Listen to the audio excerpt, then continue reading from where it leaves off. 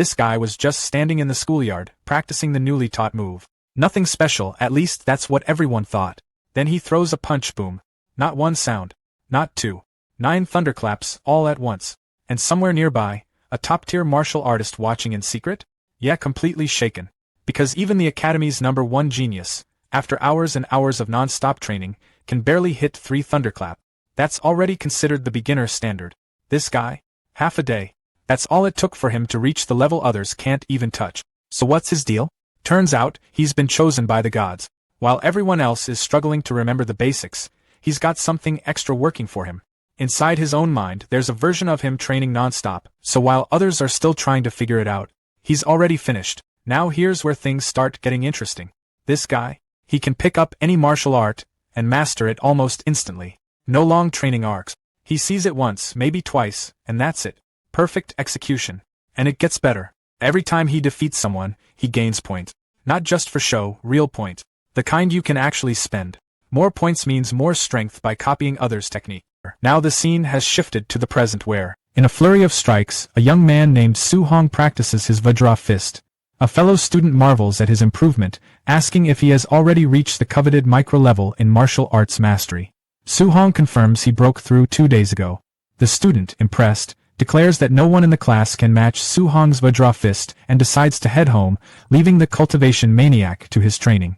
As Su-hong prepares to leave, his teacher, Lee, stops him. The teacher's expression is serious as he brings up the 30,000 registration fee for the martial arts department, reminding Su-hong that the deadline is next Monday. Su-hong asks for a few more days, but the teacher can only sigh, explaining that while he knows Su-hong's family is struggling, the rules are absolute.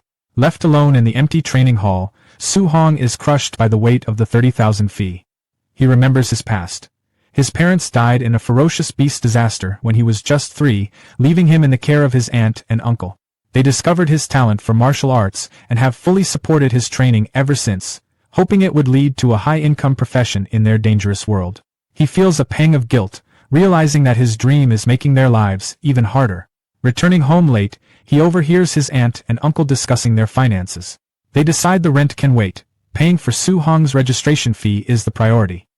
His aunt says she will get another job, while his uncle suggests stopping his own medication to save money, insisting that little Hong's talent is too great to hold back. Overwhelmed with guilt, Su-hong enters the room. They fuss over him, telling him to rest. In his room, he lies awake, tormented by their sacrifices. He resolves that he must solve this problem himself. There is only one place a martial artist can earn that much money in just a few days. The next day, Su-hong arrives at the underground martial arena. An announcer's voice booms, welcoming the audience to a place where only victory and defeat matter. Life and death are irrelevant. She introduces the reigning champion, a hulking fighter wearing a red mask, known as Mr. Minotaur. The announcer tells the newcomer to show some passion and heat up the atmosphere. She whispers for him to provoke the crowd, explaining that rookies are troublesome. Taking the cue, Su-hong roars, declaring himself invincible against anyone below the level of a true martial artist and calling all weaklings to come and fight. The crowd erupts in a frenzy, shouting for his death. The first match begins. Su-hong believes his Vajra fist is enough to win a few rounds and collect the tuition fee. His opponent rushes in, but Su-hong calmly notes his strong momentum but unstable lower body, seeing an easy win. A single, powerful blow sends the challenger flying. Without pausing, Su-hong calls for the next opponent. The announcer declares the first victory for Minotaur. His second opponent is more formidable. The two trade blows and Su-hong feels the man's strong fist force, but knows his own is greater. He spots a critical opening when his opponent puts too much force into his upper body, leaving his waist exposed. Su-hong seizes the chance and ends the fight in a flash. After a third consecutive win, a well-dressed man watching from a private VIP seat, he remarks that the kid is unusual, his strength far exceeding an average martial apprentice. The man decides Su-hong is perfect for match-fixing and sends his subordinate, a fighter in a White Fox mask called White Fox, to take care of him. He warns White Fox not to reveal that he is a true martial artist. One victory away from the 60,000 prize, Su-hong is shocked when his final opponent is revealed to be White Fox, a known quasi-martial artist. He knows the match will be difficult, but he cannot afford to lose. The bell rings and the final match starts. Knowing his cultivation realm is lower, Su-hong attacks first with all his might. But White Fox stops his punch with ease. The terrifying power behind the block stuns Su-hong, who realizes his opponent isn't a quasi-martial artist at all. He's a true martial artist who deliberately suppressed his vitality. Before Su-hong can react, White Fox unleashes a devastating Thunder Rush fist, leaving him bleeding and broken. White Fox taunts him, asking why he only defends. Su-hong struggles to withstand the onslaught, knowing he will lose if it continues. He desperately searches for an opening to counterattack, but the barrage is too intense. His consciousness begins to fade. Standing over the defeated Su-hong, White Fox informs him that he won't receive a single cent of the prize money. However, his teacher invites Su-hong to join them. If he agrees to fix matches for them in the future, they will pay him the prize for this match. Burning with indignation, Su-hong refuses to do such a shameless thing and accuses them of being unworthy of the title of martial artist. Enraged, White Fox declares his intention to cripple Su-hong, ensuring he could never become a martial artist in his dreams. As the crippling blow descends, visions of his family's sacrifices flash through Su-hong's mind. He cannot let their efforts go to waste. He thinks of his promise to give them a good life and screams that he will never accept a future of failure. A system window materializes before his eyes, asking what he is willing to sacrifice for his family. With a final, desperate roar, he bellows, "Everything!" With a defiant roar of everything, Su-hong's world vanishes. He finds himself in a dark, empty space, wondering where he is. A colossal, radiant, winged being materializes before him, and with a flash of light, he's thrown backward. A translucent blue screen flickers to life in front of him, a status window displaying his attributes and martial skills. He notices a tab labeled Mission, and instinctively taps it. The system reveals the Way of the Arena mission, to polish his martial arts and defeat the White Fox waiting in the outside world. The objective is to upgrade his Vajra Fist to the mastered level and his other skills to the micro level. It's a beginner's mission with no reward, but promises to unlock a guide. Suddenly, a perfect clone of himself appears and attacks with a flawless, textbook-quality Vajra Fist. Su-hong realizes this isn't an enemy, but the ultimate role model. He eagerly engages, seizing the chance to learn from a perfect version of himself. As they spar, a progress bar for his Vajra Fist proficiency jumps from 7% to 10% in moments. He understands that this mysterious space allows for rapid skill upgrade. He fights with renewed determination, his skills advancing at an unbelievable rate.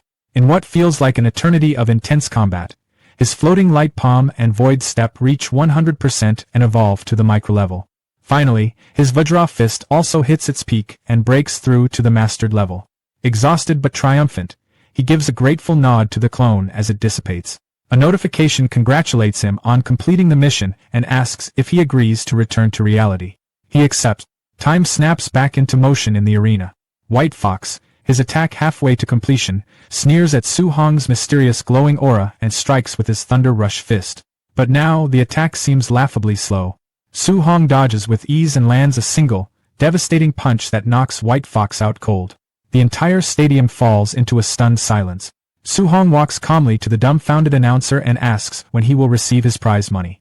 Jolted back to reality, she hastily declares Minotaur the winner of the 60,000 grand prize. In the VIP suite, the arena boss is in disbelief. He questions how a mere martial apprentice could possibly master the Vajra Fist, a feat beyond most true martial artists. He furiously orders his men to follow Su-hong and uncover his true identity. Su-hong leaves the arena, sensing he's being followed. He slips into the dark alleyways, his movements fluid and sure, easily losing the thugs tailing him. An hour later, he arrives home and places the stacks of cash before his astonished aunt and uncle, who ask if he robbed a bank. Su-hong smoothly lies, explaining that the master of a dojo where he sparred was so impressed by his talent that he decided to sponsor his studies. His aunt remains skeptical, but his uncle proudly declares that their boy would never lie to them. Later, on the roof, Su-hong looks at his system window with a grin. His family's financial troubles are solved. The system notifies him that by defeating a higher-level opponent, he has earned 67 martial value points, which can be used to increase his vitality. He immediately pours points into it, and his vitality stat climbs to 90, elevating him to the rank of a quasi-martial artist. He feels a surge of power and decides to use all the remaining points. As his strength skyrockets, the wounds from his fight completely heal. Feeling an endless reserve of new power, he heads to the deserted school drill ground to test his limits on a combat power tester. Deciding to start with just 70% of his strength, he winds up and throws a punch. The machine instantly overloads, smoke starting to come out of it, and shatters. He mutters about the tester's poor quality, hoping he won't have to pay for it, before quickly fleeing the scene. Moments later, a furious groundskeeper arrives, screaming about which bastard broke his equipment and vowing to punish the usual suspects. In the gymnasium of Star City No. 1 High School, students were buzzing with gossip. The main topic was Chen Shan, who had been beaten up after smashing a tester machine the previous night.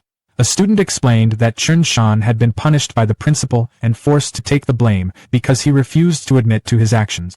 Their chatter was interrupted by the principal, who introduced his old comrade-in-arms, a Tier 3 martial artist named Chen Tian. The guest instructor announced he was there to teach everyone a C-rank martial art, the Thunder Rush Fist, and expected them all to learn it well. Hearing this, the protagonist, Su Hong, became determined. He knew that learning such a technique outside of school would cost a fortune, and he resolved to seize this rare opportunity. The instructor, Chen Tian, declared he would demonstrate the fist 10 times, and how much the students learned would be up to them. As the students marveled at seeing a Tier 3 martial artist for the first time, Su Hong recalled that this was the same technique the White Fox had used. Chen Tian began his demonstration. He explained that at the basic level, the Thunder Rush Fist emits a single sound of thunder. Mastery progressed through levels. 3 sounds for proficient, 5 for micro-level, 7 for mastered, and a full 9 sounds for the perfect realm. He advised the students to aim for just the basic level for today. Hours later, the students were exhausted and dejected, finding the C-rank art far too difficult to learn. Suddenly, Chen Shan, the school's top genius, successfully executed a punch with a single thunderous sound, reaching the basic level. The principal proudly pointed him out to Chen Tian, asking if he was interested in mentoring the boy. However, Chen Tian was unimpressed, remarking that in other cities, this was merely a passing grade. He lamented that the students were not up to his standards. As the two men walked away, Chen Tian commented on the cruel nature of martial arts, where talent was far more important than hard work. Just then, they were stunned by the sound of a 7-sound Thunder Rush Fist. A student had reached the mastered level after just half a day of practice. Chen Tian's shock turned to disbelief as he realized it wasn't 7 sounds, but 9. Someone had achieved the perfect realm. He urged the principal to help him find this prodigious student, but by the time they rushed back, the individual was gone. In the aftermath, Chen Tian was ecstatic. Witnessing the perfect technique had given him a sudden inspiration, allowing him to break through to the 8-sound level himself, a feat he thought he might never have achieved in his lifetime. Elsewhere, Su Hong walked away, reflecting on how exhausting the C-rank skill was. A look at his status panel confirmed his success. His Thunder Rush Fist was listed as perfect. His next goal was to earn martial values to break through to the rank of a true martial artist, and he wondered if sparring would be enough to earn them. Su Hong arrived at his workplace, the Raging Thunder Dojo. Inside, he saw a purple-haired youth named Li Yan berating and kicking another student. A friend explained that Li Yan was the disciple of a new, powerful instructor who was arrogant and taught his classes with disdain for the common students. Su Hong stepped in, stopping Li Yan's attack.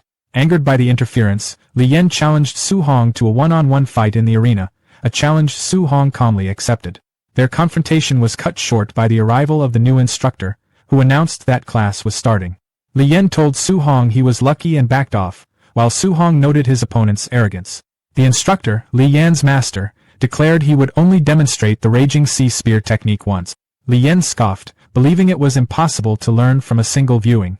Su Hong, however, focused intently, absorbing the movements. After the brief demonstration, the instructor left the students to practice. While most were confused, Su Hong understood the technique's core principle. The spear must flow with the momentum of endless waves. He picked up a spear and began to practice, his movements fluid and precise. The other students watched in awe, whispering about what a martial arts prodigy he was. From a distance, Li Yan was shocked, unable to believe Su Hong had actually learned the technique so quickly. A friend warned Su Hong to be careful, as Li Yan was very strong. Undeterred, Su Hong approached Li Yan and asked for a match. Intrigued, Li Yan decided to test Su Hong's true ability, offering to give him some pointers. He attacked with a micro-level Raging Sea Spear technique, but Su Hong effortlessly countered, unleashing a proficient-level version of the very same skill. Li Yan was left completely stunned, unable to comprehend how his opponent had surpassed him in an instant. In a burst of pure martial skill, Su Hong defeats an opponent far stronger than himself. His system immediately confirms the win and rewards him with 35 martial points. Across from him, Li Yan collapses to the ground, stunned and unable to accept what just happened. He cannot understand how someone could bring the raging sea spear technique to a proficient level in such a short time. The scene shakes him deeply, making him question the value of his own years of harsh training. As Li Yan's frustration reaches its breaking point, an instructor steps in at once, sharply scolding Li Yan for refusing to accept defeat and questioning his mindset as a martial artist. Clearly impressed, the instructor points out that Su Hong learned the technique simply by watching a single demonstration. Turning to Su Hong, he explains that Li Yan's arrogance led to his loss and that being defeated by a true genius will serve as an important lesson. He then sincerely apologizes for his student's poor behavior.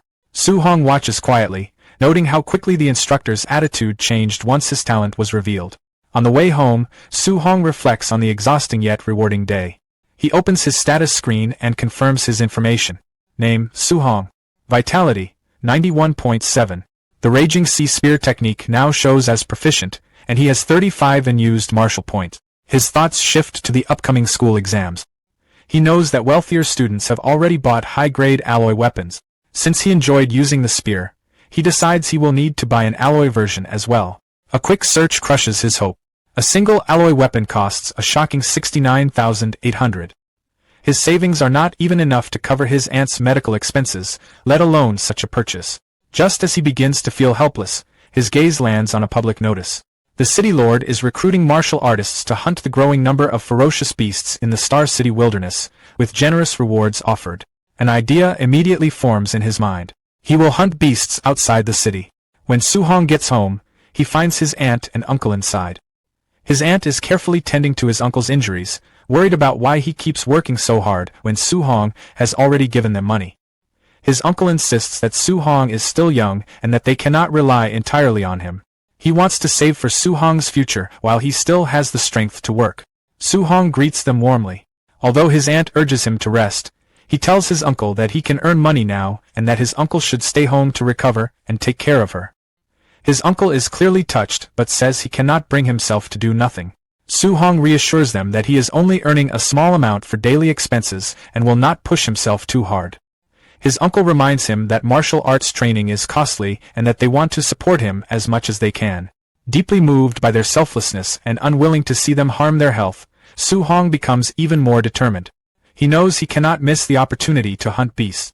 Understanding how dangerous the wilderness is, Su Hong realizes he must strengthen himself first.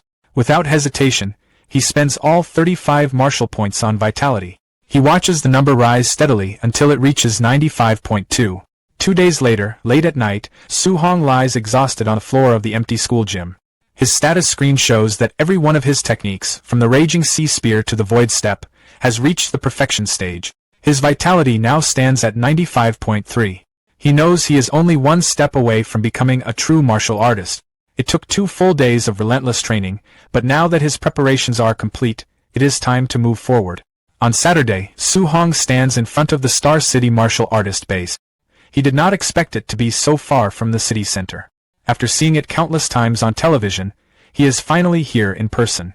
He is stunned by the sheer number of martial artists gathered, a rare sight in Star City. He walks up to the bounty board and studies the rewards. An unranked beast earns 300 blue star coins, with higher-tier beasts offering much more. One important detail stands out. To claim a reward, the hunter must present the beast's left ear as proof. Nearby, he watches another hunter hand over a heavy bag filled with ears at the settlement counter. Suddenly, the crowd stirs as guards force people aside, shouting for everyone to make way for young Master Yi. A flamboyantly dressed young man strides through with an arrogant air. Su Hong observes his clothes and attitude, which remind him of fighters from underground arenas.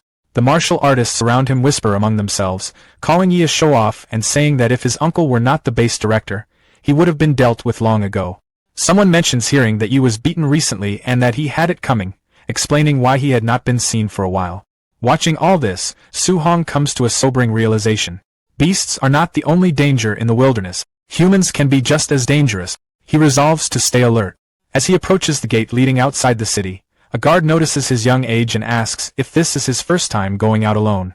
Su Hong admits that it is.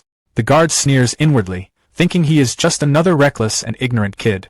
Stepping into the dense forest, Su Hong silently promises himself that he will return with a full harvest. However, after 2 hours of searching, he finds nothing at all. Frustrated, he wonders if the beasts in the outer area have already been wiped out and decides to push deeper into the wilderness. His choice quickly proves right. Before long, he comes face to face with a massive wolf covered in white fur, its red eyes glowing with menace.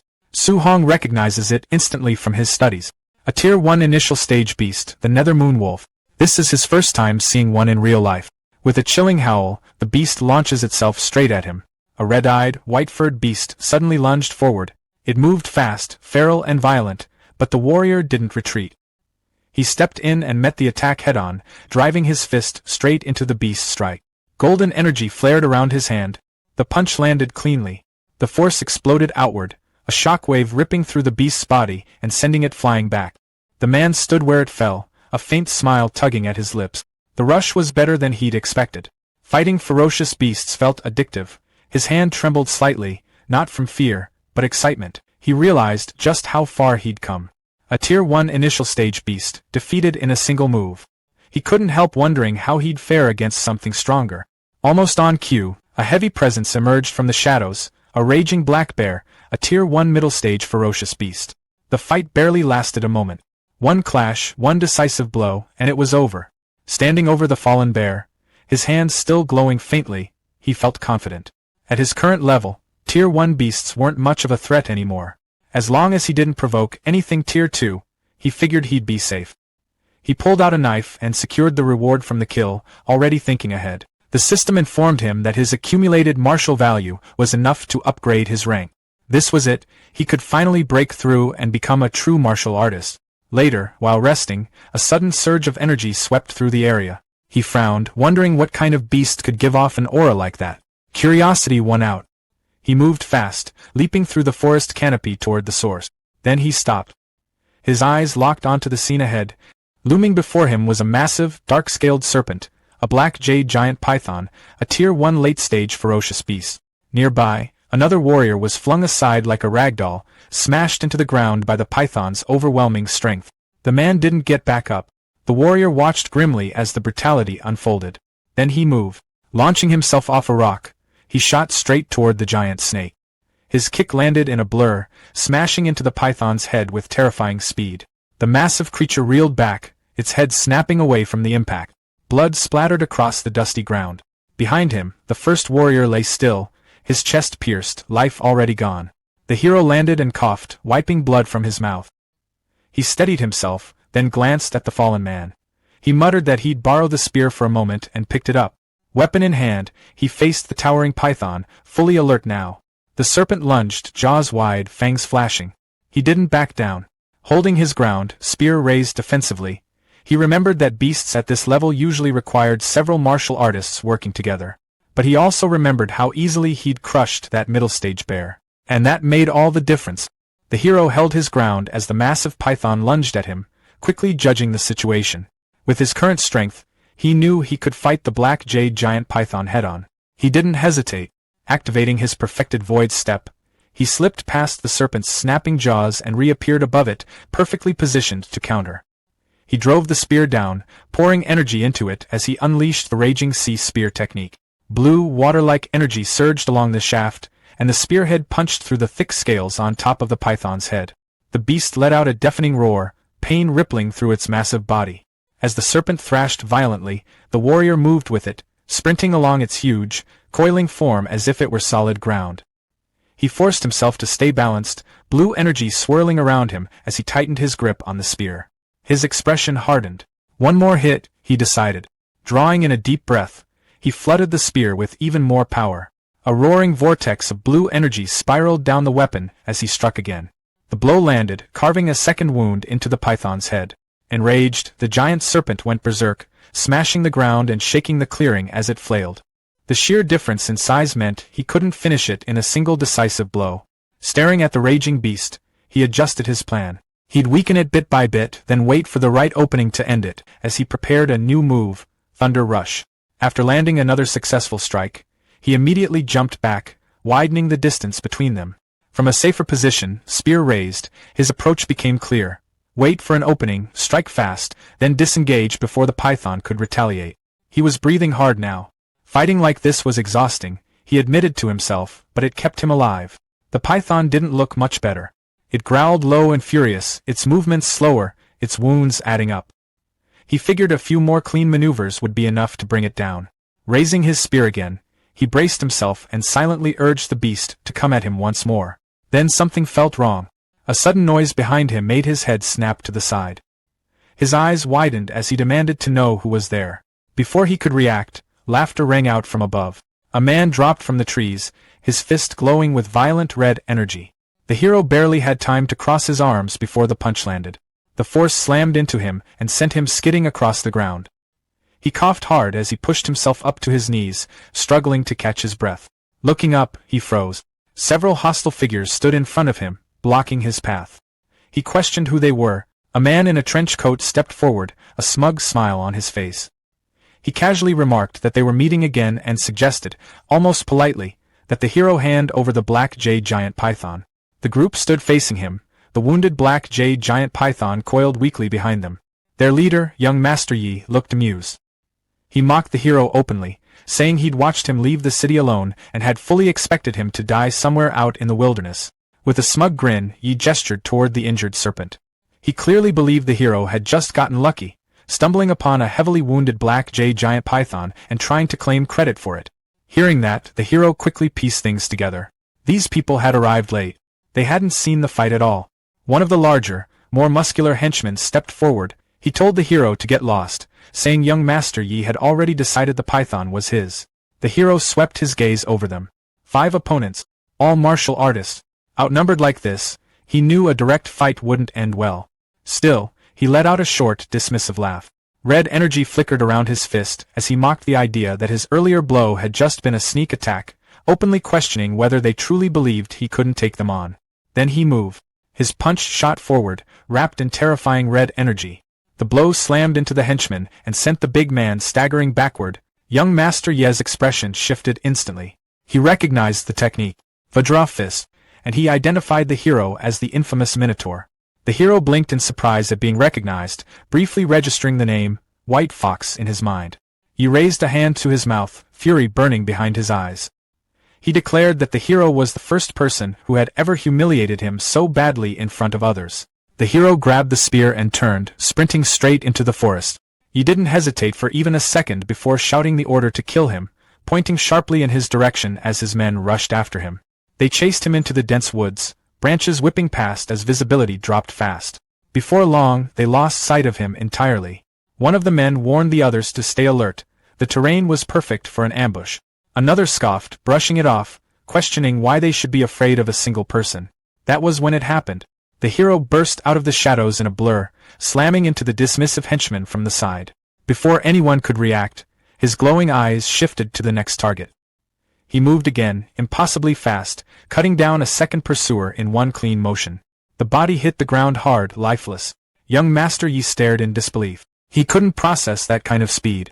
One of the remaining men shouted in panic, recognizing the technique. He called it the 9 Echoes Thunder Rush Fist, perfected to a level even Tier 3 martial artists struggled to reach. He dropped from the trees without warning, striking another henchman from behind. The body tumbled across the ground and landed right at the feet of young Master Yi and his last remaining subordinate.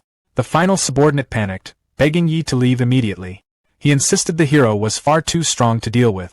Yi didn't even consider it. He angrily dismissed the idea of retreat, staring into the forest with bloodshot eyes. He declared that no matter what, he would kill the hero today. From the shadows, the hero watched him closely. The hero moved without hesitation, striking down the last remaining henchman. When it was over, young Master Yi stared at the scene in disbelief, fury twisting his face. He cursed under his breath, unable to wrap his head around how the hero had grown this strong in just a few days. The hero suddenly vanished from Ye's sight. He spun around instantly, only to find empty air behind him. Before he could relax, the hero reappeared again at his back, already poised to strike, but this time, Yi reacted a split second faster. He turned sharply and launched an attack of his own. Fury twisted Ye's face as blue energy erupted around him. He flatly refused to accept that he could lose here, forcing his power upward. With a sharp gesture, he extended a finger and fired a concentrated beam of blue energy, his void-breaking finger. The hero barely managed to deflect the blast with the spear. He didn't stop. He snarled and unleashed a non-stop barrage. Explosions tore through the forest.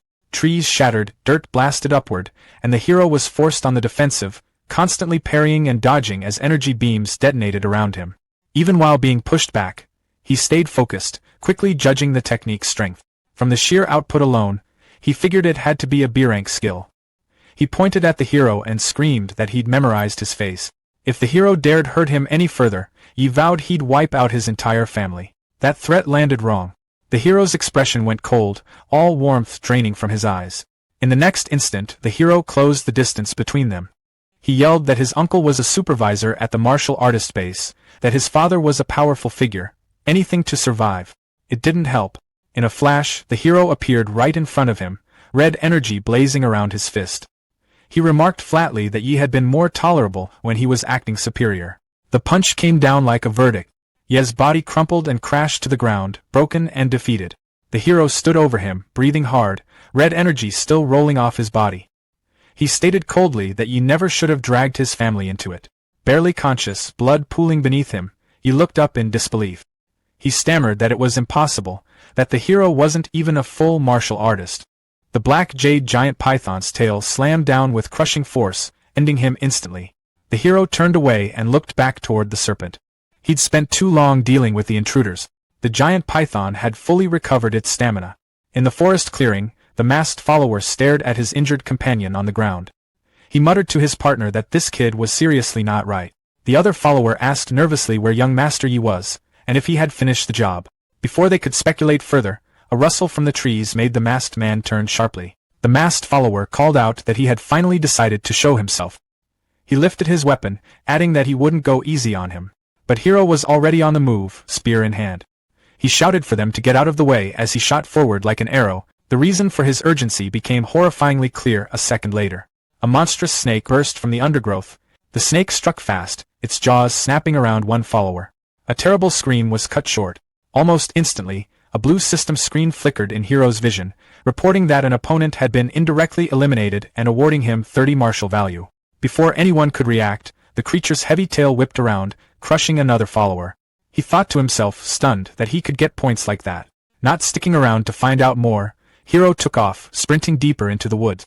As he leaped from branch to branch, his mind raced. His martial value was now high enough. Finally, he could break through and become a true martial artist. Perched high in a tree, he scanned the area. He needed a quiet, secure spot for his breakthrough. His eyes landed on a cave entrance halfway up a rocky cliffside. That looked perfect. He didn't get far. As he approached the dark opening, the same giant red-headed snake lunged out with a furious roar, trapping him inside the cavern. Hero faced the beast, his back to the cave wall. A blue system interface materialized in front of him, displaying his details. It showed his name as Su Hong and his martial value as 504. No time to waste. Hero focused and mentally hit the breakthrough command on the screen. He urged himself to go faster. A red aura suddenly erupted around him, waves of heat rolling off his body like he was filled with molten rock. His vitality skyrocketed. His vitality reached 100. Then, a brilliant notification appeared stating he had broken through to a Tier 1 martial artist. He said to the cave air that he was now a real martial artist. He turned his gaze back to the giant snake, his eyes gleaming. He announced that it was his turn. He shot forward, his fist already glowing with a fierce red light. The punch connected with the snake's snout. Energy pooled in his free hand. He growled the beginning of a command, "Get," as he raised the spear high. Blue, lightning-like energy crackled down its length. He yelled down as he brought the weapon crashing onto the snake's body in an explosion of blue force. As the dust settled, Hero clenched his fist. Golden, crackling electricity surrounded it, buzzing with raw power. He announced his next attack, Thunder Rush Fist, and drove his energized fist down toward the wounded beast with a final, decisive blow. The snake's pained roar echoed through the cave as the attack landed. Hero stood on the giant snake's body in the misty clearing, spear in hand. Even though the beast had already been hurt, he felt a surge of confidence knowing he could now face something like that straight on.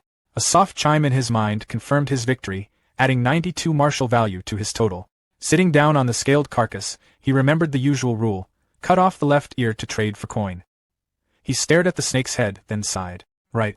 Snakes don't have ears. Well, no helping it. He decided he'd better just get moving and headed out of the rocky clearing, leaving the massive body behind. Walking through the sun-dappled forest with his spear slung over his shoulder, he eventually came across another body, this one with blonde hair. It was young Master Yi. Hero looked down at him. You got off easy, he said quietly. Crouching, he began to search the young master's belongings. His main hope was finding that high-level martial technique Yi had used in their fight. His fingers closed around a small, unmarked black book. Could this be it? The void-breaking finger? Later that night, back in the shelter of a cave with a small campfire crackling, Hiro studied the book intently. He'd committed the introductory method to memory. Now it was time to let the system do its work. In the familiar blue, data-stream space of his mind, he sat cross-legged. Come on, he urged. A glowing, translucent copy of himself materialized before him. Together, they moved through the intricate forms. Void-breaking finger, Hiro called out in the mental space. Streaks of light followed his movements as the system text flashed, tracking his progress. 51%, 78%, 93%. Back in the physical world, by the fire, a blue notification settled in his vision. Void-breaking finger, basic 1%. Hiro doubled over, coughing. Even at the basic level, a B-rank skill put an incredible strain on his body. 3 days later, a thunderous howl echoed through the trees. A huge, red-eyed ape monster slammed its fists against the ground. Perfect, Hiro thought. He needed something to test his new power on. He darted forward, energy focusing at his fingertip. The technique felt smooth, powerful. As the ape monster fell, Hiro stood amidst the settling dust, his fingers still glowing with a faint blue energy. He'd reached the perfect realm. The system confirmed it. Void-breaking finger, master-void-breaking finger, perfect. The power was absolutely worthy of a B-rank skill. The martial artist base was in an unusual state of quiet when he arrived. Inside, the main hall was buzzing. A crowd watched as one man at the counter collected a hefty payout of 230,000 blue star coins, murmurs of admiration rippling through the onlookers. Another group, the Thunder Squad, was being praised for their haul of Tier 1 beasts. When it was Hiro's turn, he hoisted a large, heavy bag onto the counter. The woman working there peered inside, and her eyes went wide. She started counting, her voice rising with disbelief as she announced the total. 406,000 blue star coins from 72 initial stage, 83 middle stage, and 17 high stage Tier 1 beasts. A cold sweat prickled on Hiro's neck. He'd gotten carried away. This was way too much attention. Before he could even leave the counter, a commotion erupted outside. Official vehicles screeched to a halt, blockading the base entrance. The crowd around him stirred, everyone turning to look. Was the base under attack? People whispered, noting the high-level martial artists now stationed at every exit. A stern-looking man in a suit, identified by the system as Yi Chi, base person in charge, and Yi Feng's uncle, barked orders to his subordinates. Seal the area. No one gets out. A brave soul from the crowd called out, asking what was going on. Yi Chi's face twisted with fury. His nephew Yi Feng and his entire group of 4 martial artists were all dead, he shouted. A shocked silence fell, then broke into frantic murmurs. Yi Feng was killed? His whole squad wiped out? Nearby, 2 men whispered to each other. Good riddance, one said. We've all been robbed by that crew. Finally, someone took out the scourge. Yi Chi, followed by an assistant, pushed through the crowd. He made a chilling announcement. A B-rank martial skill was missing from his nephew's body. Every martial artist present would be searched. Hiro stayed in the middle of the crowd, keeping his expression neutral. The bodies had been mauled by that giant python. There shouldn't be a trail leading back to him. As he began to move with the flow of people, he couldn't shake the feeling. Were they already targeting him? Suddenly, Yi Chi himself was there, his gaze locking onto Hiro. I heard a little brother here killed 400,000 worth of beasts all by himself, Yi Chi said, his voice carrying over the murmurs. Your skills must be truly amazing. Su Hong noticed his path was blocked, and a man in a sharp suit stepped forward, flanked by a few rough-looking thugs. The man's face carried a polite sort of menace as he spoke, mentioning the rumors about Su Hong's recent solo hunt and the fortune in beast cores he was said to have gained. But the thugs weren't convinced. They looked at Su Hong like he was just some low-level fighter, a novice who could never have pulled off such a feat to them. He was nothing more than a thief who probably took the missing young Master Ye's backpack. The thugs tried to grab him, but Su Hong moved faster than their eyes could follow, his weapon appearing in a blur. He spoke coolly, reminding them he was a student at the elite Xingqian No. 1 high school and daring them to touch him. The leader hesitated, caught between anger over his nephew's stolen martial art and the risk of provoking a potential prodigy from the top academy. Trying another approach, the man offered 10,000 as compensation for the search. Su Hong stayed calm, knowing his secrets were safe with Yi Feng gone, claimed by a monstrous python in the wild. He countered, asking for 3 times the offer. With no other choice, the man agreed. Su Hong even encouraged them to be thorough to avoid being wrongly accused. The search turned up nothing, but just as Su Hong was about to leave with the money, the leader called him back, insisting no one could leave until he was fully satisfied. By the time the man finished speaking, Su Hong had vanished into the city. Thinking about his next move, a quick shower and then a visit to the Warriors Association to test his rank and get the guidance technique. Alone in the room, Su Hong pulled up his internal status screen, a holographic display floating before him. He had 534 martial arts points, the result of relentless training and brutal encounters. His chi and blood value was 103, just enough to be a first-tier martial artist. The next stage required 200 points, and with his accumulated points, he could almost reach it in one step. But his attention turned to two stats he'd never touched before: spirit and mortal body. Curious about their potential, he started allocating points into spirit, watching the number climb with no immediate effect. Then he focused on mortal body, eager to see what evolution it might bring. The Warriors Association proving grounds were buzzing with energy. A promising young fighter, a disciple of the famous Jiang Ming, had just finished his test with a combat power of 1763, enough to nearly be a mid-tier warrior. The crowd admired him, and he turned to the next challenger, Su Hong, with obvious disdain. For him, testing at that age meant genius, but Su Hong? He was probably average at best. Su Hong stepped up to the chi and blood detector. The screen lit up at his touch, showing a reading of 123. The hall went silent. People whispered and questioned whether the machine was broken. Even the arrogant disciple's confident face faltered, and the proctor double-checked before announcing, clearly surprised, that Su Hong had passed. The disciple muttered that raw life force meant nothing, insisting combat power was the real measure. All eyes turned to Su Hong as he approached the combat assessment pillar. Inside, he remained calm, calculating. His recent upgrades had given him a huge boost in strength, and though he considered holding back, he decided to use about half of his true power. He struck, and the air itself seemed to react. The punch hit the pillar like an explosion. The multi-ton testing machine ripped from its moorings and smashed into the far wall. The crowd couldn't process what had just happened. This wasn't a test, it was pure destruction. Some whispered, some shouted. Nobody could believe that a first-stage novice had just shattered a high-tier benchmark with one casual punch.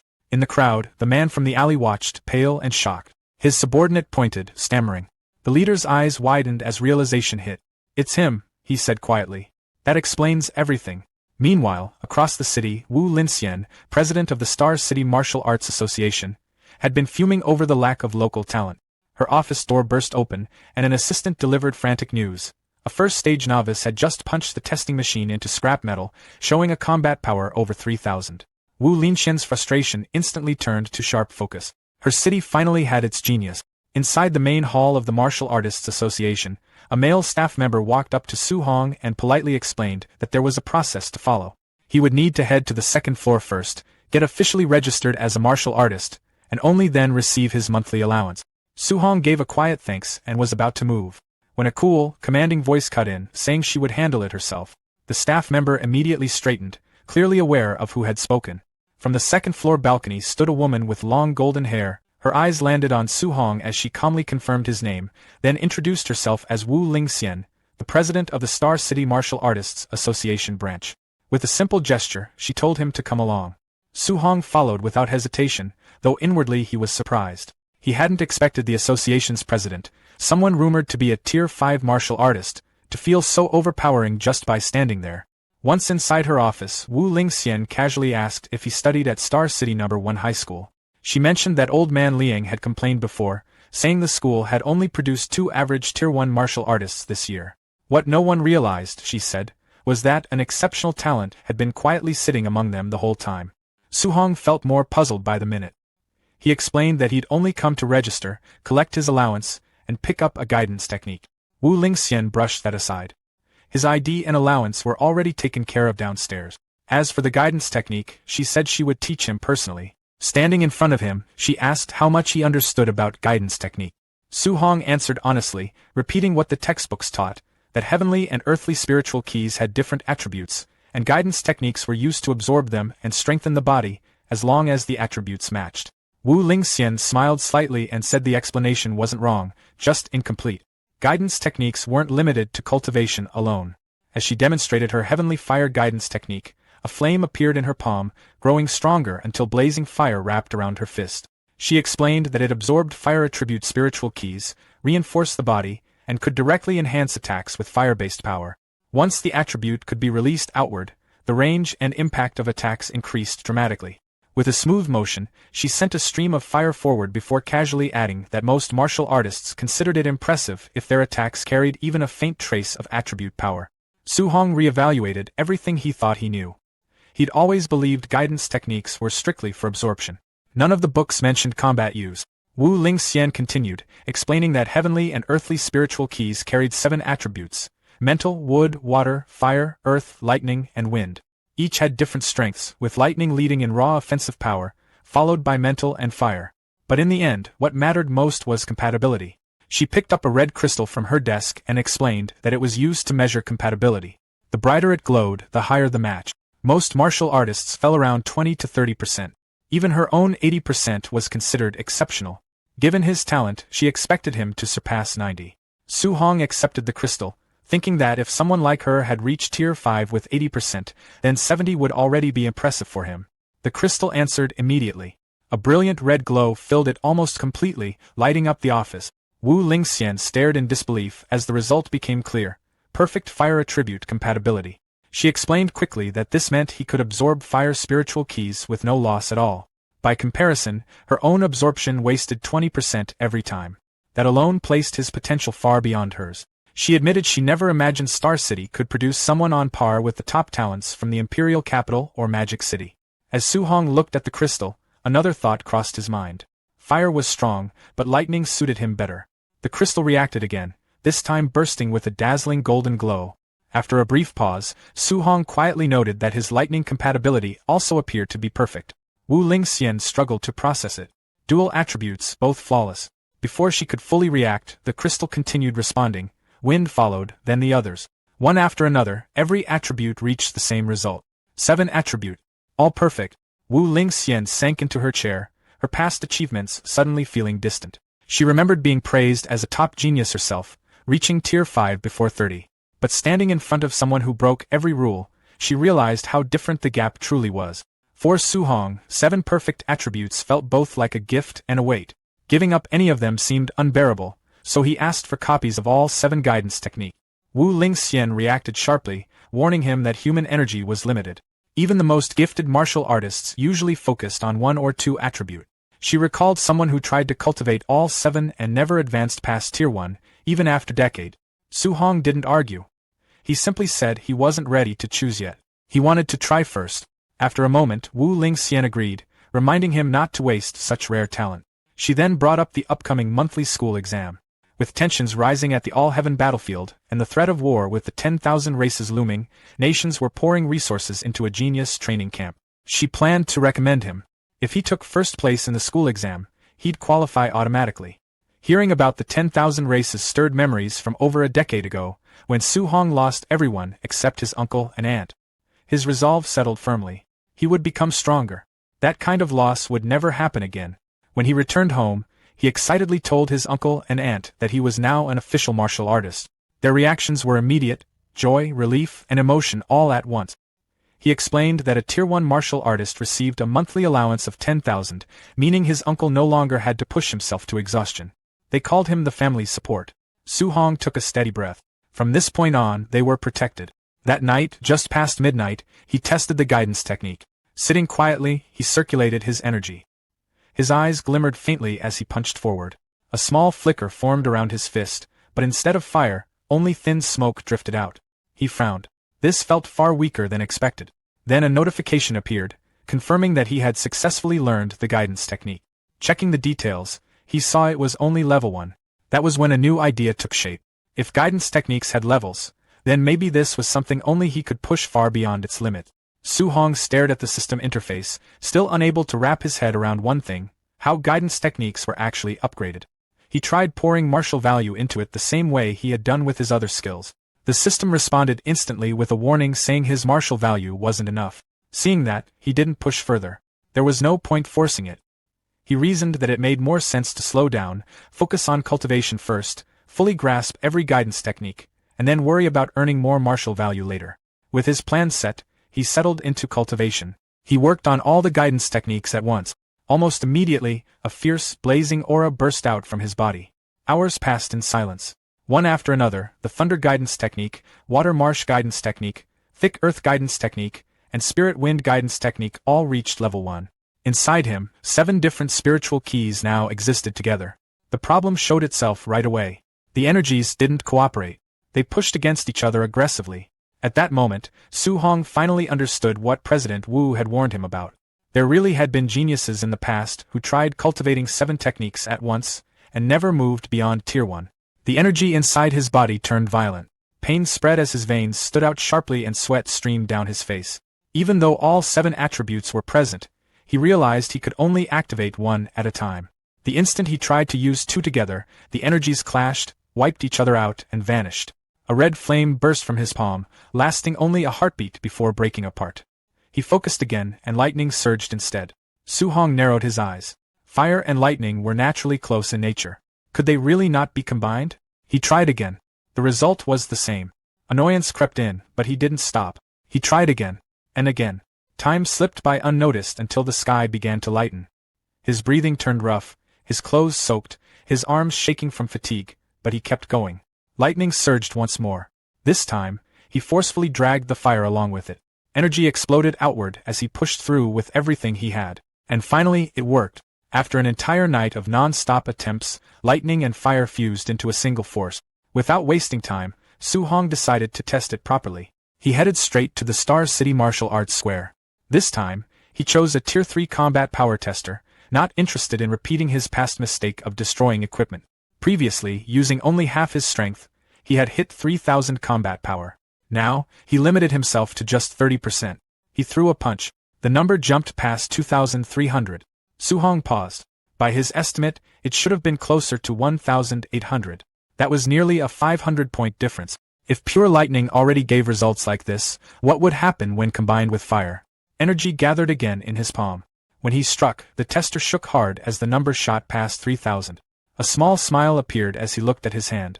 With thunder fire combined and only 30% output, he had already surpassed a high-stage Tier 1 martial artist, and his vitality was only 123. That kind of potential felt overwhelming, and this was with just 2 attributes. His thoughts immediately jumped ahead. What if he combined all 7? Lightning crackled and flames swirled in his palm as he made his next decision. He would attempt 3 attributes next. Later, on the rooftop of his home, Su Hong lay flat, shirtless, staring at the sky. After countless intense attempts, he finally accepted the truth. Merging 3 attributes was far harder than merging 2, several times harder. No matter how he adjusted or experimented, there was no real progress. That was when the answer clicked. The issue wasn't his control. It was the level of his guidance technique. He checked the system again. All of them were still stuck at level 1, and the monthly exam was tomorrow. For now, what he needed most was more martial value. The next morning, Star City No. 1 High School was packed. Students filled every corner. The principal announced that today's exam would be different. Due to rising pressure on the front lines, a large-scale genius training camp was being set up to prepare for future conflict. The rewards were insane. Top-tier resources, martial arts manuals, pills, and even grandmasters as instructors. The top 3 students in this exam would earn a spot in Star City's training camp. The crowd erupted. A genius training camp. Someone whispered that one of the instructors was a Tier 7 grandmaster. That alone sounded unreal, especially when the principal himself was only Tier 3. Ambition lit up faces across the field. Su Hong focused on one detail only. Top 3. Ranking high wasn't enough. A friend moved up beside him and dropped some unexpected news. Shin Shan and Li Tu had both broken into Tier 1. Many students had reached the basic level of Thunder Rush Fists. Su Hong had been gone for 10 days, and during that time breakthroughs had piled up. There were even rumors of special training arranged by the principal. Shin Shan and Li Tu both had vitality over 100 now, and their Thunder Rush attacks produced 3 echoes. Shin Shan openly told Li Tu he'd prove who the real strongest was. Li Tu shot back that after slamming Shin Shan into the ground, he hoped the confidence would still be there. As the principal stepped down, an instructor asked quietly whether they had found the genius who used the 9-echo Thunder Rush Fist. The principal replied that he'd searched everywhere and believed that person wasn't a student here. Before the conversation could continue, a group approached. The man in front spoke with a mocking tone, asking why the principal looked so miserable. It was Zhang Ming. The principal frowned and asked what he was doing on campus. Zhang Ming casually replied that this year's students didn't look impressive and brought along 2 disciples, joking about sparring with the school's top students after the exam. The principal immediately understood. This was public humiliation. Refusing would only confirm weakness. Before he could answer, Zhang Ming added that he'd understand if the principal declined. After all, the students looked fragile. An instructor snapped back, asking if Zhang Ming was picking a fight. The exchange stopped abruptly when someone leaned in and whispered something to Zhang Ming, pointing toward the crowd. Zhang Ming followed the direction and spotted Su Hong standing calmly among the students, a faint smile on his face. Recognition hit instantly. So he really was from number 1 high school. Zhang Ming cursed inwardly and gestured to his disciples. Facing that boy meant guaranteed loss. Rather than embarrass himself, he laughed it off, saying he'd only been joking. There was no competition at all. His disciples played along, pretending to back down. The principal and instructor were furious. Soon after, the exam officially began. The first match was announced. Number 665, Shang Peng, versus number 666, Su Hong. As they stepped onto the stage, Su Hong's friend grew nervous. Shang Peng was a quasi-martial artist known for raw strength. A teacher shouted a reminder not to push too hard. Injuries weren't worth it. Before the match even started, Shang Peng smirked and asked whether Su Hong planned to fall on his own or be slammed down. In the next moment, Su Hong disappeared. Before anyone could react, he appeared behind Shang Peng, grabbed him with one hand, and drove him straight into the floor. The arena went quiet. His friend and the teacher stared, swearing softly. They couldn't understand when Su Hong had reached this level. One move. Complete victory. As the dust settled, Su Hong stood alone at the center of the stage. Su Hong stood over his defeated opponent again, calm as ever. The crowd completely lost it. They shouted that Su Hong had won again, and asked how he was even that strong. Some of them started guessing that he might already be a Tier 1 martial artist. Excitement kept rising as people reminded each other that the next match would decide the champion. Up in the office, Principal Lee sat with Chen Tain, watching everything unfold. Chen Tain frowned and asked where this Su Hong had suddenly come from.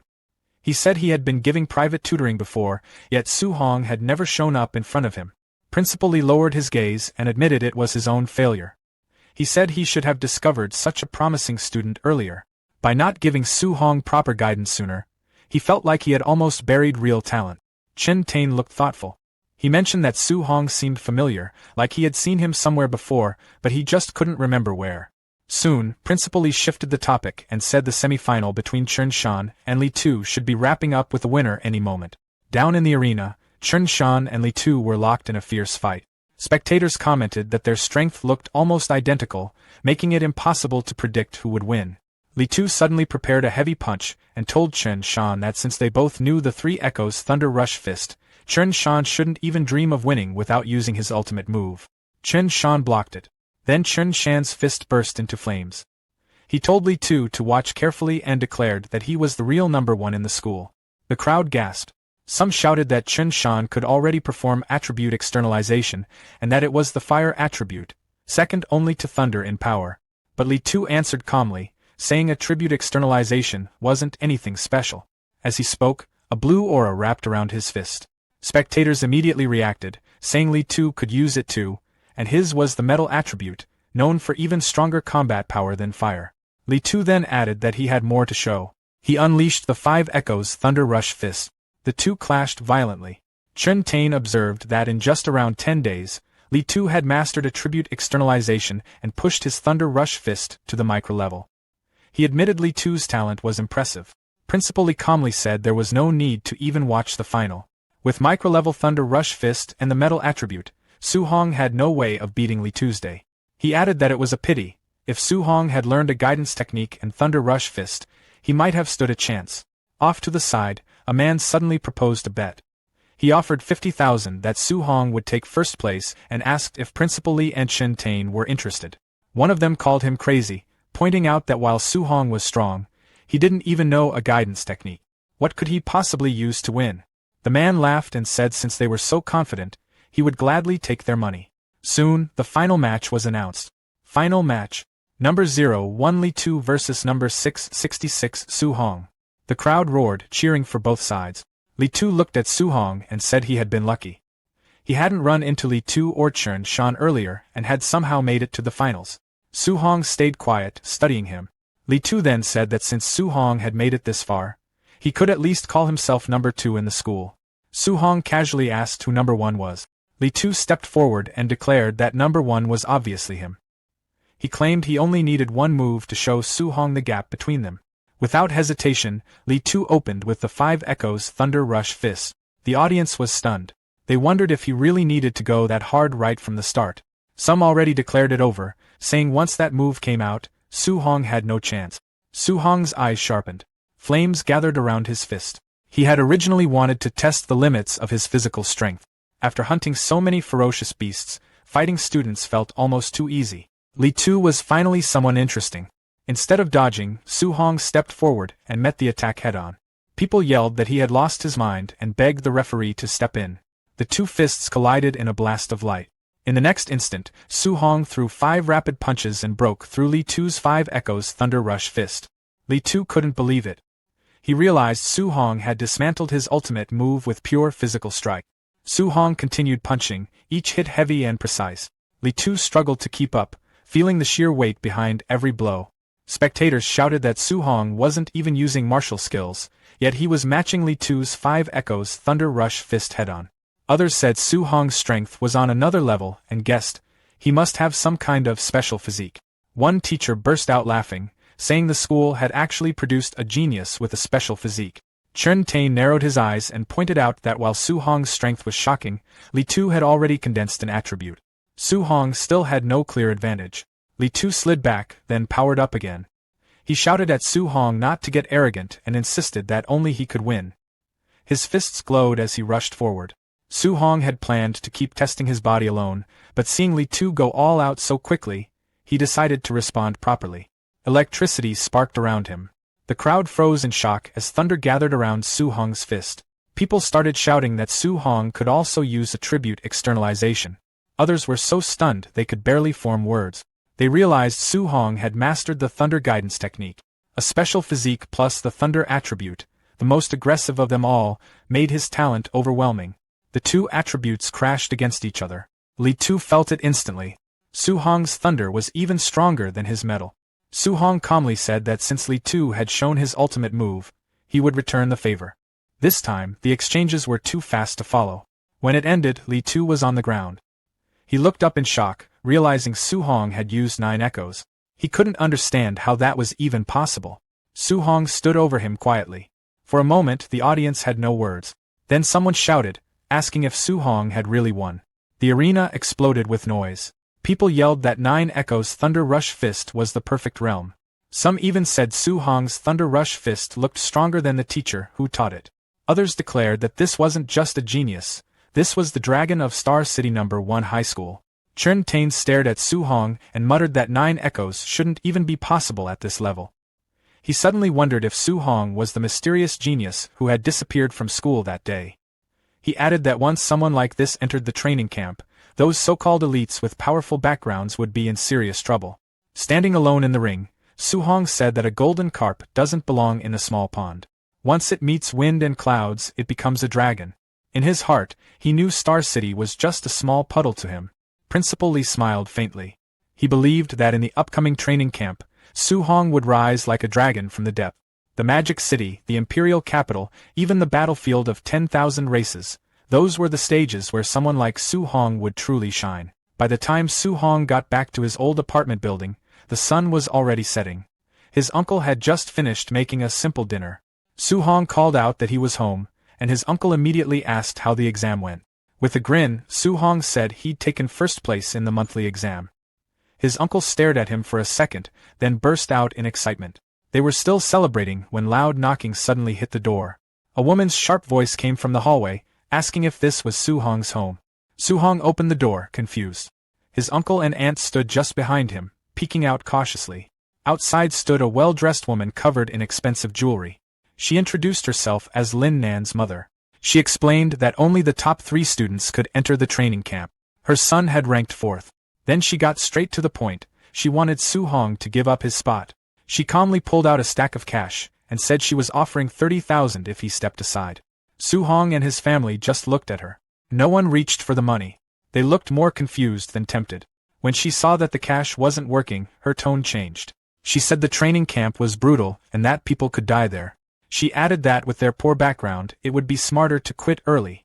Other students, she claimed, had high-grade pills and resources that Su Hong could never afford. Her words made his aunt uneasy. She asked Su Hong quietly if it was really that dangerous. His uncle rubbed her back, trying to calm her down. Then he turned to Su Hong and seriously asked if he could truly promise he'd be safe. Su Hong stepped forward and said clearly that he could guarantee his own safety. The woman let out a mocking laugh and asked the uncle if he actually believed a kid's promise. His uncle didn't hesitate. He said Su Hong was grown now, and there was no way he'd trust a stranger over his own family. The door shut behind her. From the hallway, she shouted that they were just waiting to get eliminated at camp. Inside, things slowly settled. His uncle asked Su Hong if he had hidden how dangerous the camp was. Su Hong told them it wasn't a big deal and that he could handle it. His uncle gave him a big thumbs up. He admitted he was just an ordinary man, but if Su Hong had the courage to face something like this, then the family would back him all the way. Suddenly, his aunt smacked his uncle on the back, telling him to stop making it so dramatic. She said they didn't care about rankings or glory. They just wanted Su Hong safe. Su Hong nodded with a warm smile. Hearing that made him feel lighter. Later that night, he stood alone on the rooftop, looking over the city lights. He knew that even though his uncle and aunt said they supported him, they were still worried. He quietly promised himself he wouldn't let them down. If he wanted to protect their new life, he had to get stronger. He opened his system interface. He had gained 285 martial value points from the monthly exam, but it didn't feel like enough. His mortal body stat was at 36.1%. Thinking about the powerful geniuses at the training camp, he decided to focus on strengthening his body first. He started adding points to the mortal body stat. A red glow surrounded him as the percentage slowly climbed.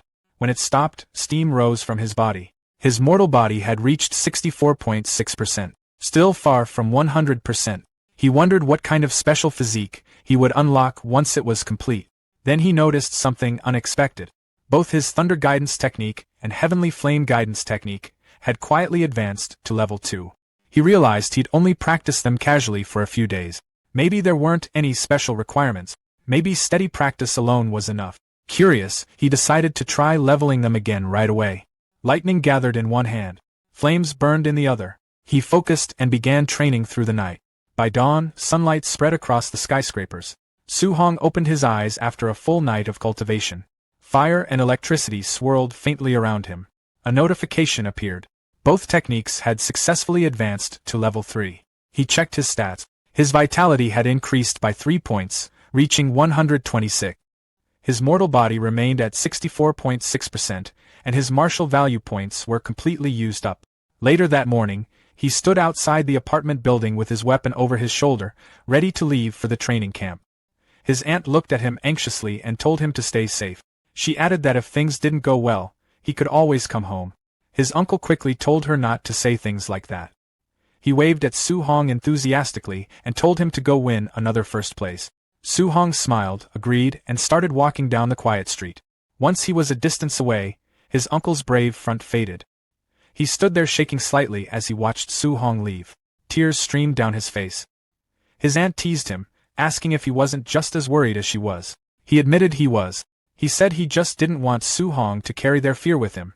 Meanwhile, as Su Hong walked down the street, his senses picked up movement. A red sports car suddenly turned the corner and stopped sharply beside him. The window rolled down. President Wu Lingxian sat inside, wearing sunglasses. She told him to get in. Soon they were racing down the highway. Su Hong asked why she had come to pick him up personally. Without taking her eyes off the road, she said she had a few important reminders about the training camp. As president, she knew the details about the other participants.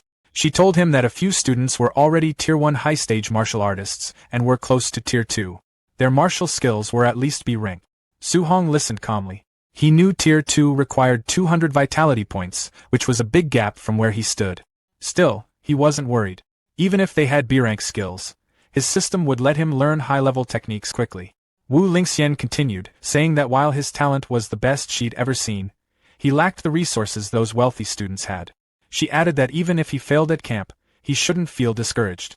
Surpassing them would just be a matter of time. Su Hong thanked her sincerely and called her Sister Wu. She glanced at him briefly. Even after hearing about the gap between him and the others, he remained completely calm. She figured his mindset wouldn't be a problem at all. A black van winds through the treacherous curves of the Tianlin mountain range. Inside the vehicle, Li Tu and Chen Shan leans forward in shock, saying that the training camp is set in a place where ferocious beasts gather. Principal Li calmly tells him not to worry, explaining that a grandmaster oversees the camp and ensures there is no life-threatening danger. Su-hong looks out the window at the passing landscape. He knows the Tianlin mountain range stretches across multiple cities, including Star City and Yang City. Spiritual energy is dense there, and ferocious beasts are everywhere. Deep within the mountains hide beast kings comparable to Tier 7 grandmasters. Even a Tier 1 beast on the outskirts is far more dangerous than those found elsewhere, and ordinary Tier 2 martial artists would not dare to enter lightly. The van continues forward. In the forest shadows, several pairs of glowing red eyes track the vehicle's movement. Li Tu feels that gaze and wonders if an attack is coming. Su-hong remains steady, sensing how brutal this environment is. He understands that the training camp's competition will likely resemble the beast's constant slaughter. Holding onto his seat, he feels a small smile form as he realizes he actually enjoys this kind of atmosphere. The van arrives at a fenced clearing where dozens of students have already gathered near several tents. After getting out, Chun Shan wonders aloud how strong the other participants might be. The crowd is filled with martial artists carrying various weapons. Su-hong stands among them with his own weapon slung over his shoulder. An official in a gray suit stops them and tells everyone to wait until all participants arrive before the entrance assessment begins. Hearing about an assessment, Su-hong watches as several luxury vehicles drive into the camp. A red Rolls-Royce leads the group. Some students complain about the big families arriving late. As the newcomers step out, attention quickly shifts to them. Xiao Nan, known as a spirit master, appears alongside Lin Xinghe of the Lin family, who is rumored to be close to Tier 2. At the front stands the city lord's son, Wang Tiantuo, often called the barbarian god. He possesses a special physique and extremely high fire attribute compatibility. Su-hong studies them quietly, wondering if these are the top geniuses the president mentioned. A faint smile crosses his face as he waits to see what they can really do. The official steps forward and announces the rules. The training camp lies 30 kilometers deep within the Tianlin mountain range. Certain ferocious beasts carry special tokens inside their bodies, and only those who obtain a token can enter the camp. Everyone has 8 hours to reach the destination. Whispers spread through the crowd. Going that deep means encountering powerful beasts, and if something goes wrong, people could die. While many grow uneasy, Su-hong stays calm. In his view, 8 hours is more than enough time to hunt extra beasts and earn martial value. When someone asks what happens if they run into beasts far beyond their level, the official replies that they should consider themselves unlucky and eliminated, though rescue will eventually come. Complaints immediately erupt, with students arguing that the rules are unfair and depend too much on luck. The official's expression turns cold as he reminds them that the world is not a game.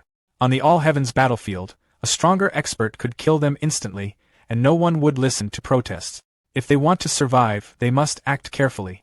Overpowering the weak and winning through numbers are realities of the battlefield. A student in formal attire mocks the protesters, calling them trash who should quit early. An angry student points at him and challenges him to repeat it. The mocking student responds by calling him a coward and threatening to cripple him. The official interrupts and makes it clear that violence is forbidden inside the camp itself, but once they enter the mountains, there will be no interference. Snatching tokens or settling grudges is entirely up to them. The two hostile students continue glaring at each other. Watching all this, Su-hong quickly realizes that the camp is designed to push participants into fighting. By his estimate, more than half of them will be eliminated under these rules.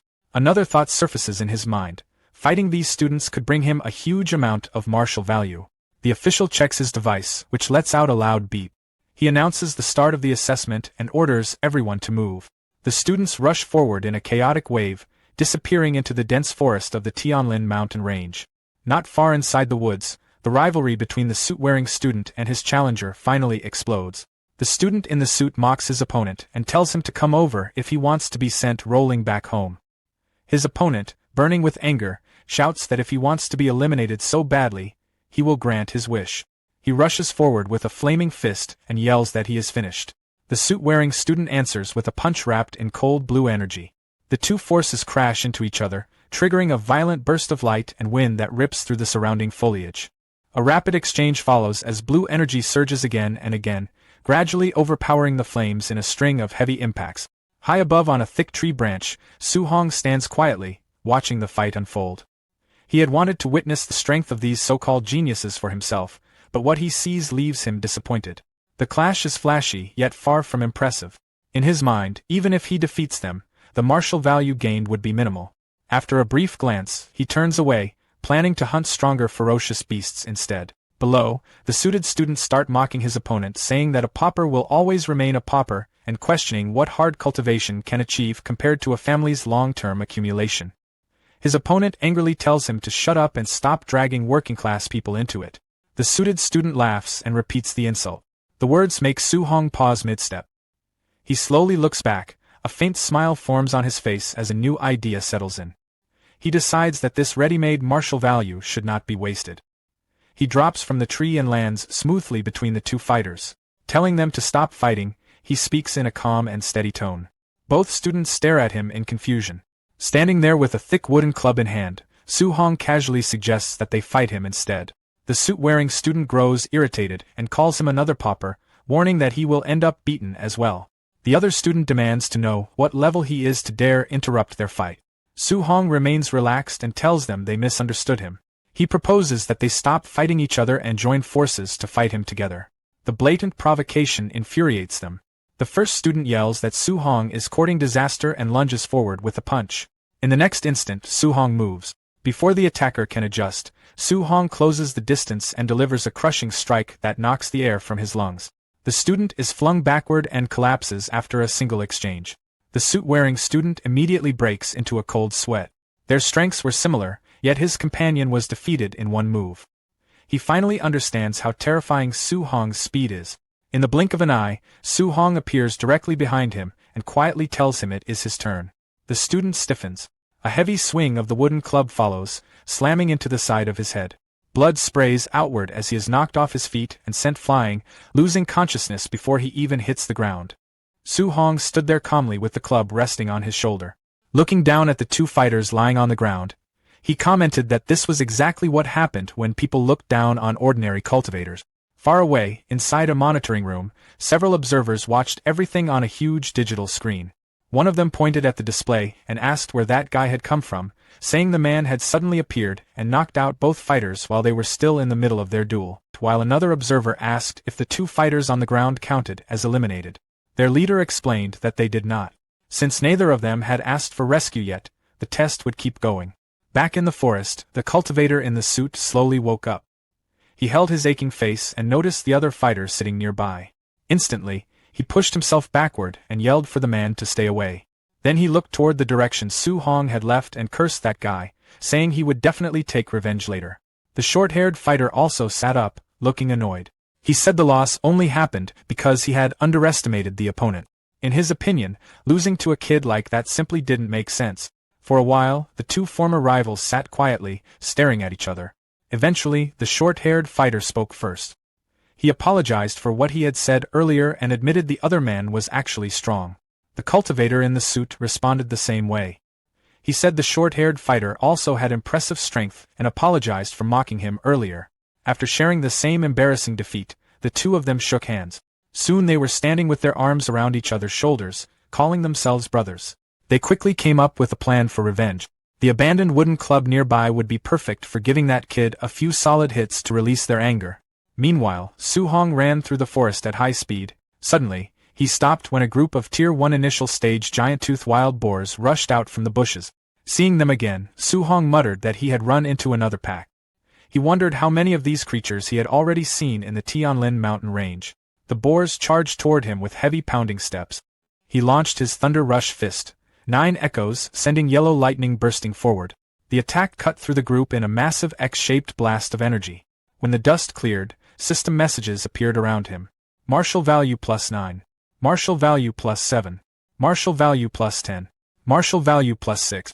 Su-hong thought about how defeating martial artists used to give dozens of points. Now the rewards were getting smaller as his strength increased. He shrugged it off and decided the real goal was finding tokens. He started cutting open the boar carcasses, remembering that the dozen beasts he killed earlier hadn't carried any tokens either. After wiping the blood from his hands, he confirmed that none of them had one. Su-hong concluded that only stronger beasts probably carried tokens. Half an hour later, he moved deeper into the forest, jumping between trees while searching the area. When he first entered the 5-kilometer zone, he could find more than a dozen low-level beasts every hour. Now he couldn't see a single one. At that moment, a massive Tier 1 high-stage Nether Knight black tiger suddenly lunged out with a loud roar. Su-hong quickly avoided the attack and recognized the beast right away. Blue energy gathered around his finger as he used void-breaking finger. The strike landed directly on the tiger. The beast cried out as the force smashed it into the ground, cracking the earth beneath it. To finish the fight, Su Hong thrust his spear straight into the tiger's head. A message appeared. Martial value plus 35. Su Hong commented to himself that with his current strength, defeating a Tier 1 high-stage beast felt extremely easy. He then searched through the tiger's stomach and finally pulled out a red and gold token covered in blood. Looking at it, Su Hong remarked that it had taken almost 3 hours just to find a single one. Thinking about it, he compared the situation. Low-level boars appeared everywhere, while high-stage beasts like this tiger were rare. The stronger beasts gave more value, but there were far fewer of them. After considering it for a moment, Su Hong decided that quantity was the better option. Hunting lots of weaker beasts near the outer areas would let him gather martial value much faster. With 5 hours left in the assessment, Su Hong headed out again. His plan was simple: push his mortal body to its limit before time ran out, leaving behind a clearing full of blood and beast carcasses as he walked away. The forest clearing was filled with the bodies of fallen wild boars. Blood stained the ground, and the air carried the heavy scent of battle. Suddenly, a huge bear burst out with a thunderous roar and rushed straight at Su Hong. Its eyes glowed with a faint red light as it swung a massive claw toward him. The attack missed. While moving around the beast, he noted to himself that after fighting dozens of Tier 1 ferocious beasts, he had finally run into another Tier 1 middle stage one. Bright orange flames began to gather around his fist as he prepared to strike back. Su Hong jumped high into the air and drove his flaming punch straight into the bear's open mouth. Fire and force burst out at the same time. In the reflection of the bear's golden eye, Su Hong could be seen descending again for the finishing strike. He dropped down with full force, slamming his weight onto the beast. The impact shook the ground violently. Moments later, the huge body stopped moving. Su Hong stood over the defeated beast and took a moment to think. Ever since his mortal body reached 60%, defeating a Tier 1 middle stage ferocious beast with pure physical strength had become possible. He glanced down at his hands and clothes, both covered in blood. Then he opened his system interface to check his progress. After calculating the numbers, Su Hong noted that he had already gained 254 martial value points. He still needed a little more than 100 points to fully max out his mortal body. Looking at the remaining time, Su Hong saw that over 3 hours were still left in the assessment. He picked up his spear, ready to continue hunting and gather enough martial value. Right then, several thunder-like booms suddenly echoed across the forest. Su Hong immediately looked toward the sky. Sweat formed on his forehead as he asked out loud what kind of noise that was. Above the forest, a massive golden bird with glowing wings flew across the sky, its enormous shadow covering the land below. Su Hong stared at it and wondered what kind of ferocious beast it could be. After watching it for a moment, he guessed that it might actually be the legendary Golden Rock Beast King. The giant bird released a sharp, piercing cry. With a powerful flap of its wings, a huge shockwave spread across the forest. Trees bent and snapped while dust rose everywhere. Su Hong planted his spear into the ground and held on tightly to keep his balance against the powerful force. Watching the scene, he commented to himself that the Beast King's strength was terrifying. Even a simple flap of its wings had created such an enormous shockwave. He looked up at the wrecked trees and broken earth, wondering what kind of fierce creature could cause that level of destruction. While watching the chaos, Su Hong quietly compared himself to the ones responsible. He had made progress lately and knew he was stronger than before. Still, when he thought about those top-tier experts, he could only admit to himself that the gap between them was enormous. In front of people like that, he felt as small as an ant. Just then, a bright ball of light drifted down from the sky, pulling his attention upward. High in the air, the Golden Rock Beast King faced a man glowing with golden energy. Tier 7 Grandmaster Qin Tianlai hovered calmly in front of it. With a steady voice, he told the rock that he, Qin Tianlai, had temporarily taken over this territory and asked why the beast had come back again. The Golden Rock answered that it had never agreed to lend the place to him in the first place. Qin Tianlai didn't seem bothered. He simply said that if the rock refused, then he would keep beating it until it changed its mind. The moment he finished speaking, he rushed forward with a powerful strike. The impact thundered across the sky.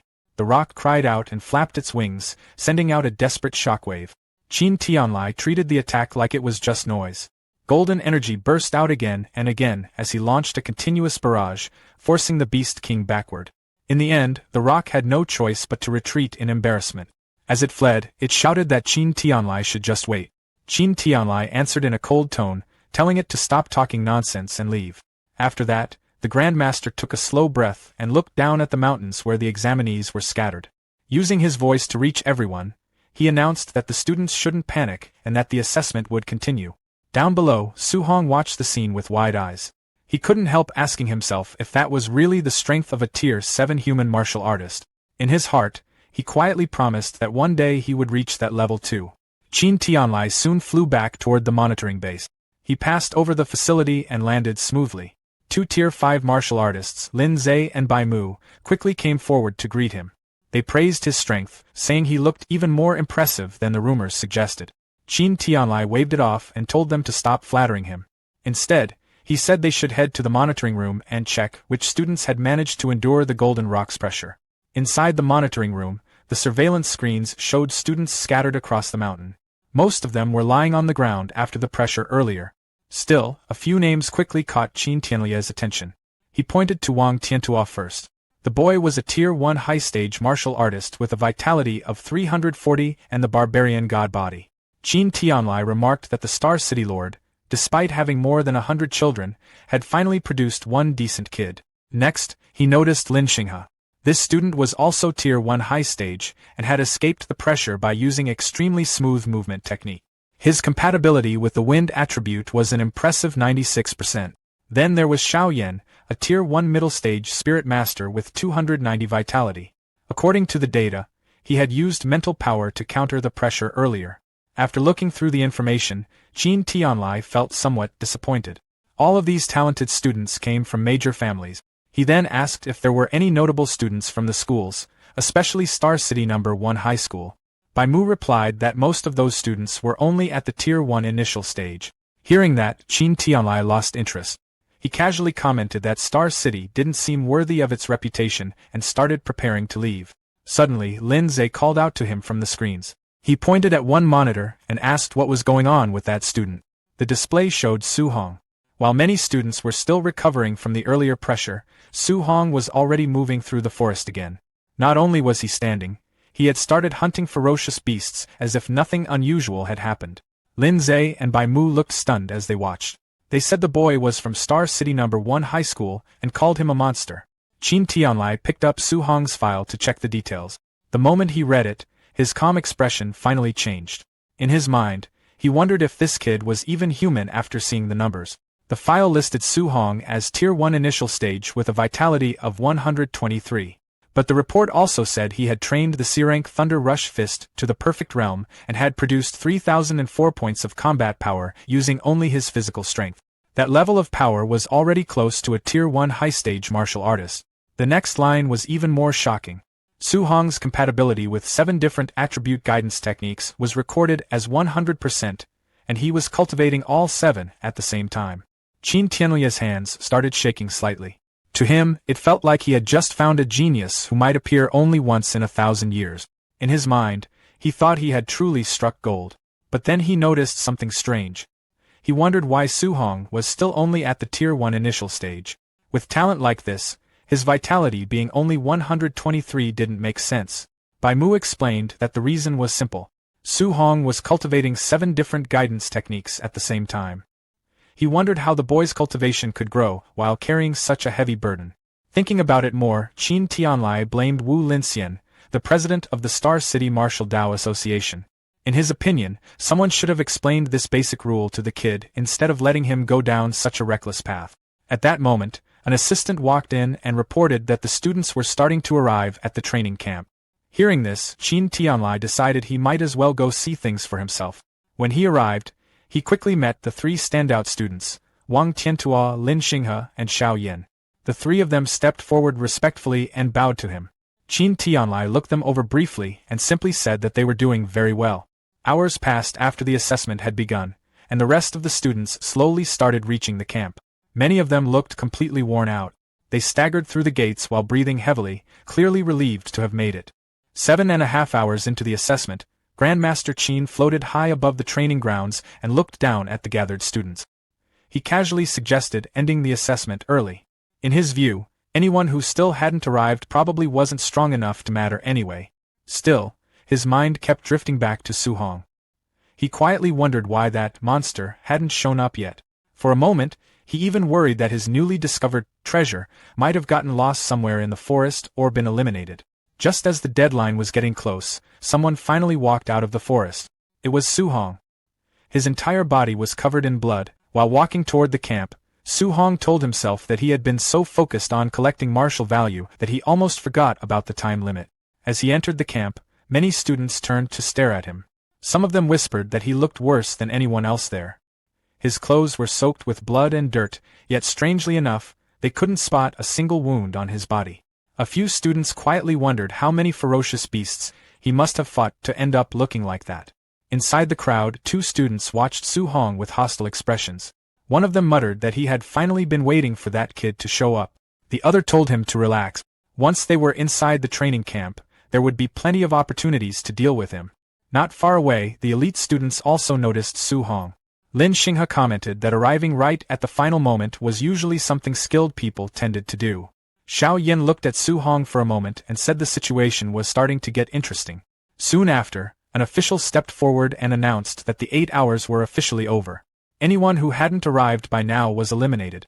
He then began introducing the facilities available inside the camp. First was the gravity training room. Next was the movement technique training room. Then there was the ferocious beast combat room. Finally, he pointed toward a large building and explained that it was the martial art pavilion. Inside, students could exchange for various skills, techniques, pills, and weapons, even items up to A rank. The moment Su-hong heard the words A rank, his attention sharpened. The official continued explaining that using these facilities required contribution points. Students could earn those points by completing training tasks, and those who performed especially well would receive extra rewards. Night gradually fell over the camp. The official dismissed the students who were still able to continue training, while those who were injured were guided toward the dormitories. Su-hong eventually entered his assigned living quarters. When he saw the room, he immediately felt relieved. It was a single room. That meant from now on he wouldn't have to worry about anyone noticing him while he cultivated or used his upgrade. He sat down on the bed and opened his system interface to check his current status. Martial value, 354. Su-hong had been waiting for a moment like this. Without hesitation, he decided to spend all 354 martial value points to push his mortal body to the limit. As soon as he confirmed the upgrade, a series of system notifications started appearing. Mortal body plus 0.1. His body began to glow with a deep red aura. The percentage climbed quickly. His physique surged past 70%, then 80%, then 90%, until it finally reached 100%. A final notification flashed across the interface. Mortal body 100%, evolution. At that instant, Su-hong's eyes burst with bright light as his body entered a complete transformation. His physical evolution had started. Intense red energy spread across his body, while glowing nodes appeared along his muscles and bones, mapping out the changes happening inside him, while a fierce vortex of spiritual energy spun around him. After some time, the process finally ended. Su-hong let out a long breath, faint steam rising from his newly refined body. Looking down at himself, he could clearly feel the difference. The strength flowing through his physical body was overwhelming. At that moment, the system interface appeared again. It showed that he had unlocked a new physique, called the Overlord body. The system described it as a body that possessed the strongest physical strength in the world. However, Su-hong noticed another detail. The physique currently showed spirit rank 0%, which meant it could still continue evolving. Su-hong quietly wondered what kind of unbelievable form it might turn into next. Curious to test the limits of his new body, he grabbed his jacket and picked up his black spear. But the moment his hand closed around the shaft, a sharp cracking sound came from the weapon. The metal bent and fractured right in his grip. Su-hong looked at the spear, realizing that his casual grip alone had been enough to break a C-rank alloy weapon. For a moment he felt uneasy, thinking about how expensive C-rank spears were and how he had just destroyed one. Then he remembered something important. He had actually picked up this spear for free during his time in the wilderness. Even so, it made one thing clear. His old equipment could no longer handle his strength. Su-hong decided he would need to collect camp contribution points as soon as possible so he could exchange them for an A-rank alloy spear. With that in mind, he stepped out of his room and walked into the hallway, already planning his next move. He wondered if training with a weight vest of several hundred kilograms might help him earn points quickly. Meanwhile, inside the camp warehouse, a large group of trainees had gathered around Wang Tiantua. The young martial artist was carrying a massive 3,000-kilogram weight, yet he still jumped high into the air, as if it barely affected him. Watching from the side, Lin Shanghai and Xiaonan commented that his strength was completely outrageous. They pointed out that a normal Tier 1 martial artist could only handle a small portion of that weight. In the monitoring room, Grandmaster Chen Tianli watched the live feed and praised Wang Tiantua's barbarian god body. Soon, the conversation shifted to Su Hong. Someone asked how they should deal with Su Hong's strange cultivation path, trying to practice 7 guidance techniques at the same time. Chen Tianli said dealing with a proud genius directly usually caused problems. Instead, he planned to let Su Hong realize the mistake on his own. He then asked Instructor Lindsay about the progress of a secretly arranged night raid meant to ambush the trainees. Lindsay smiled in anticipation, mentioning that many students had started relaxing after the entrance exam. The sudden attack would definitely catch them off guard. Chen Tianli gave a specific instruction for the plan. He told Lindsay to send a Tier 1 high-stage martial artist to face Su Hong during the raid. The idea was simple. Once Su Hong was completely defeated, Chen Tianli would step in and explain that his cultivation methods simply wouldn't work, forcing him to give it up. Some of the staff felt uneasy. The opponent Chen Tianli planned to send had over 400 vitality and more than 5,000 combat power. Compared to Su Hong's much lower vitality stats, the gap looked huge. They worried that such a crushing defeat might damage Su Hong's confidence. Chen Tianli dismissed the concern immediately. He said that if Su Hong's determination collapsed that easily, then he wasn't worth much anyway. At the same time, outside in the camp, Su Hong overheard several trainees talking excitedly. They were all heading to the gravity room to watch Wang Tiantua train. Not wanting to deal with the crowd, Su Hong decided to go somewhere quieter first. He walked toward the equipment warehouse, which happened to be empty at the moment, planning to check out the excitement later. Inside the equipment warehouse, Su Hong picked up a smart scoring bracelet and checked it carefully. The device showed that it was used to calculate a trainee's contribution points. He began walking around the room, passing rows of lighter training equipment. After a while, he stopped in front of another rack and looked at it with clear curiosity. The rack held several 10-ton weight vests, each one made from extremely heavy alloy. Su Hong wondered who could possibly train while wearing something that heavy. Curious about his own limits, he decided to try one on. The moment he put on the 10-ton vest, the weight pressed down on his body. Moving became much slower, and he could tell his stamina would drain quickly if he kept it on for long. After testing it for a short moment, he decided it wasn't practical for long training sessions, so he switched to a 5-ton vest instead. Su Hong jumped around the warehouse a few times to test his movement. After several quick leaps and turns, he nodded to himself. The 5-ton weight felt just right for his current physical condition. While adjusting the vest, Su Hong started thinking about the other top trainees. He wondered how much weight Wang Tiantua and the other geniuses usually trained with. Since they were already Tier 1 high-stage martial artists, he assumed they had to be at least as strong as him, maybe even stronger. Curious about their training methods, Su Hong left the warehouse to observe them. Outside, a large crowd had gathered in front of a pyramid-shaped gravity room. Many trainees were talking excitedly. They were amazed that Wang Tiantua had entered the gravity room without removing his 3-ton weight vest. A large monitor showed what was happening inside.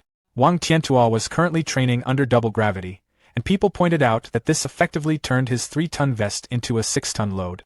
Standing at the back of the crowd with his arms crossed, Su Hong listened to their discussion. When he heard that Wang Tiantua's base vest weighed only 3 tons, he felt genuinely surprised. Compared to the 5 tons he could comfortably wear, that number felt extremely light. At that moment, Su Hong realized something important. He had seriously underestimated how powerful his newly evolved overlord body had become. He then walked over to 2 familiar faces from his old school, Chen Shan and Li Zi, and asked why they weren't going inside the gravity room to cultivate. Both of them looked discouraged. They explained that the gap between them and the top geniuses was too large. Training there while everyone watched would only invite comparisons, and they didn't want the embarrassment.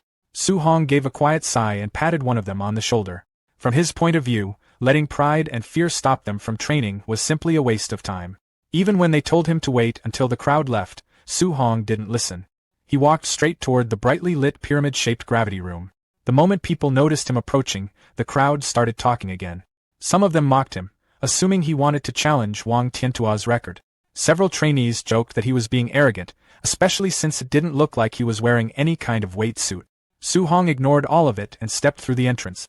As he walked inside, he quietly thought about how expensive facilities like this were usually limited to elite aristocratic families. Since he had access to it now, he had no intention of wasting the opportunity. Inside the high-tech training room, Su Hong calmly considered his limit. Under his tracksuit, he was secretly wearing the 5-ton weight vest. If he set the gravity to double, the pressure on his body would reach 10 tons, which he estimated he could only endure for about 10 minutes. Instead of pushing too hard at the start, he decided to pace himself. So he adjusted the control dial to 1.5 times normal gravity. The pressure increased instantly. A heavy invisible force pressed down on his entire body, and Su-hong let out a low grunt while adjusting his stance. Outside, the crowd watched everything through the monitor. Since they didn't know he was wearing the 5-ton vest, they thought he was training with no extra weight. Seeing him struggle under just 1.5 times gravity, many of them started laughing. Some of them mocked him openly, saying he couldn't even handle such a basic setting. Others pointed out that he had been the last person to finish the entrance assessment, which only reinforced their belief that he was weak. Inside the room, Su-hong paid no attention to any of that. He sat cross-legged on the floor and began cultivating, a fiery red aura slowly rising around him. He soon noticed that the intense gravity made it much harder to circulate his guidance technique. However, the pressure also pushed his body to adapt faster, and his cultivation speed increased significantly. For 2 full hours, Su-hong stayed seated in the gravity room, continuing his training. Sweat soaked his clothes as he pushed his body further, while his eyes carried a faint blue glow. The effort paid off. When he checked his system panel, he saw that his water, earth, and wind guidance techniques had each increased by 1 level. His vitality had also risen from 126 to 130. Finally, Su-hong stood up and turned off the gravity machine. The effectiveness of the room impressed him. As he walked toward the exit, he started thinking about how useful the camp's movement technique room and ferocious beast training room might be. Completely exhausted, Su-hong stepped out of the facility. Sweat covered his face, and he wiped it away as he walked forward. 2 trainees who had been waiting nearby immediately started mocking him again. They still believed he had trained under 1.5 times gravity without any weight. One of them laughed at his tired appearance and bragged that he could easily sleep overnight under those conditions. Su-hong didn't bother arguing with them. Instead, he casually complained about how hot the room had been and how uncomfortable his gear felt. While saying that, he unzipped his tracksuit. Underneath it, the massive 5-ton weight vest became clearly visible. The 2 trainees stopped talking the moment they saw it. Their eyes stayed fixed on the heavy equipment that had been hidden under his clothes the entire time. The 2 trainees had been watching when Su-hong finally took off his weight vest. They assumed it was only around 500 kilograms. They admitted he did okay lasting that long, but still talked like he wasn't anything special. As he let the vest drop to the ground, they casually said he couldn't even compare to the camp's top genius, Wang Tanhua. Right then, the crowd suddenly got noisy. Someone pointed out that Wang Tanhua had just come out of the gravity room. People immediately started talking, saying he had endured 6 tons of pressure for more than 2 hours. Wang Tanhua walked out drenched in sweat, breathing heavily, while others praised him as the strongest in the entire training camp. He took off his heavy vest and tossed it aside without much care. The moment it hit the ground, the impact made the floor shake, startling the trainees nearby. Wang Tanhua rolled his shoulder a bit, looking relieved, and mentioned that the weight had been seriously exhausting. Lin Xingyi walked up, casually fanning himself, and suggested they compete in the movement technique room. Wang Tanhua shook his head right away, saying Lin Xingyi practiced an A-rank wind movement technique, and going against him in speed would just be asking to lose. Su-hong, standing nearby, caught that part of the conversation and became interested the moment he heard A-rank movement technique. He figured that even though his overlord body had given him huge raw strength, his speed and agility still needed work. With that in mind, he smiled slightly, seeing a good chance to improve. He followed the crowd to a dome-shaped training room, curious to see the A-rank Flying Swan's startling cloud step in action. Inside, everyone was focused on the monitors. Some trainees commented that Lin Xingyi had set the arrow-dodging simulation all the way to level 10, the highest difficulty. On the screen, Lin Xingyi moved incredibly fast, weaving through a non-stop storm of arrows with ease. His movements looked smooth and controlled, and at one point, he even closed his eyes midair while avoiding the attack. At the same time, pink petals seemed to drift around him, adding a dramatic flair that left the audience staring in amazement.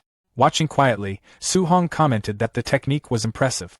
Almost immediately, his system interface popped up in front of him. It showed that just by observing, he had already copied the Flying Swan's startling cloud step and unlocked it at 1% proficiency. Su-hong studied Lin Xingyi's movements more carefully, then stepped forward, planning to try it himself. His action caught people's attention right away. Some of the trainees started laughing, saying it was ridiculous that he thought he could pick up such a complicated A-rank movement technique after seeing it just once. Su Hong paid no attention to the mocking voices around him. Instead, his awareness shifted into the system's virtual training space, where he faced a simulated version of Lin Xingyi. Inside that space, he trained non-stop, weaving through fast and relentless attacks while adjusting his movements again and again. As the practice continued, his mastery of the technique climbed rapidly, jumping from 8% all the way up to 93% in a short time. Soon, the system sent him a notification, letting him know he had officially reached the basic level of the skill. Su Hong stood there, clearly pleased. He had just secured his first A-rank movement technique. As the system prepared to pull him back to reality, he quietly noted that copying Lin Xingyi's flashy style as a reference felt a bit over the top. Once he returned, he decided he was done with the movement technique room. He figured his next stop would be the ferocious beast room, where he could hunt and earn martial value while boosting his vitality. But as he started thinking about it, he noticed something strange. The entire crowd was staring at him, some even holding up their phones and commenting on how dramatic his movements looked. That's when Su Hong realized what had happened. While he had been training inside the virtual space, his real body had been copying all those exaggerated movements in front of everyone. Not wanting to deal with that attention, he immediately took off at full speed, ignoring people calling out for him to do it again. At the same time, he decided he wouldn't use Lin Xingyi's style as a reference like that again. As he moved away, his senses picked up something unusual. Someone was following him. A short distance behind, the suited student carried a wooden club, while the rugged student from the entrance assessment walked beside him. The two had been tracking Su Hong and had already guessed he was heading toward the ferocious beast room. They quietly planned to block his exit later and deal with him when he came out. When Su Hong arrived at the large facility, he saw a crowd gathered near the entrance. Not far from the doors, Wang Tanhua and Xian were in the middle of a tense exchange. Wang Tanhua laughed and said Xian wanted to compete with him in beast hunting to decide who the top trainee really was. He then asked if she seriously thought her spiritual telekinesis could stand against his barbarian god body. Xian responded without hesitation, saying he was the one underestimating the power of a spirit master. Hearing that, Su Hong became curious. It was a fighting style he hadn't seen before, so he decided to hold off on earning points for now and watch her first. Through the observation window, he saw a simulated forest environment, and then something unexpected. Xian was slowly descending from the air toward a group of black tigers. Su Hong watched closely, noting that walking through the air like that was usually something only high-level grandmasters could do. He figured this must be part of a spirit master's ability. With a simple motion of her glowing hand, Xian activated her power. Thin streaks of golden light shot forward instantly, piercing through the heads of 3 high-stage Tier 1 black tigers at the same time. The beasts dropped immediately.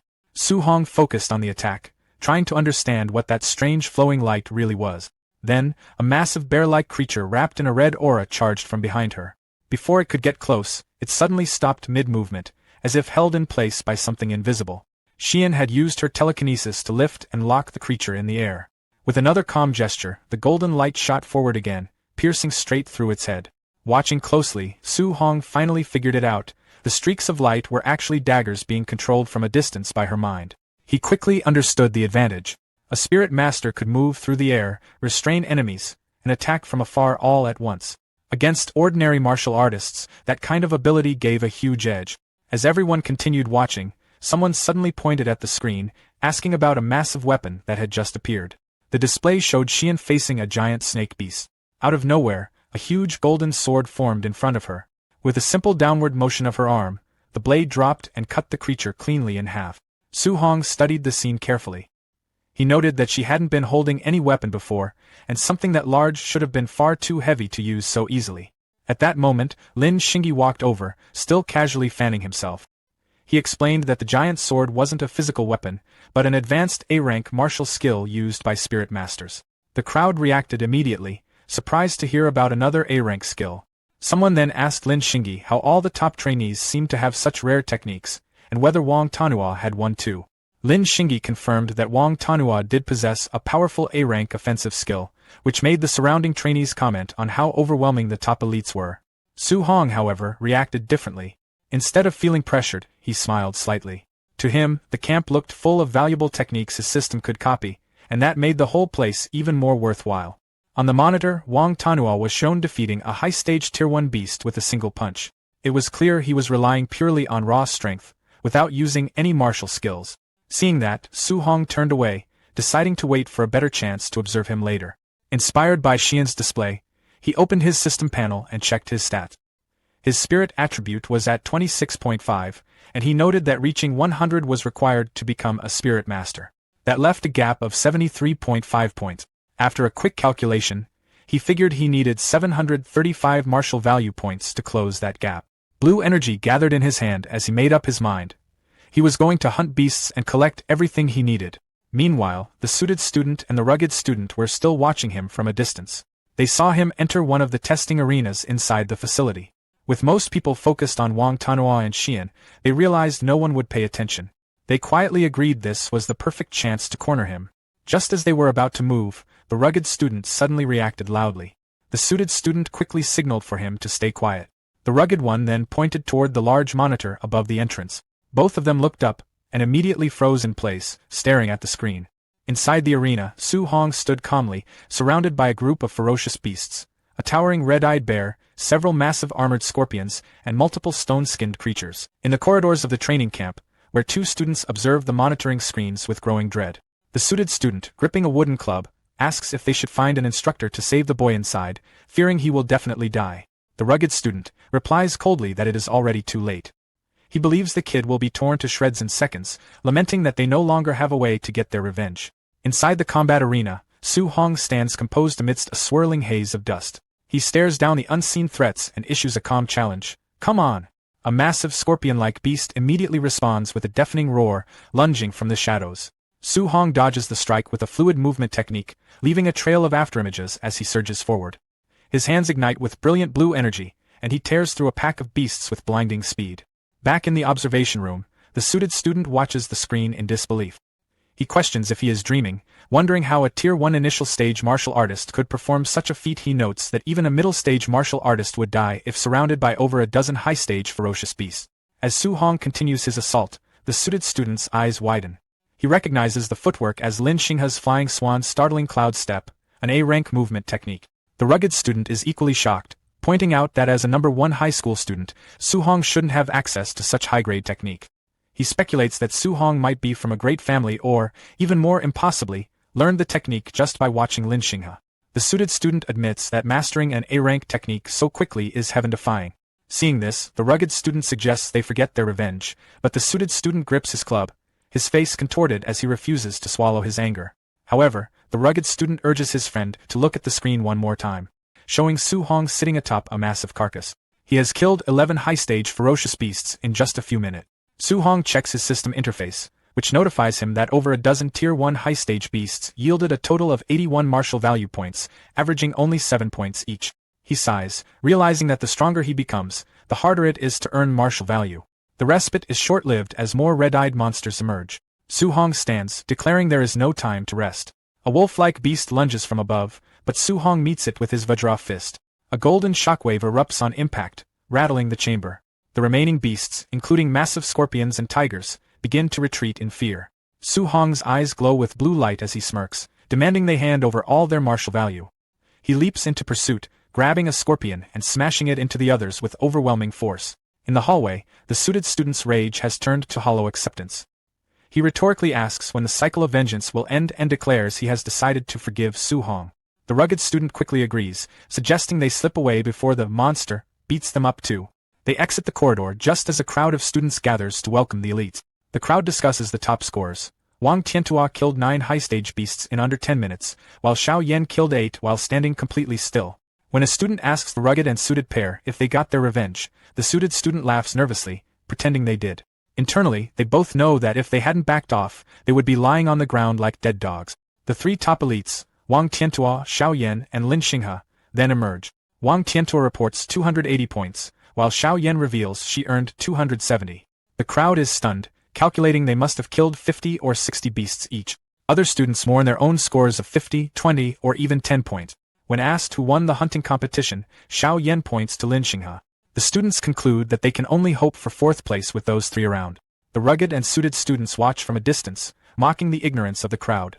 They know there is an even more terrifying monster in the camp standing above the top 3. 1 hour later, the truth is revealed in the artificial forest. The training area is a blood-soaked graveyard of countless beasts, left in the wake of Su Hong's devastating session. Su Hong exhales a heavy breath, wiping sweat from his forehead after continuously killing ferocious beasts for over an hour. Even with his overlord body, the prolonged combat has left him feeling exhausted. He looks down at his wrist interface, reflecting that he is still far from his goal of 735 martial value points. A system notification appears on the screen, detailing his gains. 400 contribution points from hunting and 300 from his weight vest, totaling 700 points.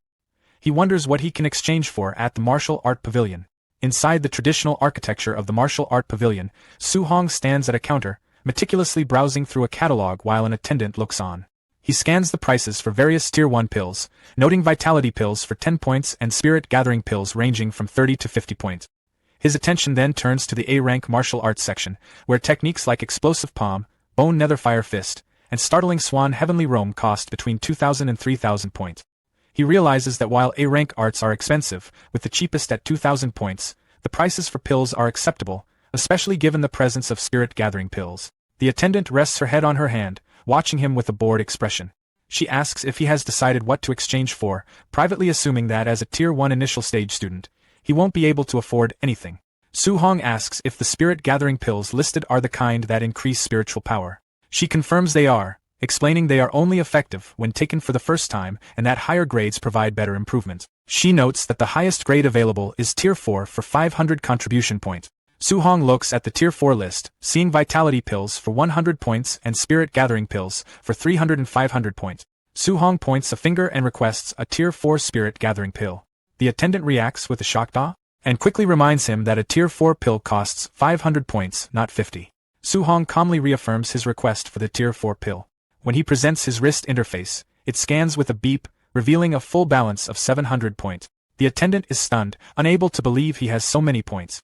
Her attitude shifts immediately to one of cheerful enthusiasm as she presents the pill box, happily calling him handsome as she thanks him for his patronage. Su Hong then asks if they have any dual thunder and fire attribute alloy spears. She confirms they have them for 200 points. The scene transitions to Su Hong's dormitory later that night.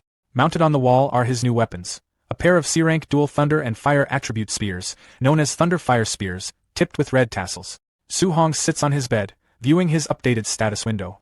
His vitality has reached 135 and his spirit is at 26.5. His overlord body physique is at 1% spirit rank. His guidance techniques for thunder and heavenly fire have reached level 4, while water marsh, thick earth, and spirit wind are at level 3. Su Hong notes that the improvement from this single day is greater than what he achieved in an entire previous week. He calculates that with his spiritual power at 26.5 and his 490 martial value points, he is still 25.5 points short of the 100-point mark. He opens a box to reveal a glowing golden pill resting on a red cushion. Holding the pill up, he expresses his hope that it will provide the 25.5 spiritual power improvement he needs. He places the pill in his mouth, his eyes filled with resolve as he declares his absolute determination to become a spirit master. The moment the glowing, green, pearl-like pill activated, Su Hong felt it kick in instantly. A stream of vivid green energy spread through his body, lighting up his internal pathways like neon wiring. The tension in his nerves melted away, and the exhaustion he'd been carrying just faded. Sitting cross-legged on his bed, he let his mind settle. As things cleared up, his senses stretched outward, quietly mapping out every corner of the room. When he finally opened his eyes, they shimmered with a bright blue glow. Checking his system, he saw the update. His spirit stat had jumped by 24 points, landing at 50.5. He did the math in his head and realized he was frustratingly close. With 490 martial value points and his new stat boost, he'd only reached 99.5%. Just 5 points short. He couldn't help but think he should have taken down one more beast earlier. Now, there was nothing to do but wait until tomorrow. With a quiet sigh, he lay back down to rest. Meanwhile, over in the brightly lit warehouse, the camp staff had gathered. Instructors dressed in dark uniforms stood around, going over trainee profiles and trading opinions. One of them questioned why someone from the prestigious Martial Dao University had been assigned to work with new recruit. Bu Jingfang didn't hold back. He reportedly scoffed and dismissed the trainees as fake geniuses, saying they weren't even worthy of being his high school sparring partners. That comment got a reaction. A bald instructor laughed and pulled up Wang Tinto's profile, pointing out that the guy had a vitality of 340, something Bu Jingfang himself had never reached. That clearly caught him off guard. Then a gray-haired instructor added that Lin Xingyi's vitality was over 300, and another chimed in that his own student was already a spirit master. Now Bu Jingfang looked confused. He pointed out that his assigned target, Su Hong, only had a vitality of 123. He questioned why he got stuck with someone so weak while everyone else had strong trainees. The others found that odd too, considering Bu Jingfang was the strongest among them. Some even wondered out loud if Grandmaster Qin Tianli had made a mistake. Perfect timing. Qin Tianli walked in with Linda and Ba, immediately shutting that down. He made it clear there was no mistake. Bu Jingfang, clearly annoyed, complained that the assignment felt insulting. In response, the Grandmaster explained that Su Hong's actual combat power could rival a high-stage Tier 1 martial artist. That statement hit the room like a shockwave. The instructors couldn't wrap their heads around it. How could someone with just 123 vitality be that strong? Qin Tianli simply said some details were classified and told Bu Jingfang he'd understand once they fought. Still not impressed, Bu Jingfang reportedly sighed and said that with his own vitality nearing 500, this whole thing felt like straight-up bullying. That earned him a sharp smack on the head. The Grandmaster, visibly irritated, told him to stop talking and focus on the mission. He ordered him to go all out, no holding back, and beat Su Hong until he started questioning his life choices. Rubbing his head, Bu Jingfang asked if the Grandmaster had some kind of grudge, adding that he wouldn't take responsibility if he accidentally crippled the kid. In response, Qin Tianli reportedly grinned and told him to go as ruthless as he wanted, even promising rewards if things got that far. At that point, Bu Jingfang was all in. With the order given, the operation began. The instructors moved out fast, launching their ambush under the cover of night. Outside, the camp sat quiet under a light layer of snow, calm for about 5 seconds. Then chaos exploded inside the dorms. Masked instructors smashed through doors, catching trainees completely off guard. Panic spread instantly. Shouts, confusion, people scrambling, some literally yelling for a second to get dressed. Su Hong woke up the moment the noise hit. Sitting up, he quickly figured the camp was under attack. His eyes locked onto his door just as 2 massive slash marks ripped through it from the outside. A second later, the door burst apart. Bu Jingfang stepped in, sword in hand, its blade glowing with a deep purple energy. He wore a confident smirk like this was going to be easy. Without hesitation, he unleashed a cross-shaped strike that tore through the floor. Su Hong reacted instantly, jumping back as the attack shattered the ground where he'd been. As debris scattered, Su Hong recalled rumors about assassins targeting camps like this. For a second, he wondered if this guy was one of them. Landing smoothly, he grabbed his new spear and took a defensive stance in the rec room. The attacker was masked, and Su Hong couldn't yet read his strength. Bu Jingfang didn't give him time to think. He leaped forward again, bringing down a massive arc of purple energy. Mid-attack, he mocked Su Hong, reportedly calling him an unlucky Tier 1 brat. That voice, and the aura behind it, gave it away. Su Hong quickly realized this wasn't some alien assassin. Just a human, a Tier 1 martial artist. And weirdly enough, that made him smile. He saw it as pure luck. If he could defeat this guy, those missing 5 martial value points would be his. That final push right within reach. Up in the air, Bu Jingfang suddenly noticed something was off. Instead of dodging, Su Hong stepped forward, charging straight into the attack. Their weapons slammed into each other in a blinding flash, Su Hong's spear meeting Bu Jingfang's purple energy blade head-on. The impact wasn't clean. It dragged. Bu Jingfang strained almost immediately, his grip tightening as sweat started to form. He reportedly admitted, if only in his own head, that the Grandmaster hadn't been exaggerating. The kid's strength really did match a high-stage Tier 1 martial artist. And then it got worse. As the clash dragged on, he began to panic. It wasn't just skill. Su Hong's raw physical power felt overwhelming, way beyond what a normal Tier 1 should have. Meanwhile, Su Hong stayed completely calm. A red aura flared around his body, and he steadily pushed forward with his spear like he had all the time in the world. Then came the shift. With a sharp battle cry, he unleashed his full strength and swept his spear upward. The move shattered Bu Jingfang's defense instantly, sending him flying back like he'd just been swatted away. Bu Jingfang skidded across the ground, barely holding onto his sword, his arms trembling from the impact. For a second, he just stared, visibly shaken. He reportedly wondered what exactly he was dealing with, because trainee didn't seem like the right word anymore. Still, he forced himself back up. Purple flames ignited along his blade as he steadied his breathing. He declared, more to himself than anyone, that fights weren't decided by strength alone. If power wasn't enough, then technique would be. Su Hong watched the flames with clear interest. It was his first time seeing a fire attribute martial art in action.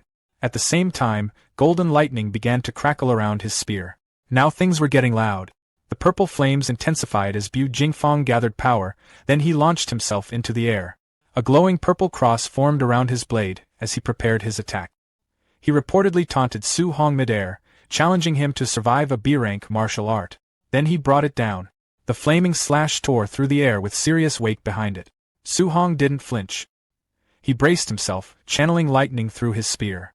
He could tell instantly, this attack was stronger than his own B-rank void-breaking finger technique. Still, he didn't dodge. Instead, he thrust his spear upward, meeting the attack directly. The collision of lightning and flame triggered a massive explosion. The floor shattered, chunks of concrete blasted outward, and the entire room shook like it might collapse. Then, silence. As the dust slowly settled, Su Hong landed lightly on his feet, completely steady. When the smoke cleared, he stood there untouched, spear still in hand like nothing had happened. Across from him, Bu Jingfang stared, stunned. Looking down at the wrecked dorm, he realized what had just happened. Su Hong had blocked a B-rank martial art using nothing but raw thunder energy. No formal technique, just power and control. At that point, it clicked. He finally understood why the Grandmaster had told him to go all out. Still, he tried to recover some dignity. He pointed out that Su Hong didn't have any proper thunder spear techniques, reportedly claiming that without them, he'd eventually lose. Su Hong just smirked. Lightning crackled louder along his spear as he casually admitted that, yeah, he didn't have any thunder techniques. But then, red flames suddenly ignited around the spearhead, and instead of clashing, the fire merged smoothly with the golden lightning, wrapping together in perfect sync. Now the aura around him burned in two colors, fire and lightning intertwined. He stood there, completely composed. Bu Jingfang, on the other hand, froze. He stared, wide-eyed and sweating, reportedly unable to believe what he was seeing. The trainee in front of him had just pulled off a flawless attribute fusion, something far beyond basic skill. At that point, unlucky Tier 1 brat was officially off the table. Su Hong stood facing Bu Jingfang, his spear now blazing with a wild mix of fire and lightning. Bu Jingfang could only stare. He was visibly sweating, shaken as he realized the fusion wasn't some myth after all, it was right in front of him, and it was coming at him fast. Su Hong's eyes burned with heat as he suddenly lunged forward. Bu Jingfang reacted on instinct, swinging his blade and releasing a surge of purple energy to intercept. It didn't go well. The two attacks collided hard, but Su Hong pushed straight through.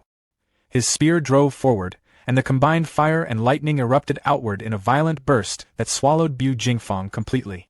The impact shattered his defense instantly. He coughed up blood mid-blast, the force overwhelming him as he got launched backward like he'd been hit by a cannon. A second later, he crashed straight through the outer wall of the building, exploding out into the open in a storm of debris. Inside the ruined dorm, the dust slowly settled. Su Hong stood there, completely unharmed, spear still humming with fading energy. Then came the system notification. He'd gained 7 martial value points. That did it. He checked immediately, confirming his total had reached 497. Close enough. The gap was gone. A small smile formed. He finally had what he needed to become a spirit master. Out in the courtyard, the sounds of destruction echoed from the dorm building. Grandmaster Qin Tianli arrived with Ba Mu, calmly observing the situation. At first, he didn't think much of it. He casually assumed enough time had passed for Bu Jingfang to finish the job. In fact, he reportedly mentioned he'd already prepared a whole speech to fix Su Hong's cultivation path and make him drop that chaotic multi-technique approach. Yeah, that speech didn't make it very far. A massive explosion cut him off mid-thought. Bu Jingfang came flying out from the upper level of the dorm like a human projectile, crashing down hard right in front of them. He hit the ground with a heavy slam, completely unconscious, blood trailing from his mouth. Ba Mu gasped the moment she recognized him. Qin Tianli didn't say anything at first. He just stared. His earlier confidence? Gone. Ba Mu quickly pieced it together in her head. If Bu Jingfang was the one lying there, then the only possibility was that Su Hong had beaten him. Before that realization could even settle, 3 more explosions tore through the upper floors. Boom, boom, boom. 3 more figures were blasted into the night sky, each trailing different elemental energy before crashing down into the courtyard beside Bu Jingfang. The rest of the instructors, all unconscious, all wrecked. Up above, 3 figures appeared from the ruined building, Wang Tianyuo, Xian, and Lin Xingyi. The top trainees looked completely fine. Wang Tianyuo crossed his arms and casually called down, reportedly suggesting the Grandmaster send stronger opponents next time because those instructors were too weak. Then he paused. Something didn't add up. There were 4 bodies down there, not 3. Lin Xingyi, clearly misreading the situation, casually assumed the 4th trainee must have been weak and got taken out instantly. Ba Mu, still staring at Bu Jingfeng's broken form, mentally rejected that idea immediately. She knew better. Out of all 4 instructors, Bu Jingfeng was the strongest, which made this whole situation a lot more unsettling. Qin Tianli stroked his beard, analyzing everything. The victories of the top 3 made sense. They were elite for a reason. But Su Hong? An early-stage Tier 1 beating someone nearly at Tier 2, and doing it faster? That didn't line up. He frowned, clearly deep in thought, reportedly wondering what kind of hidden factor was at play. A secret technique? Some rare physique? Then suddenly, Instructor Lindsay came sprinting in, completely panicked, shouting that something major had happened. Qin Tianli didn't even flinch at first. He waved a hand dismissively, calmly assuming it was just a casualty. He reportedly said that a few deaths were normal in this kind of harsh training. Lindsay quickly shut that down. Breathing hard, he clarified that no one had died, but Su Hong had used an elemental fusion during his fight. Qin Tianli nodded casually at first, saying that would explain how he beat a stronger opponent. Then it hit him. He froze. A split second later, his aura exploded outward in blazing gold. He grabbed Lindsay by the shoulders and demanded he repeat that, making it very clear he wasn't in the mood for jokes about something that ridiculous. Lindsay, clearly nervous now, insisted it was real. He said he'd seen the monitor feed himself, Su Hong wielding a spear wrapped in both fire and lightning. He even suggested asking Bu Jingfeng if there were still doubts. Slowly, Qin Tianli looked down at the unconscious instructor. And it clicked. The fusion was real. His entire demeanor flipped. Grabbing Lindsay again, this time with pure excitement, he reportedly pointed out that the only known genius to ever achieve dual-attribute fusion had taken over a decade to figure it out. And Su Hong? Less than a month. That contrast hit different. Qin Tianli burst into laughter, openly calling Su Hong a heaven-sent prodigy, a true dragon among men. At that point, Lindsay was completely drained and had to be held up by Ba Mu, who looked just as stunned. Still trying to process it, she asked if attribute fusion was really that powerful, enough for someone at early Tier 1 to defeat an opponent nearly at Tier 2. Qin Tianli steadied himself and confirmed it. He explained that the original pioneer of the technique had been able to suppress Tier 2 opponents while still at Tier 1. That answer only raised more questions. Ba Mu, now clearly intrigued, reportedly asked why something that powerful wasn't widely taught. Even if it was difficult, the payoff sounded too massive to ignore. Qin Tianli's expression turned serious as he explained the reality behind attribute fusion. He reportedly said that plenty of people had tried it before, but most either failed miserably or ended up crippling themselves in the process. And even in the rare cases where someone actually succeeded, it usually wasn't worth it. He added that many of those who pulled it off got stuck at Tier 1 forever, unable to progress any further. So after all that risk and effort, they basically hit a dead end. Not exactly a glowing review. But then, his tone flipped again.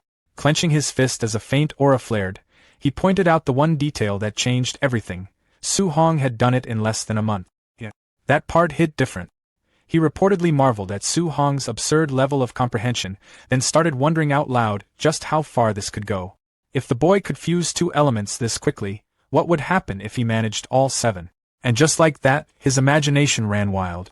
Spreading his arms dramatically, Qin Tianli painted a full-on cinematic vision. Su Hong, fully matured, wielding a blinding storm of all 7 elements fused together, dropping a single, catastrophic strike that wipes out a massive alien emperor. Complete annihilation. Behind him, Lin and Ba Mu just froze for a second. Then came the sweat drop. They awkwardly pointed out that he might be getting a bit carried away. Sure, fusing 2 elements was already insane, but all 7? That was basically fantasy territory. Realizing he might have gone a little too far, Qin Tianli coughed and brushed it off, telling them to forget what he just said. But then his expression shifted again, this time more grounded. He admitted that this situation came with serious responsibility.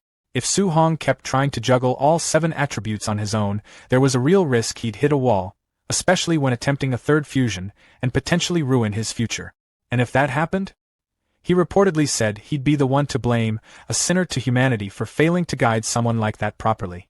Yeah, pressure just skyrocketed. Right then, Lindsay suddenly blurted out another realization, almost like he'd just unlocked a second layer of the problem. He pointed out that Su Hong must also have some kind of special physique, since his raw physical strength alone had already overwhelmed Bu Jingfang before even using attribute fusion. Qin Tianli turned and immediately scolded him for not mentioning that earlier. The instructors quickly started breaking it down. Lindsay noted that Su Hong, with a base vitality of around 120, had completely crushed Bu Jingfang, who was pushing close to 500. That gap wasn't normal. Not even close.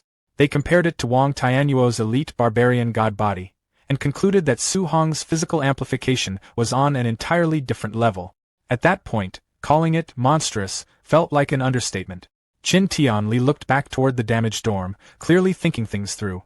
Then he made a call. He declared that the next day, he'd organize a proper combat tournament. No more guessing, he wanted real data. The plan was simple: test Su Hong's true combat power and limits directly. And for opponents? He wasn't holding back. He decided to pit Su Hong against the camp's top 3 elite trainees, Wang Tianyuo, Lin Xingyi, and Xian. All at once. With a sharp glint in his eyes, he reportedly said he wanted to personally see what would happen when a monster like Su Hong collided head-on with the strongest geniuses the camp had to offer. Safe to say tomorrow wasn't going to be quiet. Su Hong sat quietly in the rec room, meditating among the scattered debris.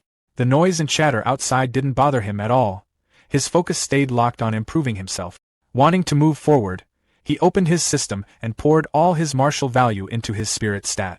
A bright blue aura surrounded him as he stepped into the spirit realm. He shut his eyes, taking in the feeling of this new power. When he tried it out, a glowing phantom fist appeared. Controlling it felt a little unusual, like getting used to an extra limb. With a bit of effort, he checked his inner interface and saw that his spirit stat had passed the 100% mark. Curious about how it worked in reality, he turned his attention to his bed and lifted it effortlessly with a single thought. Excitement showed on his face as he rose into the air along with his spear. He realized he could now move through the air and use telekinetic attacks just like Xian.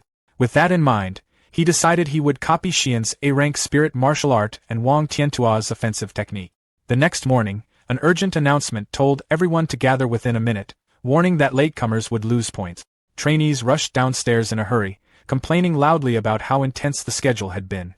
They said they had already gone through the entry assessment, tough training, and even a night raid, all in a single day.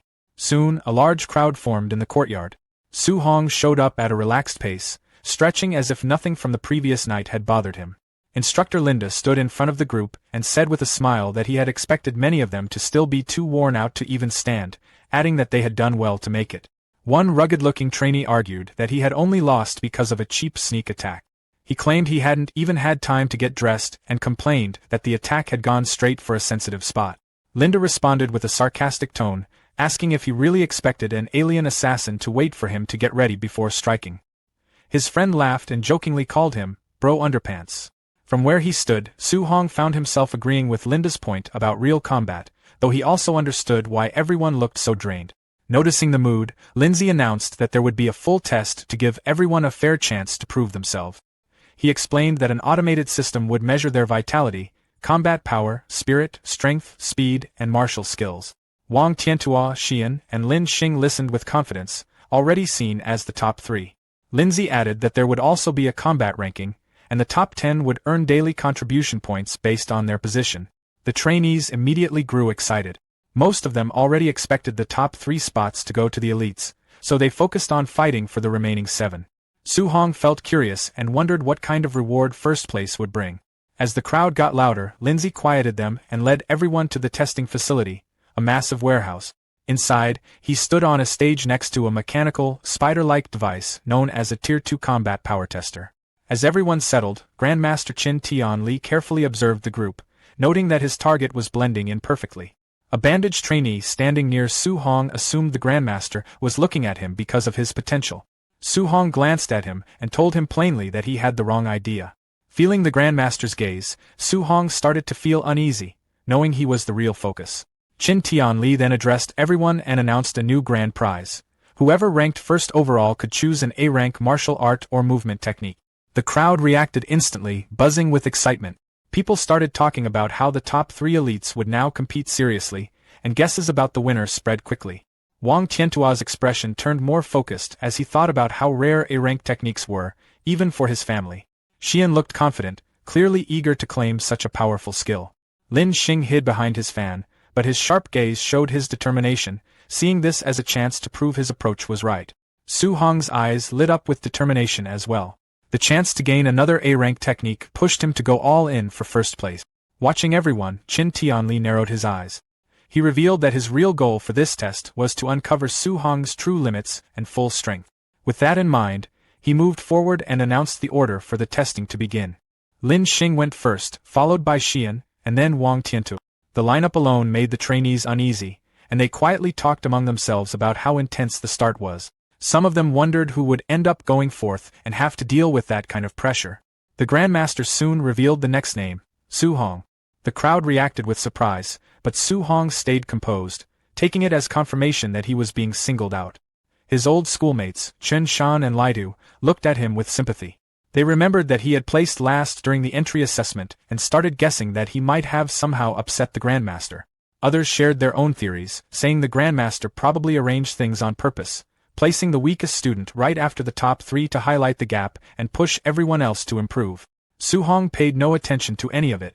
Meanwhile, Qin Tianli explained that the test would begin with raw physical combat power, followed by martial skills. Lin Xing stepped forward casually and mentioned that raw strength wasn't really his focus. Even so, he rushed toward the machine and delivered a powerful punch. The screen lit up and showed a score of 4,013. The crowd reacted right away, clearly impressed. They pointed out that scoring over 4,000 was already very high, especially for something he considered a weak point. Another trainee added that compared to his A-rank speed, his strength only seemed lower by comparison. Su Hong watched quietly and figured that Lin Xing's physical base had to be solid to handle an A-rank movement technique. At the same time, he got his system ready, planning to copy whatever martial art came next. Lin Xing then gathered swirling green wind energy around his fist. As he released the cloud-hiding gale fist, the attack slammed into the machine with force. The device shook, and the score jumped to 5642. The reaction was immediate. People started talking about how a score above 5,600 already met the level of a Tier 2 martial artist. They were especially struck by the strength of his B-rank technique. Su Hong quietly copied the move, green energy forming around his own hand as he analyzed the result. He noticed that the technique had only raised Lin Xing's score by around 1,600 points, which he didn't find all that impressive. After stepping down with a confident look, Lin Xing was met with a comment from Xian, who said his result was nothing special. He didn't seem bothered and simply told her to show something better. Xian then stepped up and recorded a base combat power of 3,253. The trainees commented that it made sense, since spirit-focused fighters usually didn't rely on physical strength. When it was time to use martial skills, her eyes lit up. She used her telekinesis to form a massive golden hammer and brought it down onto the machine with force. Su Hong's system reacted instantly, copying the ability and giving him the spirit attribute weapon condensation art.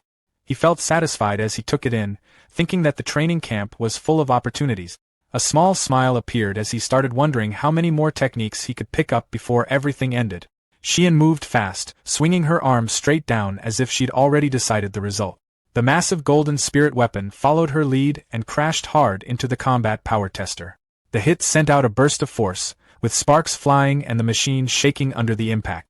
A moment later, a blue holographic number appeared, 5942. The crowd immediately reacted. People started saying her combat power was close to 6,000, which even surpassed Lin Xing's. Others brought up how she used to be just over 3,200, pointing out that her strength had nearly doubled.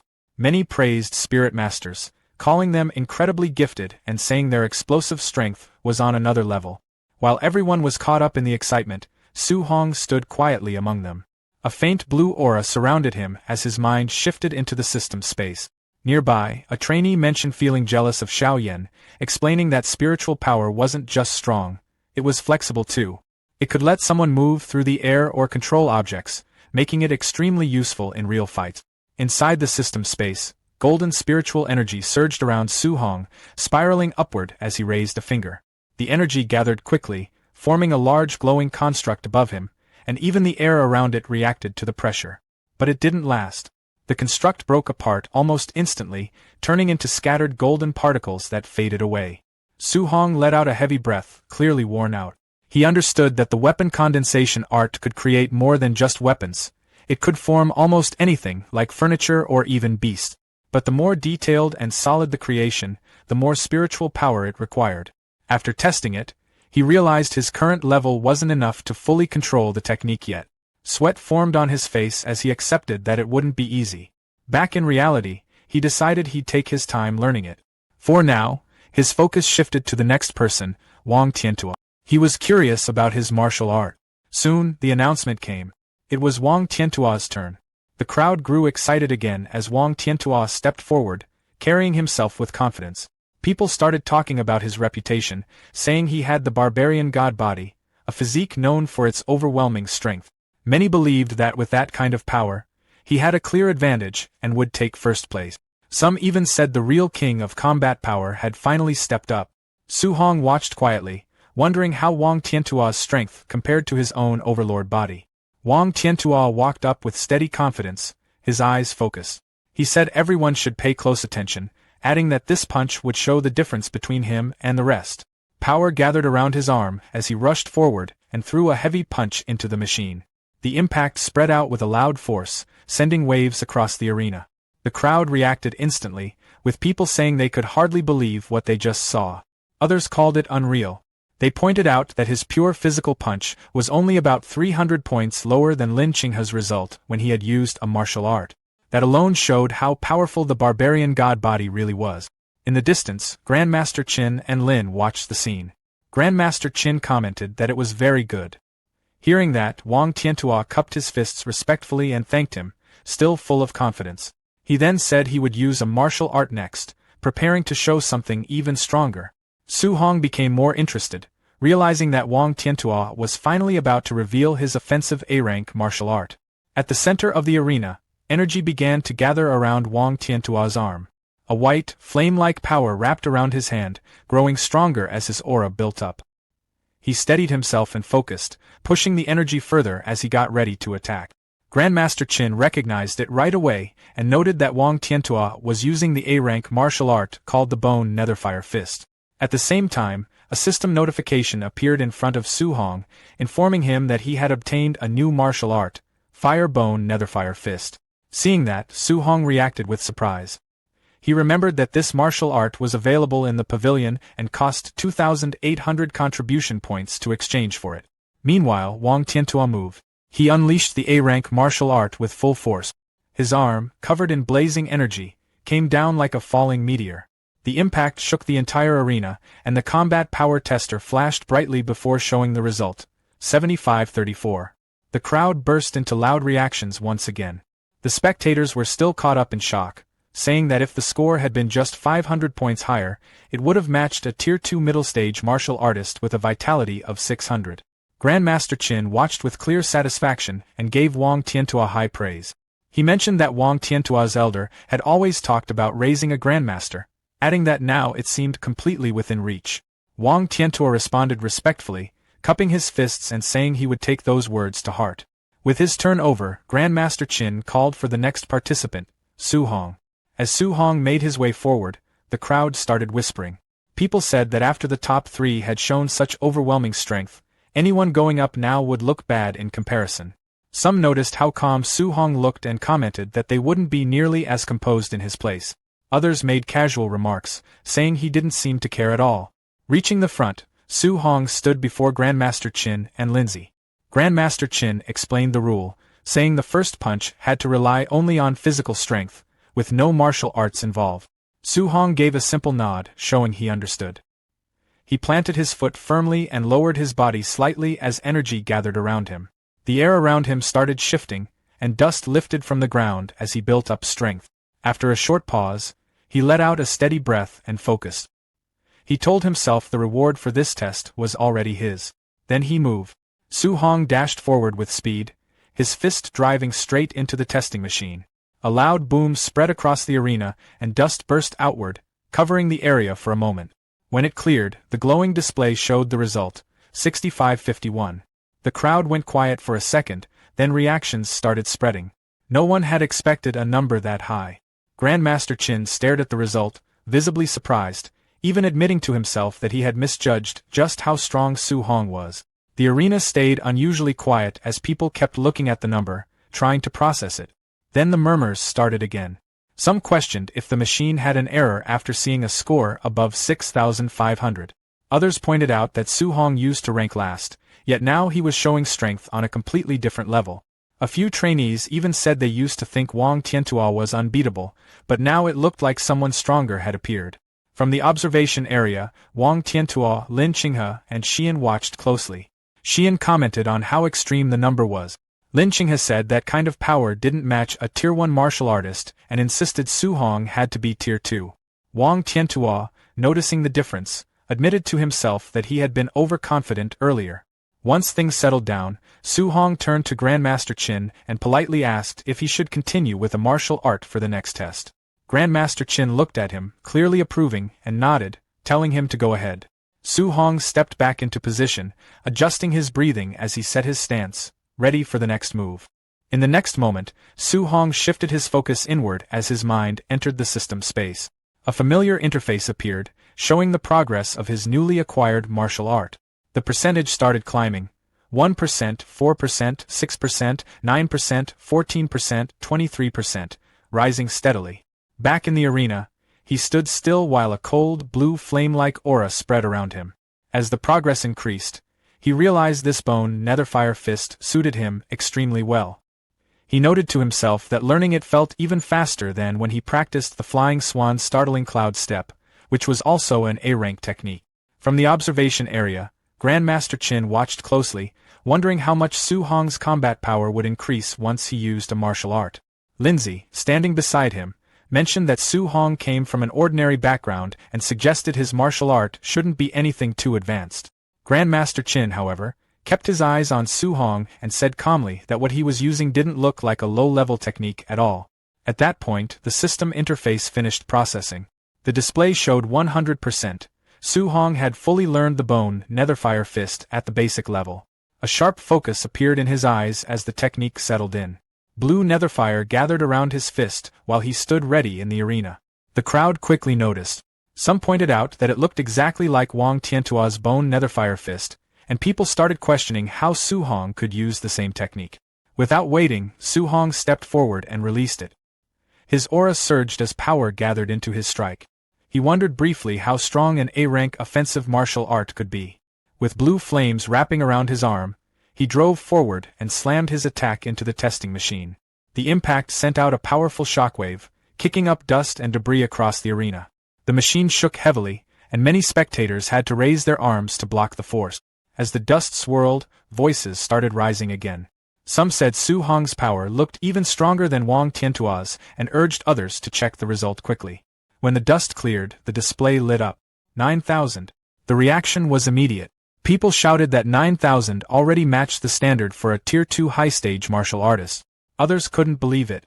From the observation area, Lindsay questioned whether that kind of combat power made sense for someone at Tier 1 initial stage with just over 100 vitality, even wondering if the machine had an issue.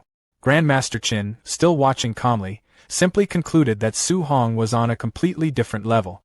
Nearby, Lin Qinghe broke it down, explaining that 7,000 combat power matched Tier 2 initial stage, 8,000 matched middle stage, and 9,000 matched high stage. Xie Yan added that a normal Tier 2 martial artist would have around 500 vitality, so Su Hong must have been hiding his real stat.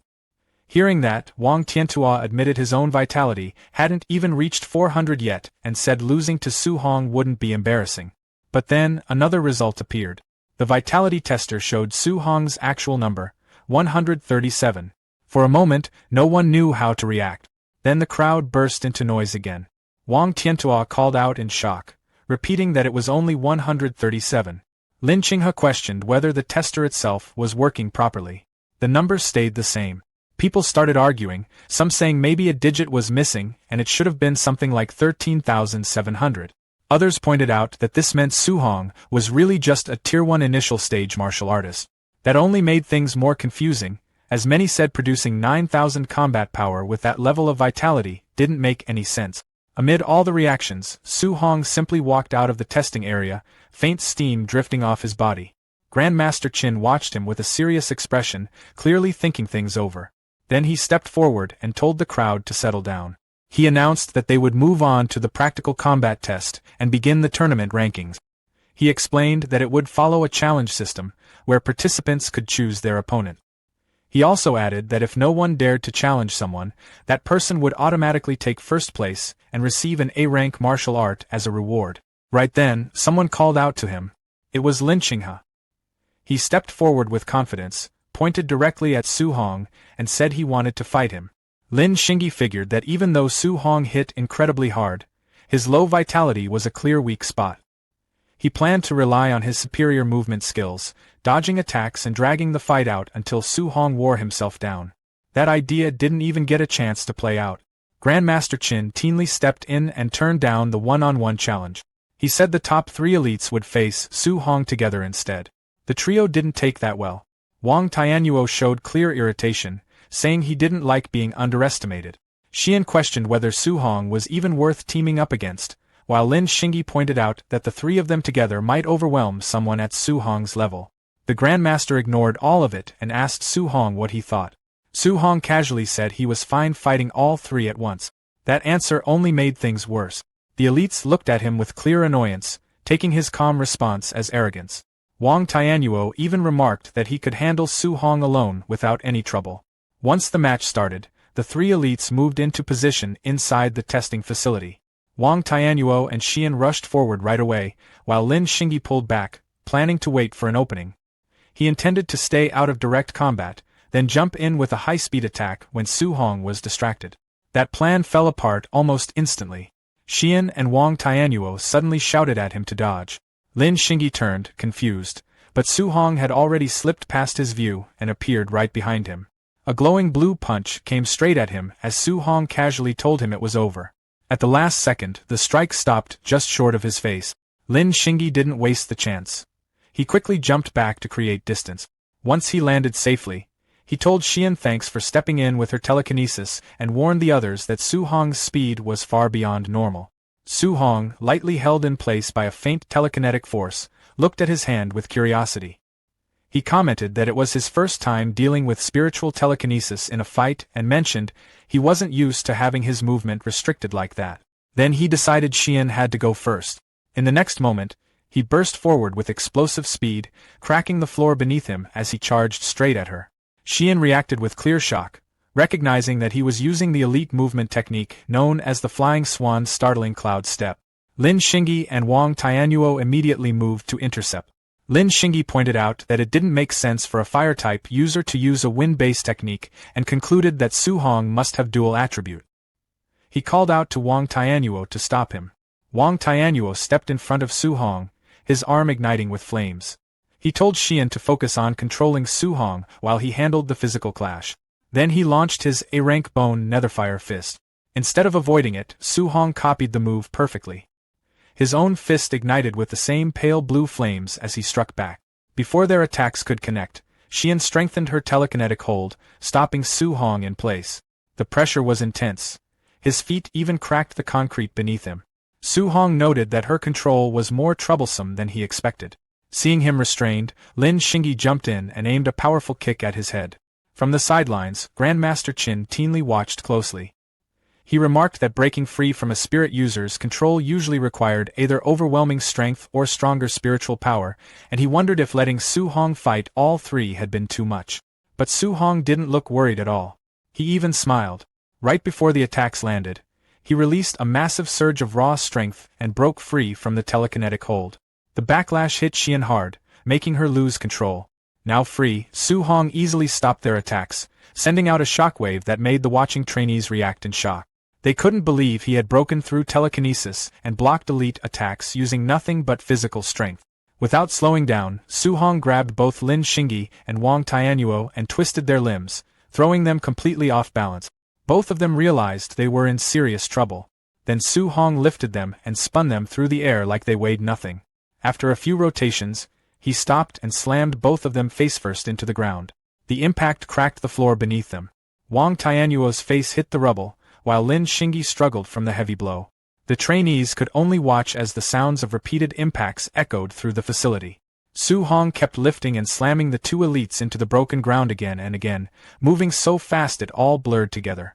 When Su Hong finally let go, the 3 elites dropped to the ground without moving, completely out after the brutal beating. Dust slowly settled around him as he stood there, clearly in control of the entire fight.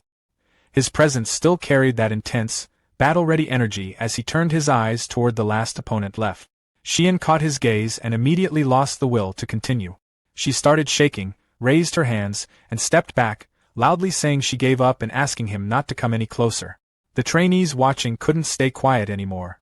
They reacted with excitement and disbelief, talking about how Su Hong had taken down the strongest trio all by himself. To them, it was obvious. He stood at a completely different level. Grandmaster Qin keenly stepped forward, cutting through the noise. He asked if anyone else wanted to challenge Su Hong, adding that if no one stepped up, Su Hong would take first place. No one moved. In fact, most of them quickly backed off, making it clear they weren't interested. They all agreed there was no point in fighting him, saying only someone reckless would try at this stage. With no objections, the Grandmaster officially declared Su Hong the winner. He then told instructor Lin Si to arrange the remaining matches to decide the rest of the rankings. After that, he turned to Su Hong and told him to follow along to claim his reward and choose a new A-rank martial art. Su Hong showed a satisfied smile. Winning meant he could add another powerful technique to his collection, and that clearly mattered to him. As they walked, the Grandmaster mentioned that he had been watching Su Hong since he first arrived. He asked why Su Hong chose to keep his true strength hidden when most trainees like to show off. Su Hong explained that he didn't have the support of a strong family, so revealing too much too early would only put a target on his back. The Grandmaster laughed and said he respected that way of thinking. Then he admitted the tournament had actually been arranged with Su Hong in mind, as a way to secure more high-level resources for him. He explained that most resources went to recognize talents and assured Su Hong that he no longer needed to hold back, since he now had his backing. Su Hong thanked him for that. Not long after, they reached the martial arts pavilion. Inside, the receptionist quickly stood straight when she saw them. The Grandmaster told her to bring out the master list of martial arts. While looking through the catalog, he told Su Hong to ask if he needed help understanding anything. Su Hong took the chance and asked what kind of martial art would suit him best going forward. Before answering, the Grandmaster asked him to list the techniques he already knew. Su Hong casually named them: Bone Netherfire Fist, Flying Swan Startling Cloud Step, Cloud Hiding Gale Fist, and Void Breaking Finger, adding that his other skills were lower rank. The Grandmaster's expression changed slightly. He pointed out that the Flying Swan and Cloud Hiding techniques weren't even part of their collection and asked if Su Hong had really learned them just by watching Lin Xingyi once. Su Hong confirmed it like it was no big deal. The Grandmaster went quiet for a moment, clearly caught off guard, and thought to himself that Su Hong really was on another level. The receptionist stood there quietly, still trying to process what she was seeing as Grandmaster Qin personally guided Su Hong. She couldn't help but wonder who this young man was to receive that level of attention. Qin flipped through the master list and explained that since Su Hong already had strong offensive and movement techniques, a control-type martial art would suit him best. He introduced the A-rank technique Flame Cage, describing how it condensed fire qi into a structure that could trap and lock down enemies. He went on to explain that offensive techniques were simpler since they only required qi to stay on the body or a weapon, while control techniques needed the qi to move outside the body, something most Tier 2 martial artists still couldn't do. Even so, he said Su Hong had the talent to learn it, despite being at the early stage of Tier 1. Su Hong thanked him, and Qin decided to show him directly. He raised his hand, and a small flicker of fire appeared in his palm. As he spoke, the flame expanded, forming a large, glowing cage that surrounded an imagined opponent. Qin explained that the idea was simple: trap the enemy first, then follow up with an attack. He demonstrated by releasing a powerful blast into the cage, describing it as a finishing move done in one strike. Still, he added that maintaining the cage while attacking at the same time wasn't something Su Hong could manage yet, mentioning that he himself only achieved that after reaching Tier 3. After hearing that, Su Hong quickly waved it off and said he didn't want a control-type technique anymore. Qin found the reaction a bit unexpected, but he also noted that Su Hong was willing to listen instead of forcing things, which he saw as a good sign. Meanwhile, a blue system screen flashed briefly in front of Su Hong. He had already learned Flame Cage just by watching. He kept a small smile to himself and asked Qin to recommend something else. Qin then suggested a defensive martial art and showed him the A-rank Earth Armor. He explained that it formed a dense layer of Earth Qi over the body, giving extremely high defense. Su Hong agreed right away, saying it would work perfectly with his physical strength. As they continued, Qin asked about Su Hong's special physique. Su Hong casually said it was called the Overlord body. For a moment, Su Hong imagined Qin reacting dramatically and praising him as some rare genius, but in reality, Qin simply admitted he had never heard of it. Su Hong laughed and said he had made the name up himself. Qin took that in and said it must be an unrecorded physique, adding that its strength boost was impressive, especially remembering how Su Hong handled Wang Tiantua's barbarian god body. Right then, a loud ringtone filled the room. Qin picked up the call, clearly interrupted mid-thought.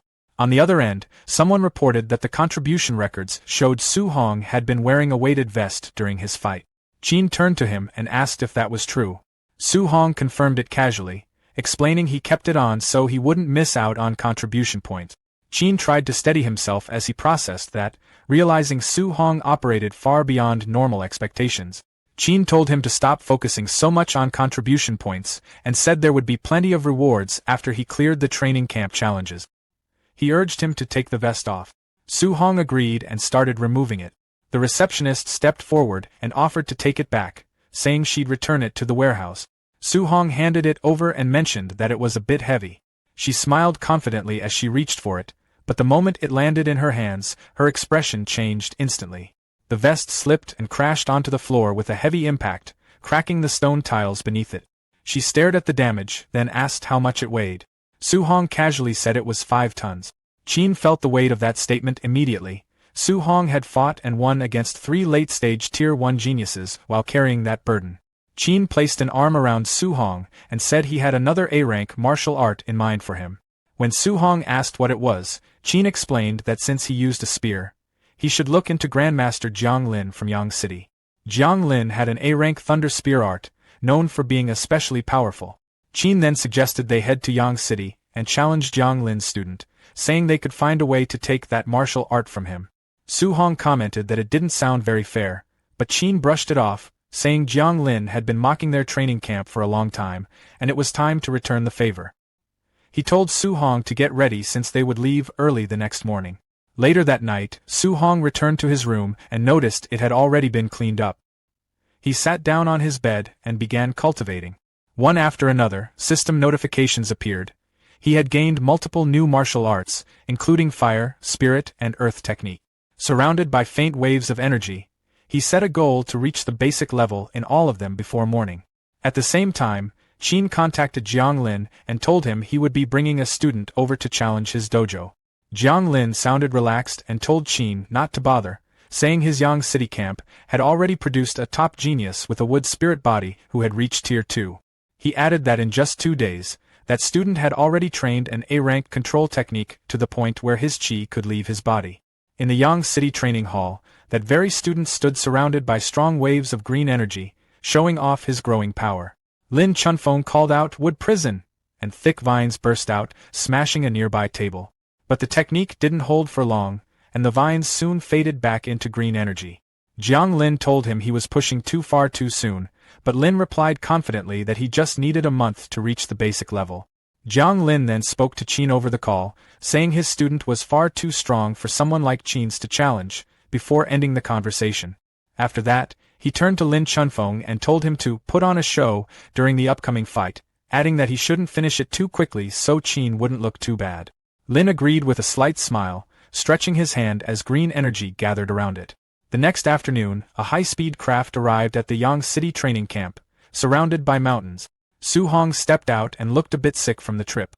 Jiang Lin walked up with a smirk and asked Qin where this so-called genius was. When Qin introduced Su Hong as a Tier 1 early-stage spear user, Jiang Lin paused, clearly confused, and asked if Qin was serious. At the same time, Jiang Lin started to feel uneasy, wondering how his Tier 2 student was supposed to hold back in a fight like this without going too far. Qin didn't react to the comments and simply told him to move things along so they could finish the match and go eat. Meanwhile, a big crowd of trainees gathered at the Yang City training camp arena, buzzing with excitement. Some of them talked about the so-called genius from Star City, joking that they hoped the challenger wouldn't be too disappointing. Grandmaster Jiang Lin then introduced Grandmaster Qin Tian Li and his genius student, Su Hong, to everyone. With a smug smile, he revealed that Su Hong was only at the beginner Tier 1 stage. The crowd reacted instantly, shocked and offended that someone that weak would step up to challenge them. They mocked Su Hong openly, saying their champion, Lin Chunfang, was already Tier 2 and could take him down without effort. Hearing all that, Lin Chunfang started to get nervous. His master had already told him to make the fight look close to protect Qin's reputation, but now he had no idea how to pull that off against someone so inexperienced. Ignoring the noise, Zhang Lin confirmed the bet with Qin Tianli. He said that if his student won, Qin would have to teach him an A-rank martial art. Then, acting generous, he added that if Su Hong somehow managed to win, he could pick an extra A-rank martial art as a reward. Su Hong politely thanked him. Qin Tianli, clearly amused, patted Zhang on the back and joked that he was being very generous. Deep down, Zhang Lin felt completely sure of the outcome. In his view, there was no way a Tier 1 beginner could defeat a Tier 2 fighter with a rare wood spirit body. Soon, both fighters stepped into the arena as the grandmasters watched closely. Zhang Lin quietly reminded Lin Chunfang to hold back. Lin nodded, gripping his sword, saying he understood. As he drew his blade, Lin Chunfang kept worrying about how to act during the fight. He was scared that one careless move might end things too quickly. Then he noticed something odd. Looking at his opponent, he asked why Su Hong wasn't using the spear he had brought with him. Su Hong casually stretched and said he wasn't planning to use his weapon yet. In truth, he had a simple reason. His only spear technique was just a basic C-rank skill, far weaker than his newer A-rank fist and movement abilities. Using the spear would only slow him down. Lin Chunfang took it the wrong way. To him, it sounded like pure arrogance, and it got on his nerve. Wanting to test that attitude, he jumped into the air and rushed forward, his sword wrapped in a green aura. He brought it down in a heavy strike, but Su Hong easily stepped aside, letting the blade crash into the stone floor and send debris flying. Su Hong smoothly moved back across the arena, using his A-rank movement skill. A faint trail of wind followed him as he kept his distance without any effort. Lin Chunfang was caught off guard, realizing a beginner was using such a high-level technique. Not wanting to give him space, Lin Chunfang pushed forward and said movement skills wouldn't help anymore. He activated his wood prison technique, sending thick green vines bursting from the ground to wrap around Su Hong's leg. Su Hong looked slightly surprised at the rare control skill and briefly commented on Lin Chunfang's talent. Even so, he stayed calm and began to gather strength, ready to break free. Before he could act, the vines suddenly fell apart on their own, fading away like they were never there. Su Hong looked confused, wondering how something like that could fail so quickly. Taking advantage of that moment, Lin Chunfang appeared behind him in midair. As he swung his sword down, he claimed that even a second of distraction was enough to decide the match. Su Hong didn't panic. He simply glanced back over his shoulder, gathered a swirl of green wind energy around his fist, and went for a quick counter. The moment he threw the punch, Lin Chunfang realized something was off. The attack was too fast. It would land before his sword could. He reacted quickly, using his wood escape technique to form a thick wooden barrier in front of him. But it didn't help. Su Hong's punch tore straight through it, shattering the shield and sending Lin Chunfang flying across the arena. As he was pushed back through the air, Lin Chunfang struggled to process what just happened. The raw power behind that strike didn't match someone at Su Hong's level. Around the arena, the trainees were just as stunned. They had just seen their champion's A-rank defense break apart with ease, and it made them rethink everything about this beginner. Above them, Grandmaster Qin laughed and joked about how quickly things had turned. Zhang Lin, still holding his ground, argued that strength alone wouldn't be enough and told Qin to keep watching. Su Hong didn't slow down. He rushed forward, closing the distance in an instant. He threw a strong kick, but it passed right through Lin Chunfang, breaking into shadows. Su Hong immediately realized it was just an afterimage. At the same time, Lin Chunfang reappeared behind him using his own A-rank movement skill, and launched another powerful slash, but Su Hong avoided it without much trouble. As the dust settled, Lin Chunfang stood there, breathing heavily. Looking at Su Hong, he admitted that the gap in strength was clear. He said that if they were on the same level, he wouldn't stand a chance, and suggested ending the fight there. Su Hong didn't respond with words. Instead, he lowered himself slightly and extended a hand. Bright orange flames burst to life around his fist. Before Lin Chunfang could even question it, a massive cage of fire formed around him, trapping him inside.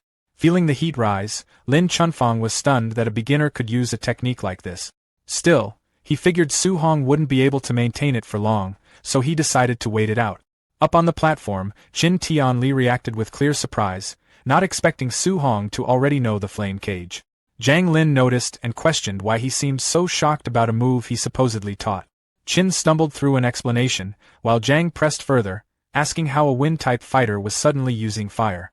Trying to stay composed, Qin brushed it off and said having multiple elements wasn't unusual. Then he quickly pointed back at the fight, asking why the flames were still going and drawing attention to the new energy gathering around Su Hong's hand. Outside the cage, Su Hong stood calmly, building up a pale, swirling aura around his fist. Inside, Lin Chunfang watched and realized what was happening. Su Hong was keeping the cage active while preparing another attack at the same time, something even experienced fighters struggled to do. Before he could react, Su Hong rushed forward and drove his glowing fist straight through the flames toward him.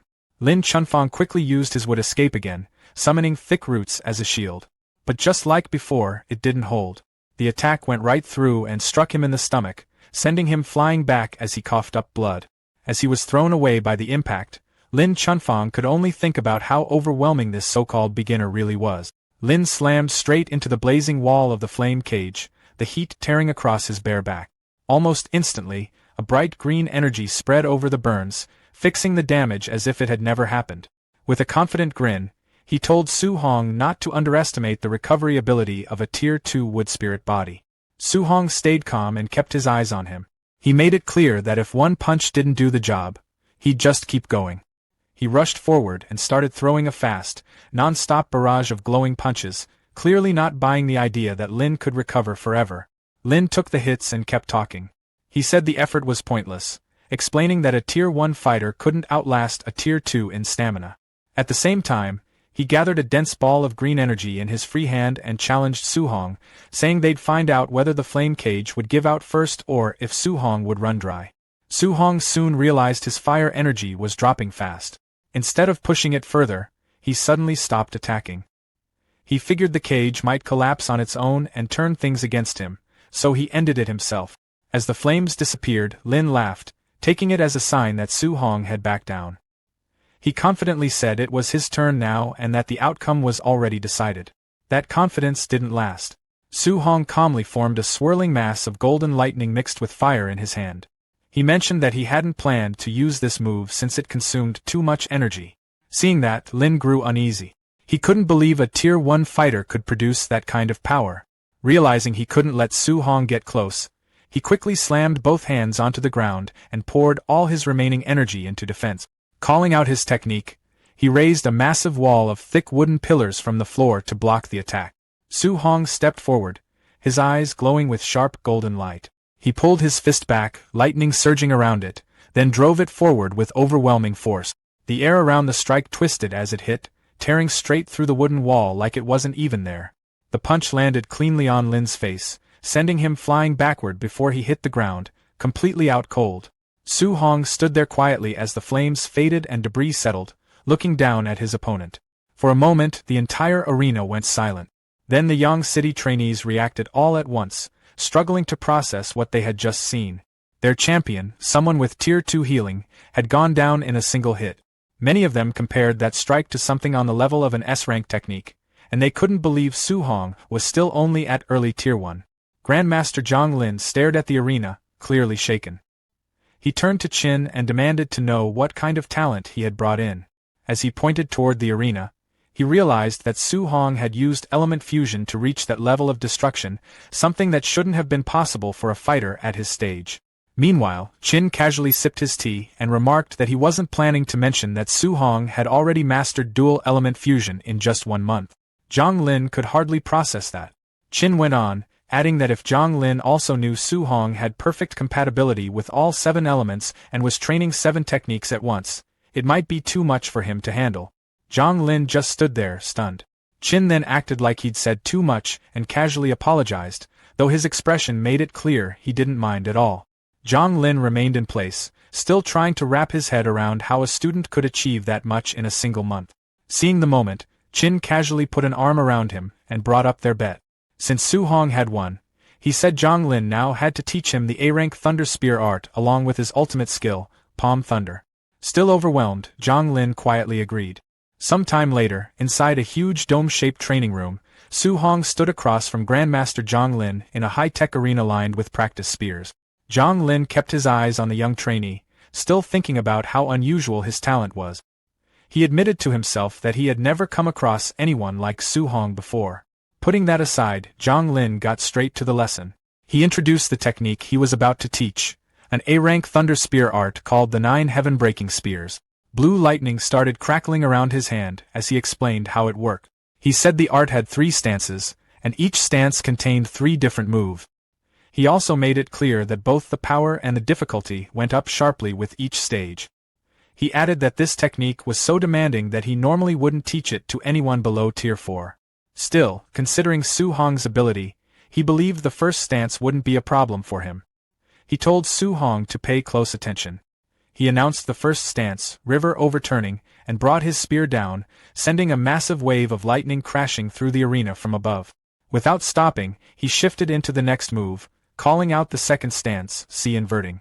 With a wide sweep of his spear, a huge surge of lightning rushed forward, spreading across the arena like a wild ocean. Su Hong held onto his spear and watched closely. Standing in the middle of that display, he felt incredibly small, like he was caught in a violent storm where even a single bolt could wipe him out.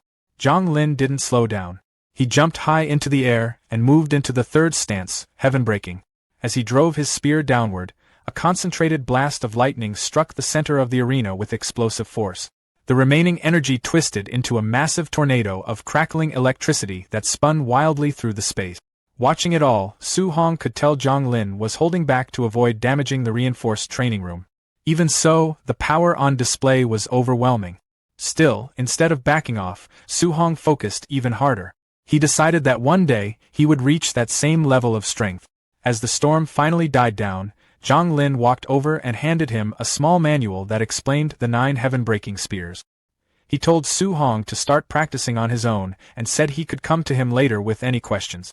Su Hong thanked him properly for the guidance. Zhang Lin gave a small smile and said he was only following through on their bet. He added that once Su Hong mastered the first stance, he would teach him another technique, palm thunder. He casually mentioned that even though the spear art was powerful, it still didn't compare to his ultimate skill. Hearing that, Su Hong gripped the manual tighter, clearly excited. If palm thunder was even stronger, he wanted to get there as soon as possible. He made up his mind to master the spear art quickly. Zhang Lin waved a hand and turned to leave the dome. As he walked off, he said he had something to discuss with Grandmaster Qin and promised he'd come back later to check on Su Hong's progress. That left Su Hong alone in the arena, ready to begin his training. About an hour later, Su Hong stood in the middle of the training dome while Grandmaster Jiang watched from the entrance. Jiang asked if he had started to understand the technique yet, though he quietly figured there was no rush. In his view, something like this would usually take at least a month or 2 to get the hang of. Right then, a surge of golden lightning burst out from Su Hong's position. He lifted his spear and swung it, electricity snapping through the air as he pushed the technique out with force. Thick bolts of lightning crashed into the ground, leaving burn marks and smoke across the arena floor. When everything settled, Su Hong let out a breath and said the spear art was way harder than he expected, adding that he could only manage the basics for now. Jiang didn't respond right away. He just stared, sweat forming on his forehead as he tried to process what he had just seen. To him, it didn't look like barely the basics at all. Before he could even say anything, Su Hong kept going and directly asked to learn palm thunder next. By the time the sun was setting, Jiang stood outside the dome on the steps, staring off into the distance without saying a word. Grandmaster Qin walked over and asked what was going on, wondering if he had already finished teaching palm thunder. Jiang, still out of it, simply said he was done and told Qin to go inside and see for himself. Qin walked into the dome, muttering that maybe Jiang hadn't really gone all out while teaching. He figured a technique like palm thunder should be impossible to pick up without close guidance. But as soon as he turned the corner, he stopped. Su Hong was standing in the center of the room, his entire body and both hands surrounded by a swirling mass of yellow lightning. Su Hong looked over with a bright expression and called out that he had finally learned palm thunder. Qin just stood there, trying to take it in. He had expected fast progress, but not this fast. He remembered it had taken him 3 full months to master the same move back when people called him a genius. At that moment, he understood that Su Hong's future had no clear limit, and reaching Tier 9 didn't seem out of reach at all. Jiang eventually walked in and placed a hand on Qin's shoulder, telling him to stop standing there and suggesting they go grab something to eat since it had been a while. Qin agreed and told Su Hong that they were heading out for a drink. Later that night, the Yang City training camp dorms sat quietly under the moonlight. Inside his room, Su Hong sat on his bed, going over his progress. After defeating Wang Tiantua and his 2 companions the day before, and Lin Chunfeng earlier that day, he had gained a total of 230 martial value. He opened his system interface and checked his stats. Vitality, 138.6, Spiritual Power, 100.2, Physique, Overlord Body is Spirit rank 12%, Martial Value, 230. Looking at it, he felt all 3 areas, Vitality, Spiritual Power, and Physique, were still too low. The 230 martial value didn't feel like nearly enough. After thinking it over, he decided his foundation mattered most, so he focused on increasing his vitality. As he did, the system recorded small boosts, adding plus 0.1 each time. He let out a quiet sigh, realizing he needed a better way to earn more martial value. Since no one in the camp wanted to spar with him anymore, his choices were limited. He decided that from now on, he'd head to the ferocious beast room and hunt instead. At the same time, in a nearby restaurant, Grandmaster Jiang was clearly drunk, his face red as he slammed the table and complained to Qin. He accused him of being shameless and tricking him out of 2 A-rank martial arts. Qin just laughed and pointed out that Jiang had already said that more than once. Their meal got interrupted when a teaching assistant rushed in, saying they had finally found Jiang.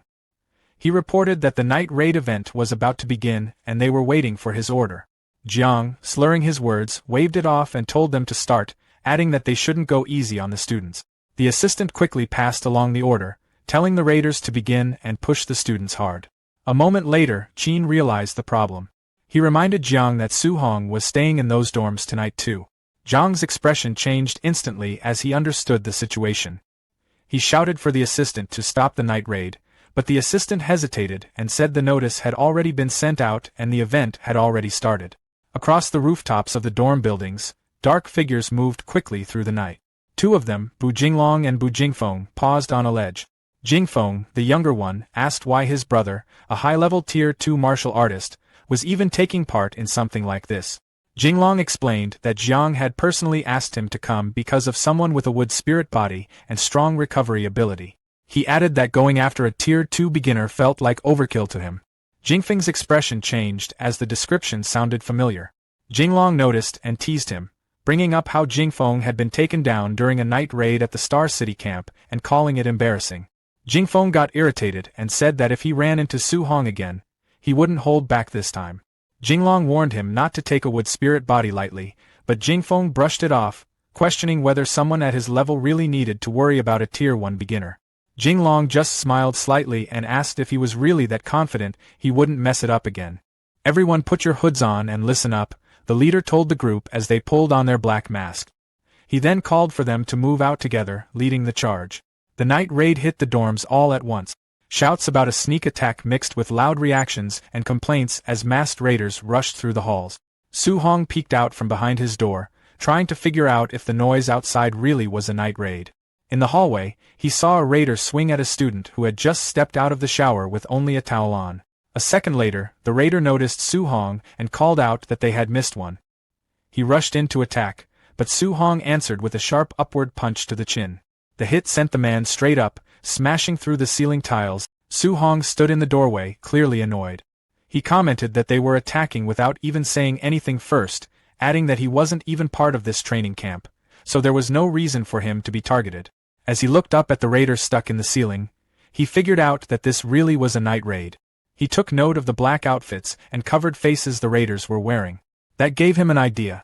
If he changed into those same clothes and blended in, he could move around freely, take people down, and collect rewards without drawing attention. He paused for a moment, wondering if it was a bit questionable, but a confident grin spread across his face as he decided to go through with it.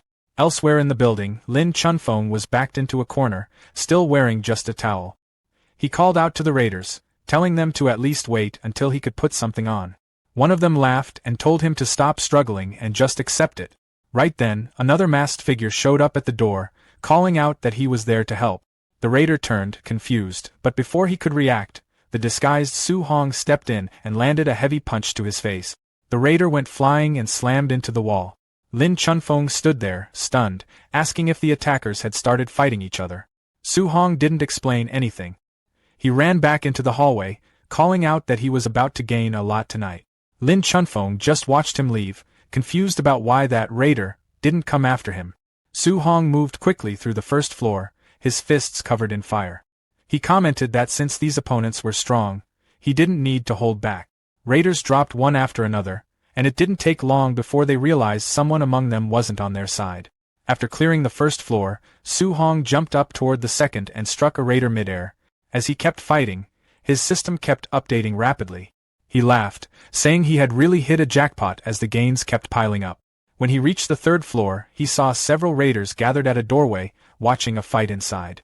They were talking about how Lin Chunfeng was holding up surprisingly well against Bu Jinglong, a high-level Tier 2 fighter. When Su Hong walked over, they told him that all the other students had already been taken down, and only the wood spirit body user was left. Su Hong cut in, saying there was no need to wait. His hand lit up with energy. The others looked at him, confused. Then, without hesitation, he turned on them and struck. The raiders were sent crashing into the room where the fight was happening. Inside, Bu Jinglong, surrounded by a red aura, turned toward the noise and demanded to know why his own side was getting attacked. Both he and Lin Chunfeng, whose body glowed green, paused and looked toward the entrance. Su Hong stood there, his body shining with bright yellow energy. Facing both of them, he calmly challenged them, saying they could come at him together. Bu Jinglong told Lin Chunfeng to move aside and recover while he handled the troublemaker himself. Clearly annoyed that someone had stepped in and disrupted the Night Raiders' rules, he rushed straight at Su Hong, yelling that he was about to learn a hard lesson. Su Hong didn't seem bothered at all. He gathered golden energy into his hand, creating a powerful Vajra fist before meeting Bu Jinglong head-on. The collision hit with so much force that Bu Jinglong lost his footing and staggered backward. He looked completely caught off guard by the sheer strength behind Su Hong's attack.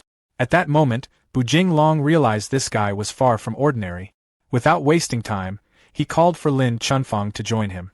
Lin Chunfeng instantly activated his wood prison technique, sending massive vines bursting out from the ground to trap Su Hong. But Su Hong reacted quickly, flipping away before the vines could touch him. Using the opening, Bu Jinglong suddenly appeared behind Su Hong and launched a heavy punch. Instead of landing cleanly, his fist slammed into a glowing purple armor made from earth energy that had formed around Su Hong's body. Bu Jinglong could hardly believe it. He started wondering where this monster of a fighter had even come from and how someone could casually block a high-level Tier 2 attack like that. Before he could fully react, Su Hong disappeared from sight. A second later, he reappeared and smashed Bu Jinglong straight into a wall. The impact shattered the instructor's armor and left him coughing blood. Su Hong didn't stop there.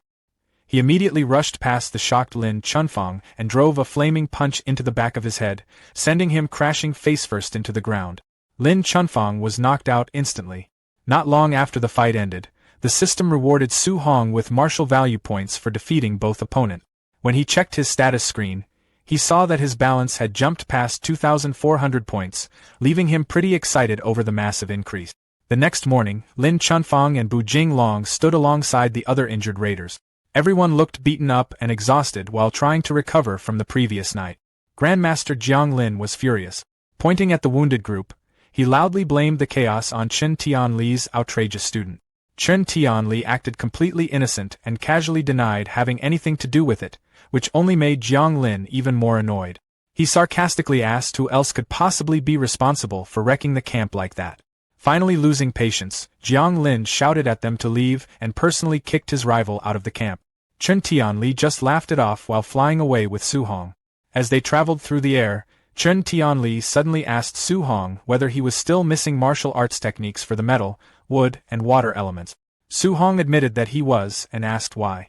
With a playful smile, Chen Tianli hinted that it might be time to visit a few more of his old friends. Over the next 10 days, Su Hong and Chen Tianli traveled from one training camp to another, visiting 3 camps in total. Every time, they pulled off the same routine. Su Hong would step into battle and easily defeat the camp's top fighters, while Chen Tianli happily collected the rewards afterward. Whenever the rival grandmasters accused them of cheating, he simply laughed it off and acted like he had no idea what they were talking about. After returning to his dorm, Su Hong focused on absorbing everything he had learned. While meditating, the system confirmed that he had successfully mastered the beginner stages of 3 A-rank martial arts, Metal Ripple, Woodvine Entanglement, and Water Dragon. When he opened his eyes, he couldn't help feeling impressed with himself. Not long ago, owning even one A-rank martial art would have sounded impossible, but now he had several of them. Checking his system again, Su Hong noticed his martial value points were getting close to 3,000. Since he had been saving them for a while, he finally decided it was time to boost his vitality. The moment he started pouring all those points into his body, things became intense fast. Heat surged through him while raw energy spread everywhere at once. His muscles expanded painfully, and sweat quickly covered his body. Even Su Hong started wondering if he had pushed things too far in one go as his vitality climbed all the way to 450. After a while, the violent energy finally calmed down. Breathing heavily, Su Hong stayed on one knee while recovering from the strain. Even with the pain, he felt excited after realizing he was now only 50 points away from reaching Tier 2 martial artist status. When he checked his remaining points, he saw exactly 100 left. For a moment, he debated whether to spend them on spiritual power or improve his rare Overlord body physique instead. Curious about how strong the physique could become, Su Hong picked the Overlord body upgrade option. The system instantly consumed all 100 points, only to increase the spirit rank by a tiny 0.1%. Su Hong looked completely annoyed by the result. In his mind, upgrading this special physique felt ridiculously expensive compared to everything else. After thinking it over, he decided reaching Tier 2 mattered more right now. He grabbed his jacket and headed for the door, planning to hunt monsters in the ferocious beast room to earn more points. But before he could leave, he bumped into Grandmaster Chen Tianli. The old master casually asked whether Su Hong still lacked a healing martial art. Hearing that question immediately made Su Hong nervous because he already had a pretty good guess what the Grandmaster was planning next. Not long later, the two arrived at the Hang City training camp. Grandmaster Wang Qingshan stood before a large crowd of trainees and announced a brutal survival event.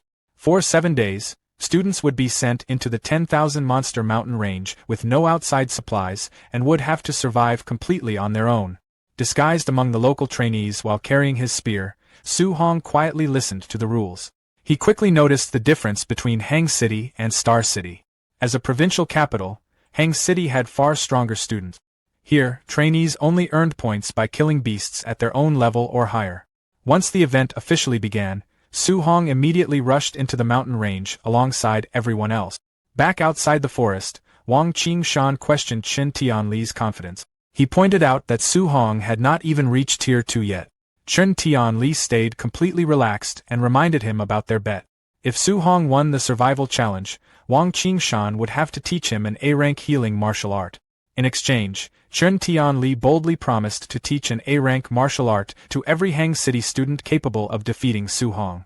Wang Qingshan looked amused by that deal and wondered whether Chen Tianli could really afford to make such a promise, especially since many students there were already Tier 2 fighters. Chen Tianli still didn't seem worried.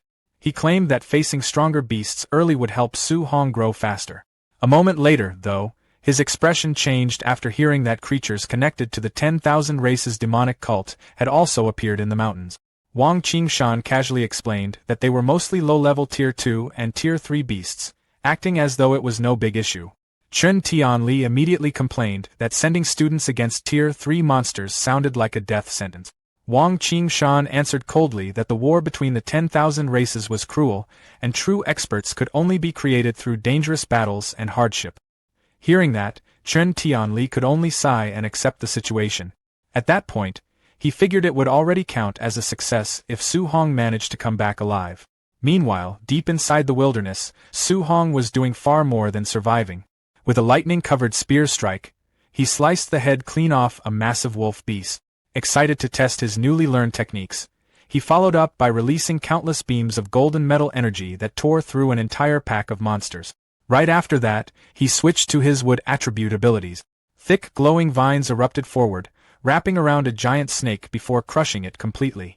As night covered the mountain range, Su Hong unleashed a huge water dragon that blasted through a flaming beast with overwhelming force, showing just how powerful his new A-rank martial arts had become. Later, he stepped into a dark cave surrounded by the glowing corpses of defeated beasts. Looking around at the destruction, Su Hong admitted to himself that the new techniques were unbelievably strong. Still, he also realized there was a downside. Using multiple A-rank martial arts back-to-back drained his spiritual energy much faster than expected. Standing inside the blood-stained cave surrounded by monster remains, Su Hong checked his system and saw that he had already gained more than 500 martial value points. Since his vitality had finally reached its limit, he decided the time had come to attempt his Tier 2 breakthrough. Sitting down to meditate, Su Hong started channeling all his newly earned points into his vitality. Soon, a blazing aura erupted around him as the system continuously strengthened his body and pushed it toward the next stage. At the same time, somewhere deep in the forest, a red-haired cultist wandered through the darkness while complaining about being stuck on patrol duty in the middle of the night. He felt certain nobody would ever discover their hidden sacrificial grounds buried in such a remote mountain range. But while passing near a cave, he suddenly noticed the freshly killed corpse of a giant beast lying outside the entrance. Realizing an outsider had entered their territory after all, the cultist slowly approached the cave before calling out toward whoever was hiding inside with a dangerous grin on his face. He threatened that refusing would only make things far more painful, bragging that he would skin him alive and slowly torture him first.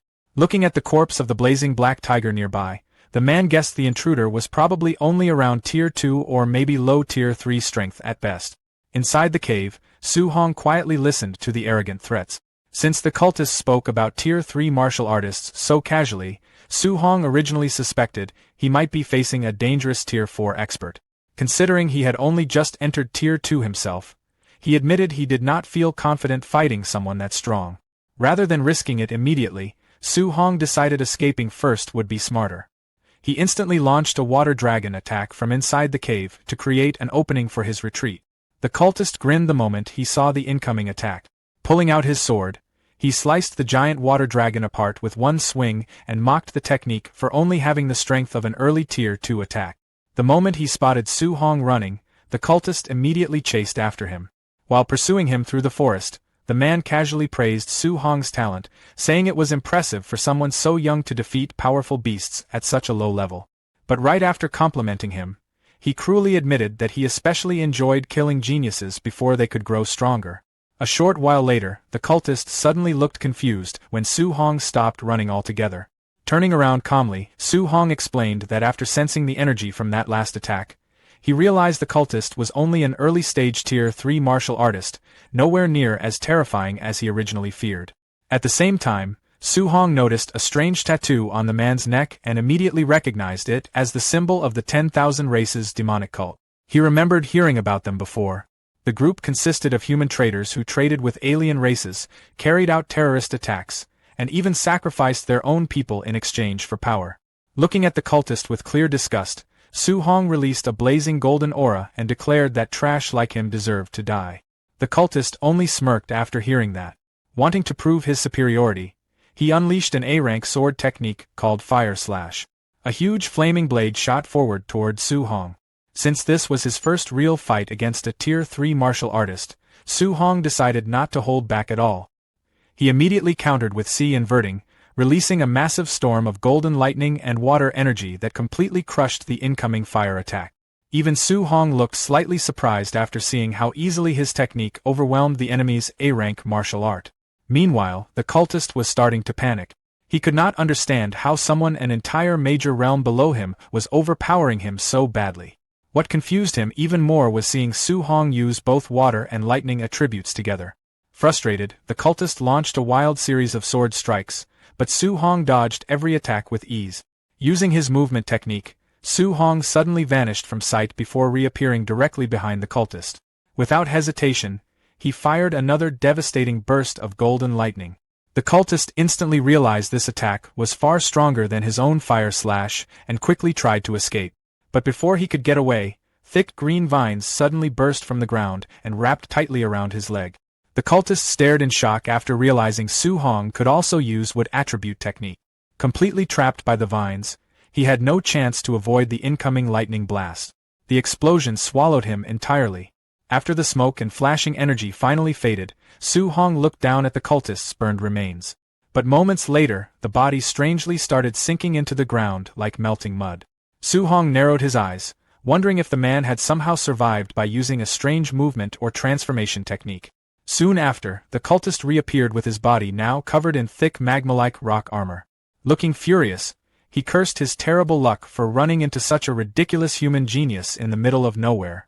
The armored cultist warned Su Hong that there was no escape left this time and prepared to attack again. Then his body started changing even further. Large wings burst from his back as he activated a bloodline transformation. Looking completely full of himself, he demanded that Su Hong witness the power of the celestial race. Su Hong looked more disgusted than impressed. Pointing his spear forward, he mocked the cultist for turning himself into a strange-looking monster and called the entire demonic cult insane. The cultist casually grabbed the tip of Su Hong's spear with his armored hand and proudly claimed that once the bloodline transformation was complete, he would become a true celestial being. Still holding onto the spear, he declared that Su Hong had to die for interfering with their sacrificial ritual.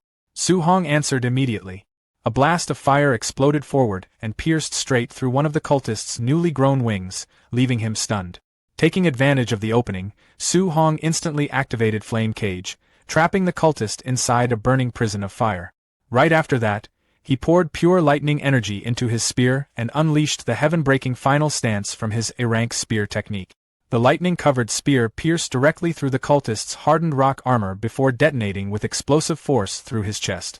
The magma armor shattered apart piece by piece while the cultist looked completely unable to accept what had happened. Seconds later, his transformed body broke apart entirely.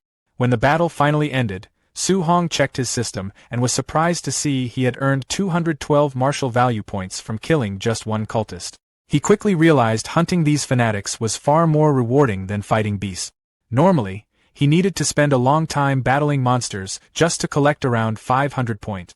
Then he remembered the cultist mentioning some kind of sacrificial ritual. After thinking it over, Su Hong guessed there were probably captives somewhere nearby.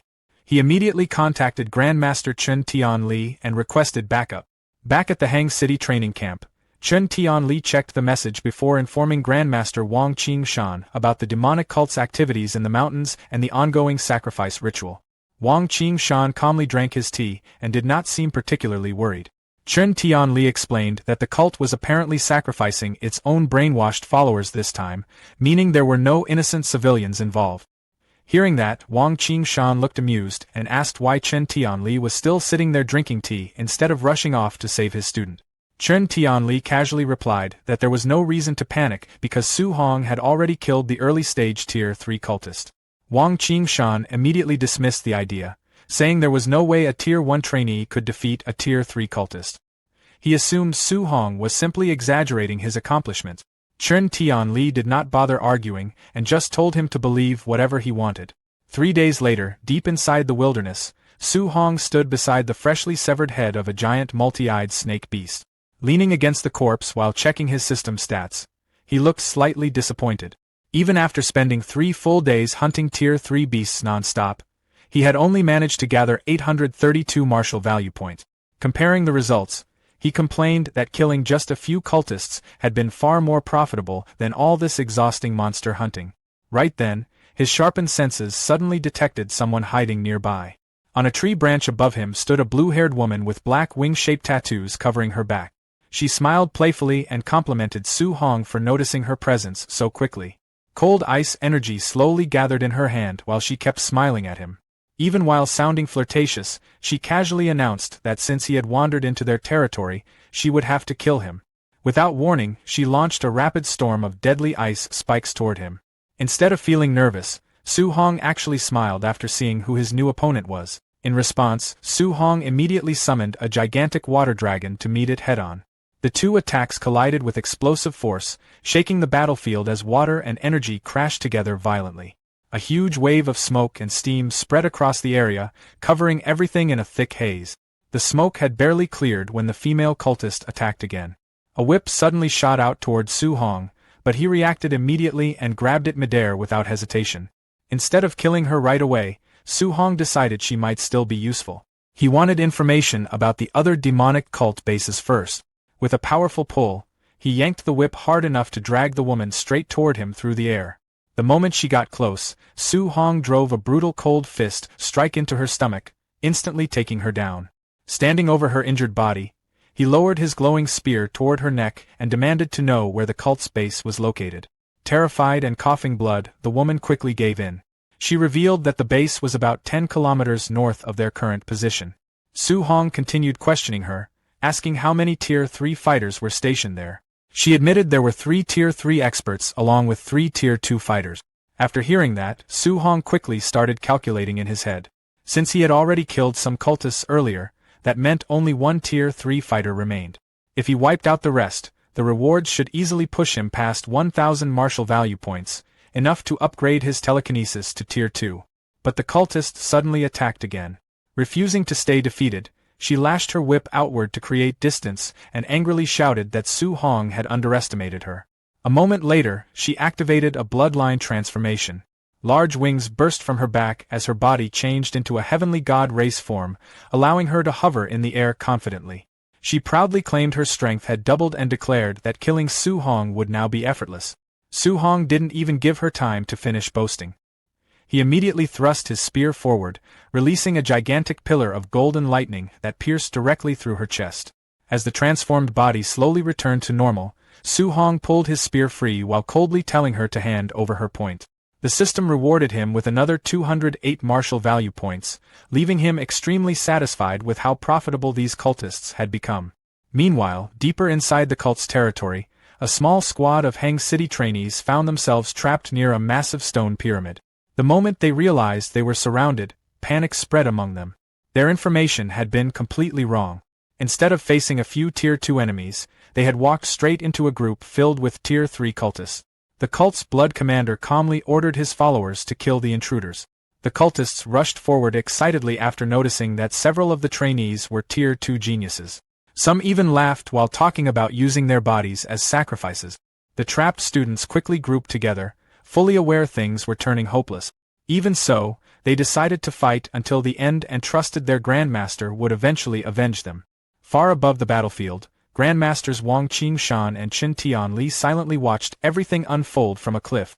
Wang Qingshan proudly pointed out Hang City's top 3 geniuses to his rival while praising their courage for standing against stronger Tier 3 enemies. He explained that he planned to let them struggle for a while to gain combat experience and would only interfere if they truly faced death. Chen Tianli simply smiled and casually replied that there was no need for either of them to step in. He confidently revealed that his own little monster, Su Hong, was already rushing toward the valley to rescue Wang Qingshan's students. Wang Qingshan immediately stared at him like he had gone crazy.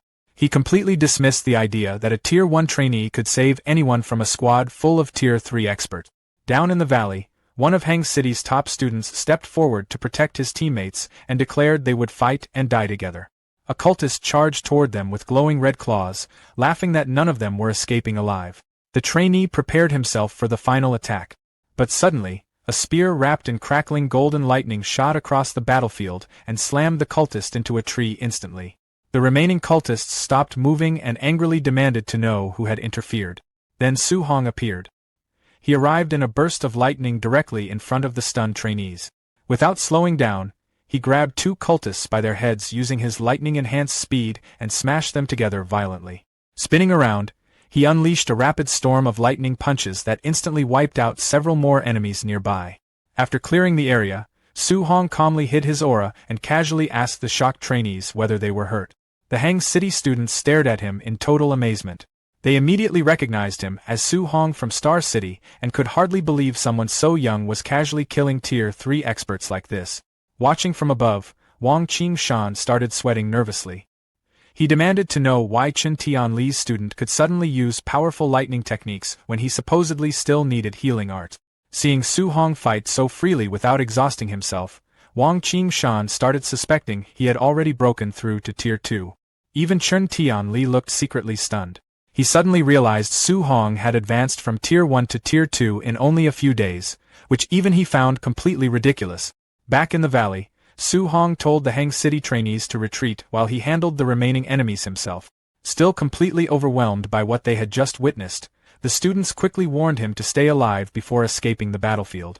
The moment they disappeared, a greedy smile spread across Su Hong's face. The female cultist had lied earlier. There were not just a few Tier 3 enemies here. There were over a dozen of them. To Su Hong, that sounded perfect. At roughly 200 martial value points per kill, this battle was starting to look incredibly profitable. A giant cultist suddenly charged straight at him while roaring that he would crush him into pieces. Su Hong casually avoided the attack, slipped past the man's defense, and slammed a heavy punch into his stomach hard enough to send the massive cultist crashing to the ground. Golden lightning gathered around Su Hong's hands again as he calmly turned toward the remaining enemies and announced that it was now their turn. The surviving cultists immediately backed away in fear after seeing how overwhelming his strength was. At the same time, another man slowly climbed the stairs of the giant pyramid while the terrified cultists screamed that Su Hong was a monster and begged their commander to save them. Once the man reached the top, he inhaled deeply. Instead of caring about the dead cultists, he happily declared that their sacrifice had been worth it. Su Hong looked confused when the blood from every dead body suddenly began floating upward against gravity. Streams of blood gathered together and rushed toward the top of the pyramid, swirling around the commander's body. At that moment, Su Hong realized this had been the cult's real ritual all along. The blood suddenly exploded into brilliant golden light. When the glow faded, the commander had transformed into a blonde figure with massive white wings spread behind him. Hovering proudly above the altar, the winged man looked down at everyone and arrogantly demanded to know why these lowly humans were not kneeling before a noble member of the heavenly god race. Meanwhile, Su Hong tightened his grip on his spear and smiled excitedly. After all, if defeating a mutated cultist already gave him huge rewards, then killing a pure-blooded heavenly god race member might earn him an insane amount of martial value points. The heavenly god race member looked down at Su Hong with pure arrogance, acting as if humans were beneath him. He coldly demanded to know who gave a mere ant permission to even raise his head toward him. According to him, Su Hong would pay for that disrespect with his life. Before Su Hong could react, the winged man suddenly disappeared. A split second later, he reappeared right behind him. Even Su Hong got caught off guard by the terrifying speed. He barely managed to block the incoming strike, but the impact still smashed the ground beneath his feet and sent shockwaves across the valley. Floating in the air, the heavenly god smirked after realizing Su Hong was far stronger than the average young human fighter. Su Hong wiped blood from the corner of his mouth and immediately understood how dangerous the heavenly god race truly was. The possessed cultist admitted he originally came expecting to casually wipe out weak humans during the ritual, but after seeing Su Hong's strength, he decided this human genius needed to die immediately before becoming a future threat. Then, suddenly, cracks spread across the man's arm. Annoyed, he muttered that the human body he possessed had not even reached Tier 4 vitality yet and was already struggling to handle his divine power.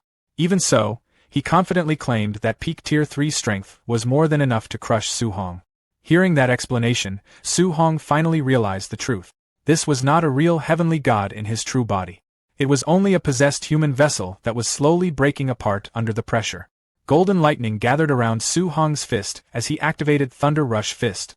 This time, he boldly declared that the outcome of the battle was no longer guaranteed. The two immediately charged at each other. Their fists collided over and over in a violent exchange of attacks that shook the entire valley. Every impact blasted apart the ground around them. Watching from the cliffs above, Chun Tianli casually commented that the heavenly god race really did deserve its reputation for physical strength if it could keep up with his student. Beside him, Wang Qingshan looked completely stunned. What shocked him most was not the heavenly god, it was Su Hong. He could not understand how a fighter from a lower realm was matching, and even overpowering, a possessed heavenly god using pure physical strength alone. Su Hong eventually landed a heavy lightning-covered punch that forced the winged enemy backward. Bruised and bleeding, the heavenly god stared at him in disbelief and demanded to know what kind of monstrous physique he possessed.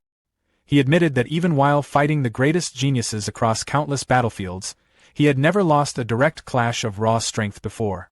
Yet now, a human was actually pushing him back. Meanwhile, Su Hong looked completely relaxed. Smirking confidently, he mocked the heavenly god and told him to keep fighting if he still had energy left. A fiery aura exploded around Su Hong as excitement filled his expression.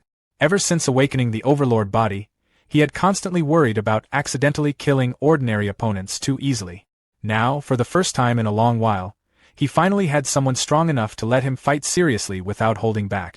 Su Hong even admitted that he wished the heavenly god's real body were present because this weakened host was stopping the battle from becoming truly satisfying.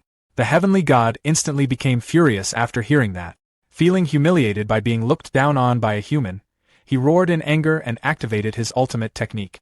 A giant golden portal opened in the sky.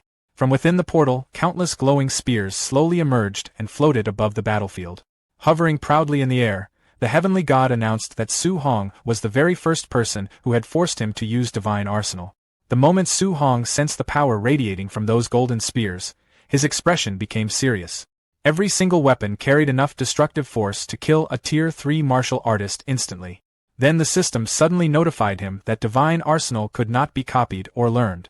That completely surprised him, since he had never encountered an unlearnable martial art before. Watching from above, Wang Qingshan immediately recognized the technique. He explained that divine arsenal was an innate martial art exclusive to heavenly gods with extremely pure bloodlines. Hearing that, Chen Tianli realized the being possessing the cultist might actually be a high-ranking noble from the alien race. Wang Qingshan quickly urged him to interfere before Su Hong got killed. But Chen Tianli calmly stopped him and said there was still no need to panic, because Su Hong had not even used his strongest move yet. Then, with obvious pride, he revealed that Su Hong possessed perfect compatibility with all 7 elements. Wang Qingshan looked completely stunned after hearing that.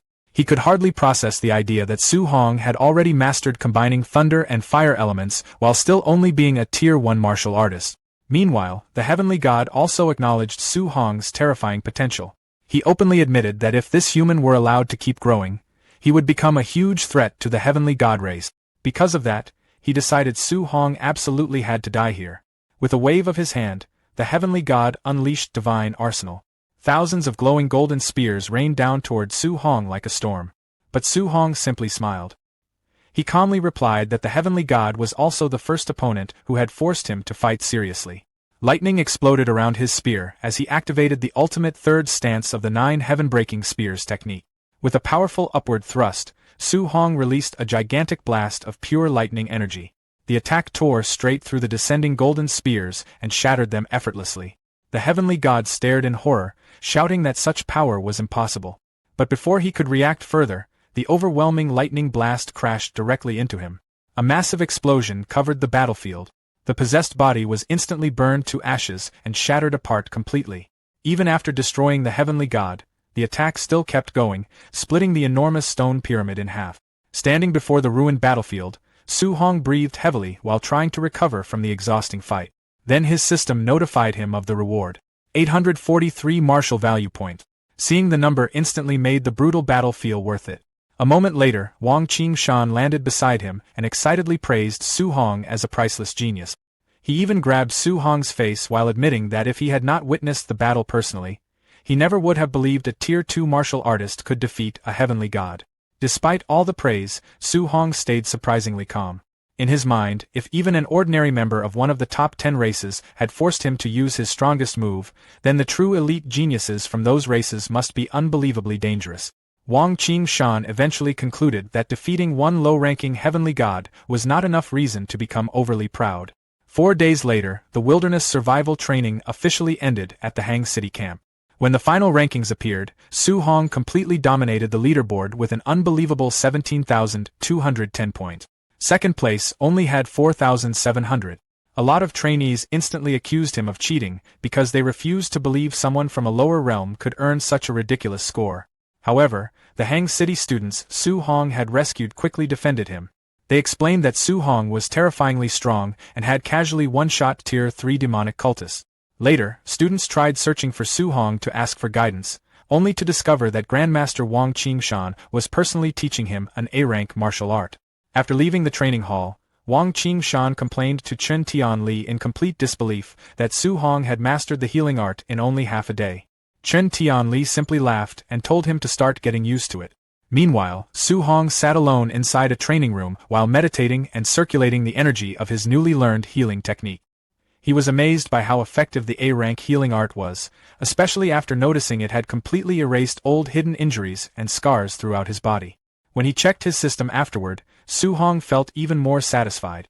His martial value total had climbed past 41,800 points thanks to the wilderness battles. After calculating carefully, he realized the huge amount was enough to raise his spiritual power to 500 points, officially making him a Tier 2 spirit master while still leaving plenty behind to strengthen his vitality further. Far away from human territory, on the Heavenly God race's home planet, a meeting was taking place inside the Grand Heavenly God Palace. A massive statue-like entity questioned its subordinates with visible anger, demanding to know how one of their clansmen could lose to a human who was an entire realm lower, especially after using divine arsenal. One subordinate respectfully confirmed the humiliating defeat and admitted that the human they faced was an unprecedented monster among geniuses. Soon, another clansman named Tian Shang stepped forward after being summoned. Recognizing Su Hong as a massive future threat, the statue immediately issued an official heavenly god race kill order and demanded the boy's elimination as quickly as possible. Tian Shang accepted the assassination mission with a confident and sinister smile. Afterward, the statue asked for updates regarding the divine object fragments hidden within human territory. The subordinate explained that they still had not secured any fragments yet, but they recently intercepted promising information. The statue ordered them to continue searching in secret no matter the cost, while making sure humanity remained completely unaware of their movements. Meanwhile, at the Star City training camp, trainees gathered around a live feed showing Wang Tianyuo decapitating a Tier 2 bear beast with his bone netherfire fists. The crowd commented that ever since Su Hong defeated Wang Tianyuo, Xian, and Lin Xingyi, the three elite trainees had completely changed. After losing, they started training like mad every single day, spending all their contribution points on strength pills and non-stop combat room sessions. Their hard work paid off fast. Within just 1 month, all three successfully broke through to Tier 2. Even Lin Xingyi dropped his usual flashy attitude and trained hard enough to build a heavily muscular body. The three elites waited confidently for Su Hong's return, eager for another fight.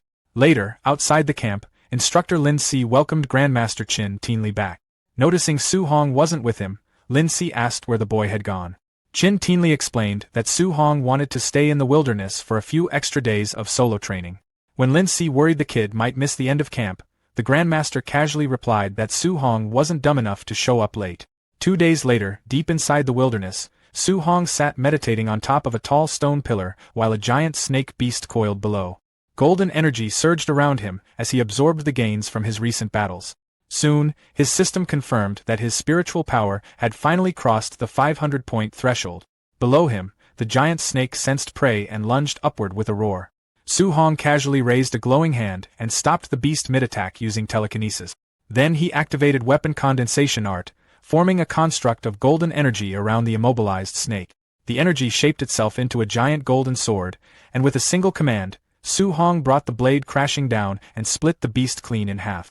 As the remains dropped away and the weapon dispersed, Su Hong admired the destructive power he now possessed as a Tier 2 Spirit Master. Wanting to test his limits further, he attempted a 3-attribute fusion by gathering thunder, fire, and metal energy together in his hands. The second the three elements combined, the energy became unstable.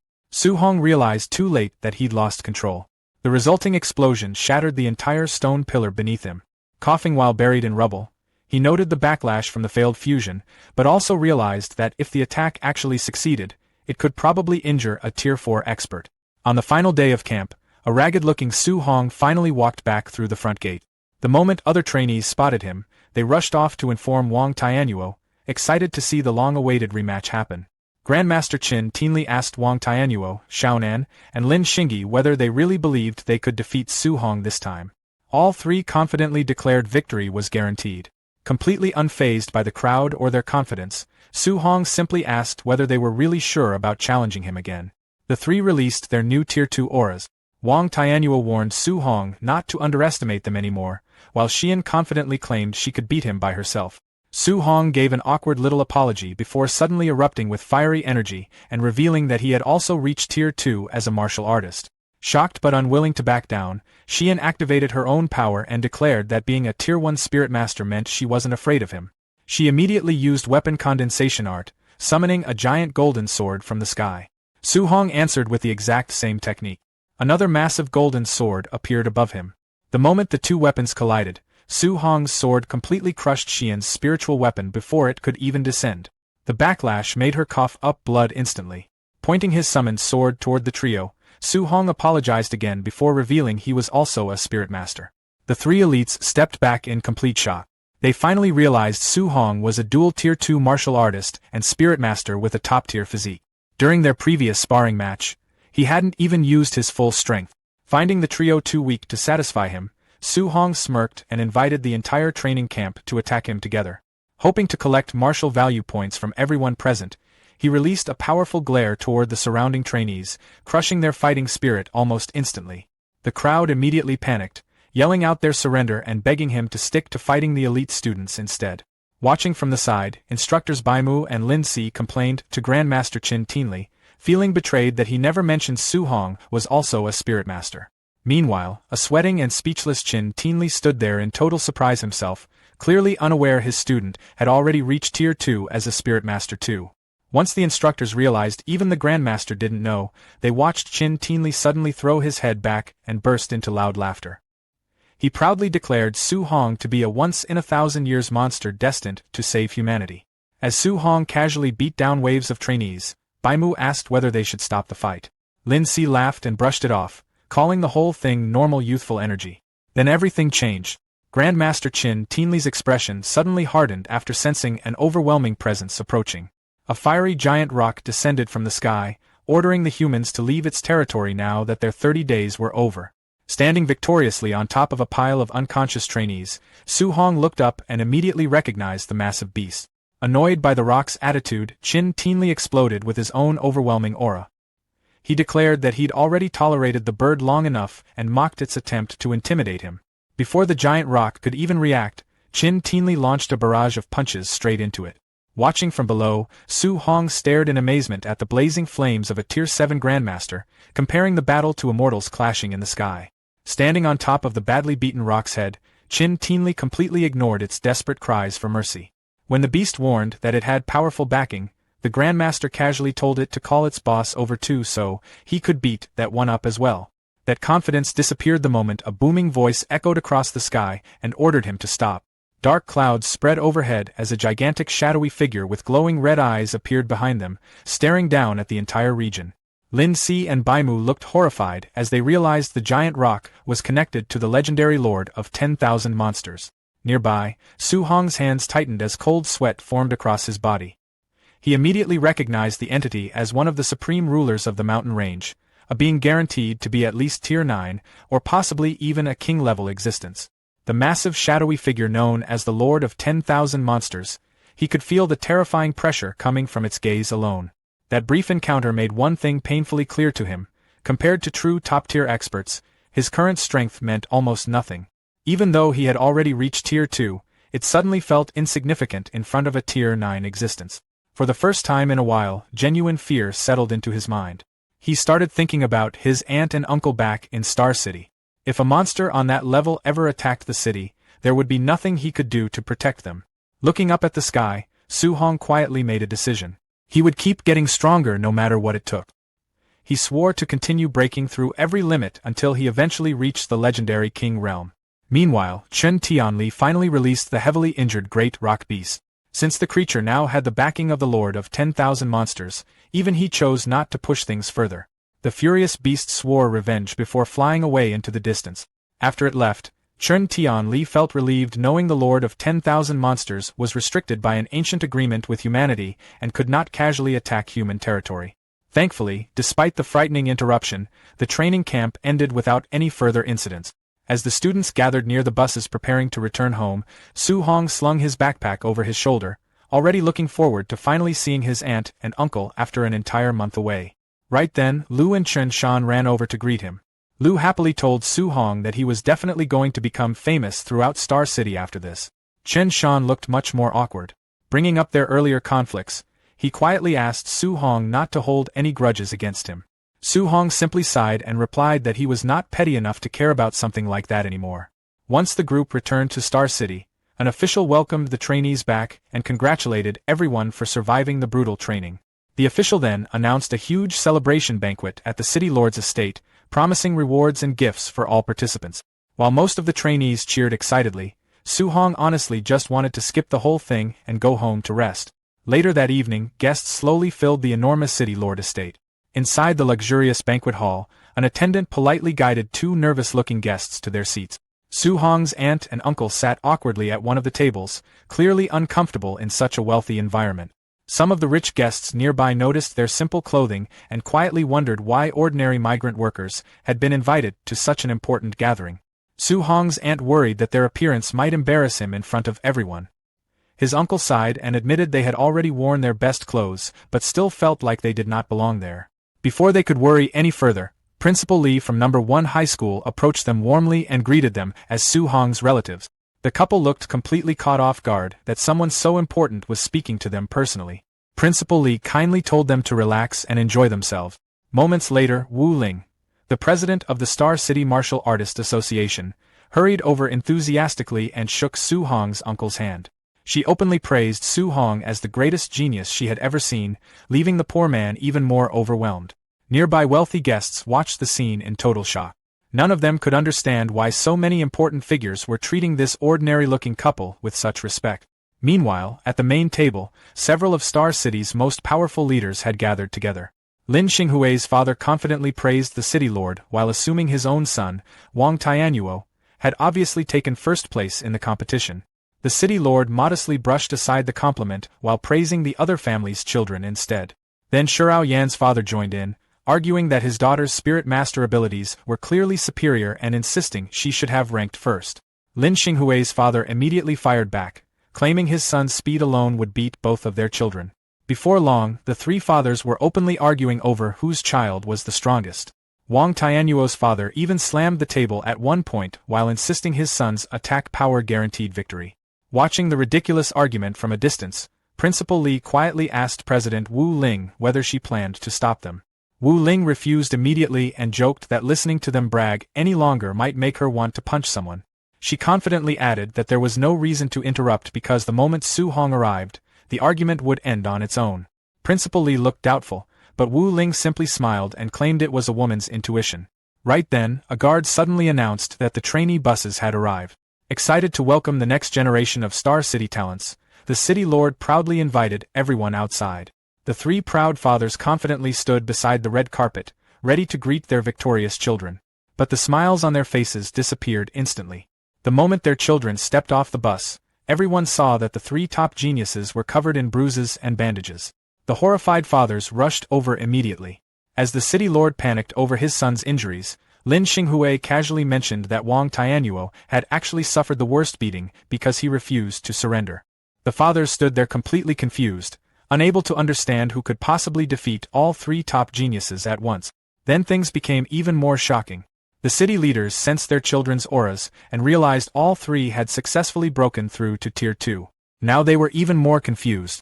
What kind of monster could overpower three newly advanced Tier 2 geniuses simultaneously? The three elite students admitted defeat honestly. Wang Tianyuo confessed that his opponent's raw strength was overwhelming. Lin Xinghui admitted he had completely lost in terms of speed. Shurao Yan revealed that even her spiritual power had been crushed. The exhausted trio then warned their fathers that the winner was an absolute monster before telling everyone to look toward the bus. Soon, the rest of the trainees stepped out. Every single one looked beaten up. Then, almost like they had rehearsed it beforehand, the trainees quickly formed two neat rows beside the red carpet. Su Hong casually walked forward between them while carrying his spear and looking perfectly fine. Seeing the dramatic scene around him, Su Hong only felt awkward and wished he could quietly leave already. The moment he spotted his aunt and uncle in the crowd, though, his expression immediately brightened and he called out to them. The surrounding elites looked stunned after realizing this unbelievable genius actually came from an ordinary family background. As the crowd shifted, Su Hong's aunt suddenly lost her balance and almost fell. Before she could hit the ground, a gentle wave of spiritual power lifted her safely into the air. Su Hong quickly used his telekinesis to carefully lower her back down before asking if either of them had gotten hurt. His uncle looked amazed by the ability while his aunt quickly assured him she was fine. Relieved, his uncle admitted they had been worried about him the entire time. Su Hong smiled warmly and reassured them. Watching this scene, the city lord and Shurao Yan's father looked completely shocked. At that moment they realized Su Hong was not only a Tier 2 martial artist, he was also a Tier 2 spirit master. Shurao Yan's father finally understood why his daughter had lost so badly. Nearby, Principal Lee and President Wu Ling immediately started accusing each other of secretly hiding Su Hong's spirit master abilities. A few seconds later, both realized neither of them had known either. Recovering quickly, Wu Ling proudly announced that nobody in Star City could challenge her association anymore. Principal Lee looked equally thrilled and excitedly declared that No. 1 High School was about to dominate the entire city. Meanwhile, news of Su Hong's true strength spread through the banquet hall like wildfire. The wealthy guests immediately began scrambling for their phones, desperately trying to gather information about him. Some started arranging expensive gifts, while others even called their daughters to come to the estate, hoping to connect their families with the city's rising genius. Seeing the perfect opportunity, the city lord quickly ordered an attendant to bring over a premium bank card along with several property deeds. Approaching Su Hong personally, he loudly praised him as a once-in-a-generation talent before gifting him a luxury villa and 3 million in cash as a reward for taking first place. The other powerful fathers immediately realized the city lord had completely invented the reward on the spot to secure Su Hong's loyalty first. Smiling warmly, the city lord extended his hand and promised to support Su Hong fully in the future. Su Hong immediately understood the situation. Rejecting the gift publicly would offend one of the most powerful men in Star City. But accepting it would also mean owing the city lord a favor later on. Su Hong quietly looked over the rewards being offered to him. After thinking it through, he realized this arrangement actually benefited him a lot. With the city lord protecting his family, he would finally be able to focus on getting stronger without constantly worrying about his aunt and uncle back in Star City. At the same time, Su Hong also knew he wasn't alone. Grandmaster Qin Tianli, President Wu Ling, and Principal Li were all supporting him as well. Because of that, he wasn't worried the city lord would try forcing him into unreasonable obligations later. After making up his mind, Su Hong thanked the city lord sincerely and admitted that he truly did need the help.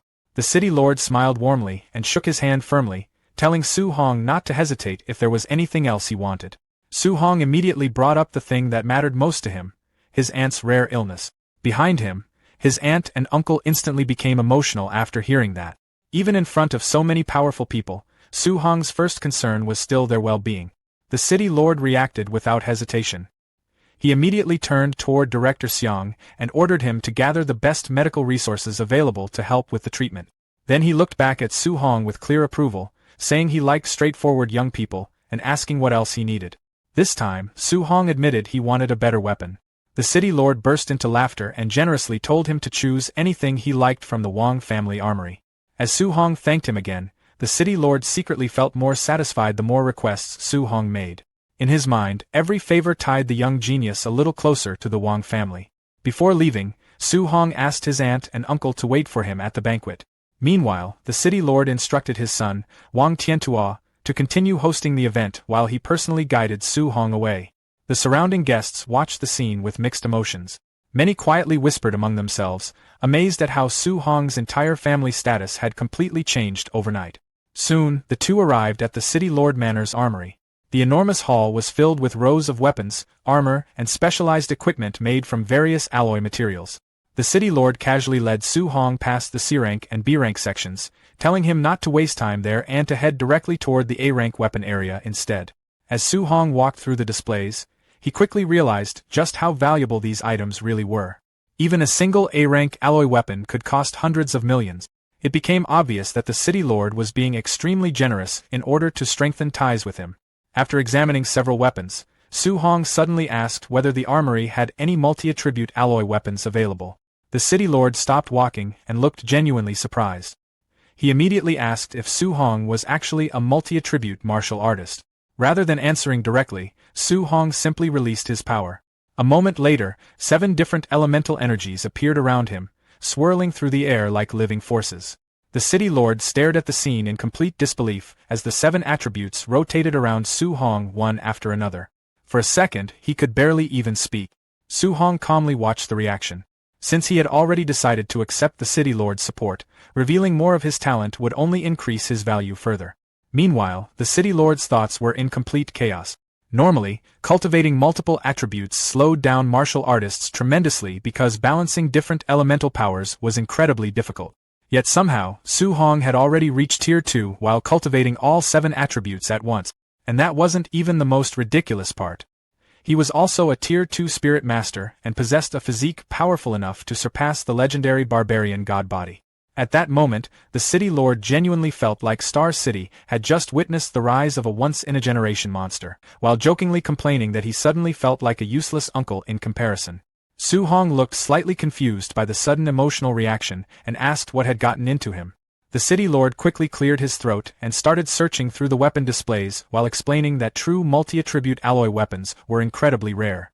Although the armory did not contain any 7 attribute weapons, he eventually found a dark gold-black iron spearhead made from 3 different attribute.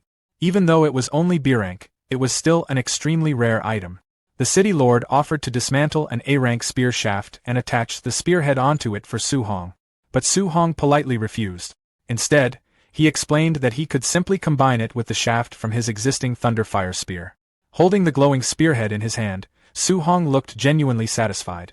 For his current level, a 3 attribute alloy weapon was already more than enough. The city lord quietly warned Su Hong that strange things had started happening around Star City lately. He explained that while Su Hong had been away at training camp, reports of dual attribute and even multi-attribute ferocious beasts had started popping up all over the world. According to him, these mysterious anomalies weren't just creating stronger monsters, they were also bringing rare treasures with them. He brought up one recent case where a thunder beast supposedly touched some strange fragment and suddenly gained fire abilities too.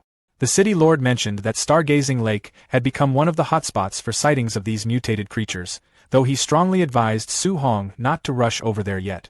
In his view, the area was way too dangerous for someone still developing their strength. He suggested Su Hong wait until entering Martial Dao University, where he could get access to much better equipment and resources. Su Hong listened carefully and thanked him for the warning. A few hours later, a luxurious black car with the famous Jiangnan 00001 plate rolled into the old neighborhood outside Su Hong's apartment building. The moment the neighbors recognized the city lord's personal vehicle, people immediately gathered nearby to watch. Everyone started whispering among themselves, completely stunned. One woman in particular looked especially bitter. She secretly wished her own son, Lin Yan, could have achieved what Su Hong had. In frustration, she blamed the Su family for everything and even planned to raise their rent and kick them out later, still upset that Su Hong hadn't handed over his training camp spot to her son before. But the moment the car doors opened and Su Hong's family stepped out, her expression changed instantly. Su Hong's uncle proudly announced that Su Hong had taken first place at the training camp. He casually added that the city lord had rewarded them with a luxury villa and that they'd be moving out the next day. The landlady almost choked hearing that. When Su Hong's uncle politely asked for the extra rent money back, Su Hong's aunt quickly said there was no need for a refund, calling the money a gift for her sister Hong.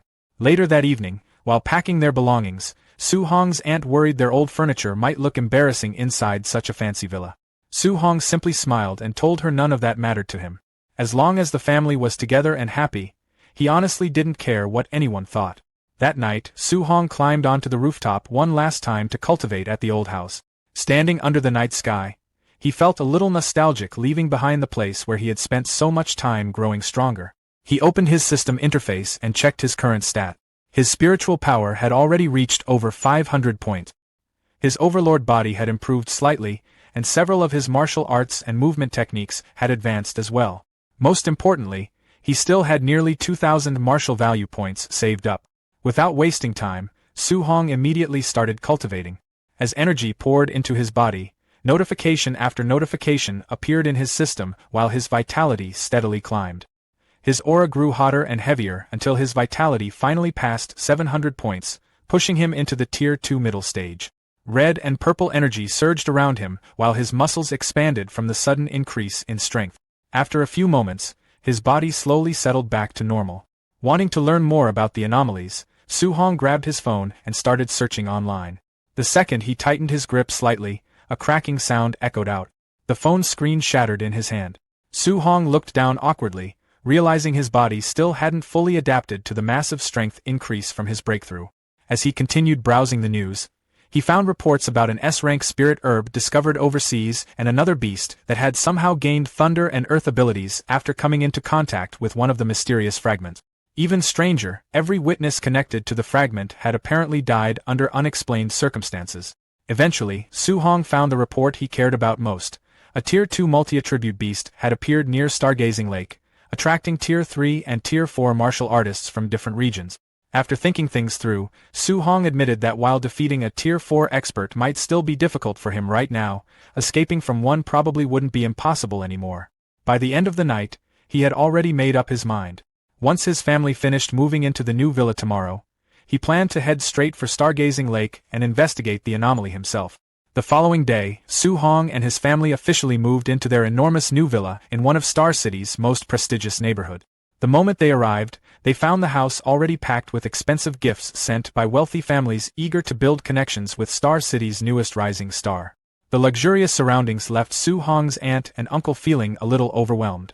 Su Guoming and his wife promised they would do their best not to cause any trouble or bring embarrassment to their talented nephew. Meanwhile, word of Su Hong's return spread quickly. Before long, influential families and wealthy socialites began showing up one after another. Many invited him to visit their homes, while others offered valuable gifts and rare treasures, all hoping to earn some goodwill from the young genius. Faced with the endless stream of visitors, Su Hong could only force a polite smile and repeatedly thank people while trying to decline their invitations. By the time the crowd finally thinned out, he dropped onto the couch and let out a long sigh. In his opinion, dealing with people was far more tiring than fighting monsters. Still, he didn't have much time to rest. He planned to visit Stargazing Lake that afternoon and needed to prepare.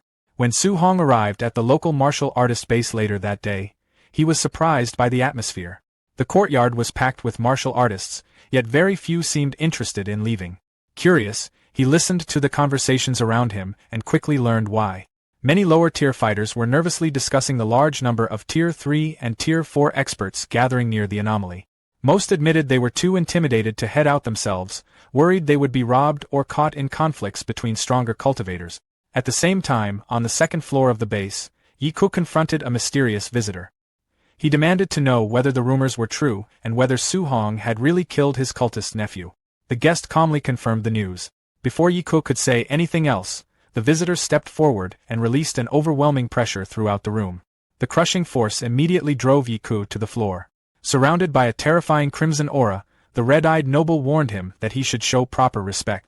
Completely overwhelmed by the difference in strength, Yiku hurriedly apologized and begged for forgiveness. Later that afternoon, Su Hong finally arrived at Stargazing Lake. The shoreline was already crowded with martial artists from all over the region. Staying hidden behind a nearby tree, he quietly observed the various groups gathered around the water.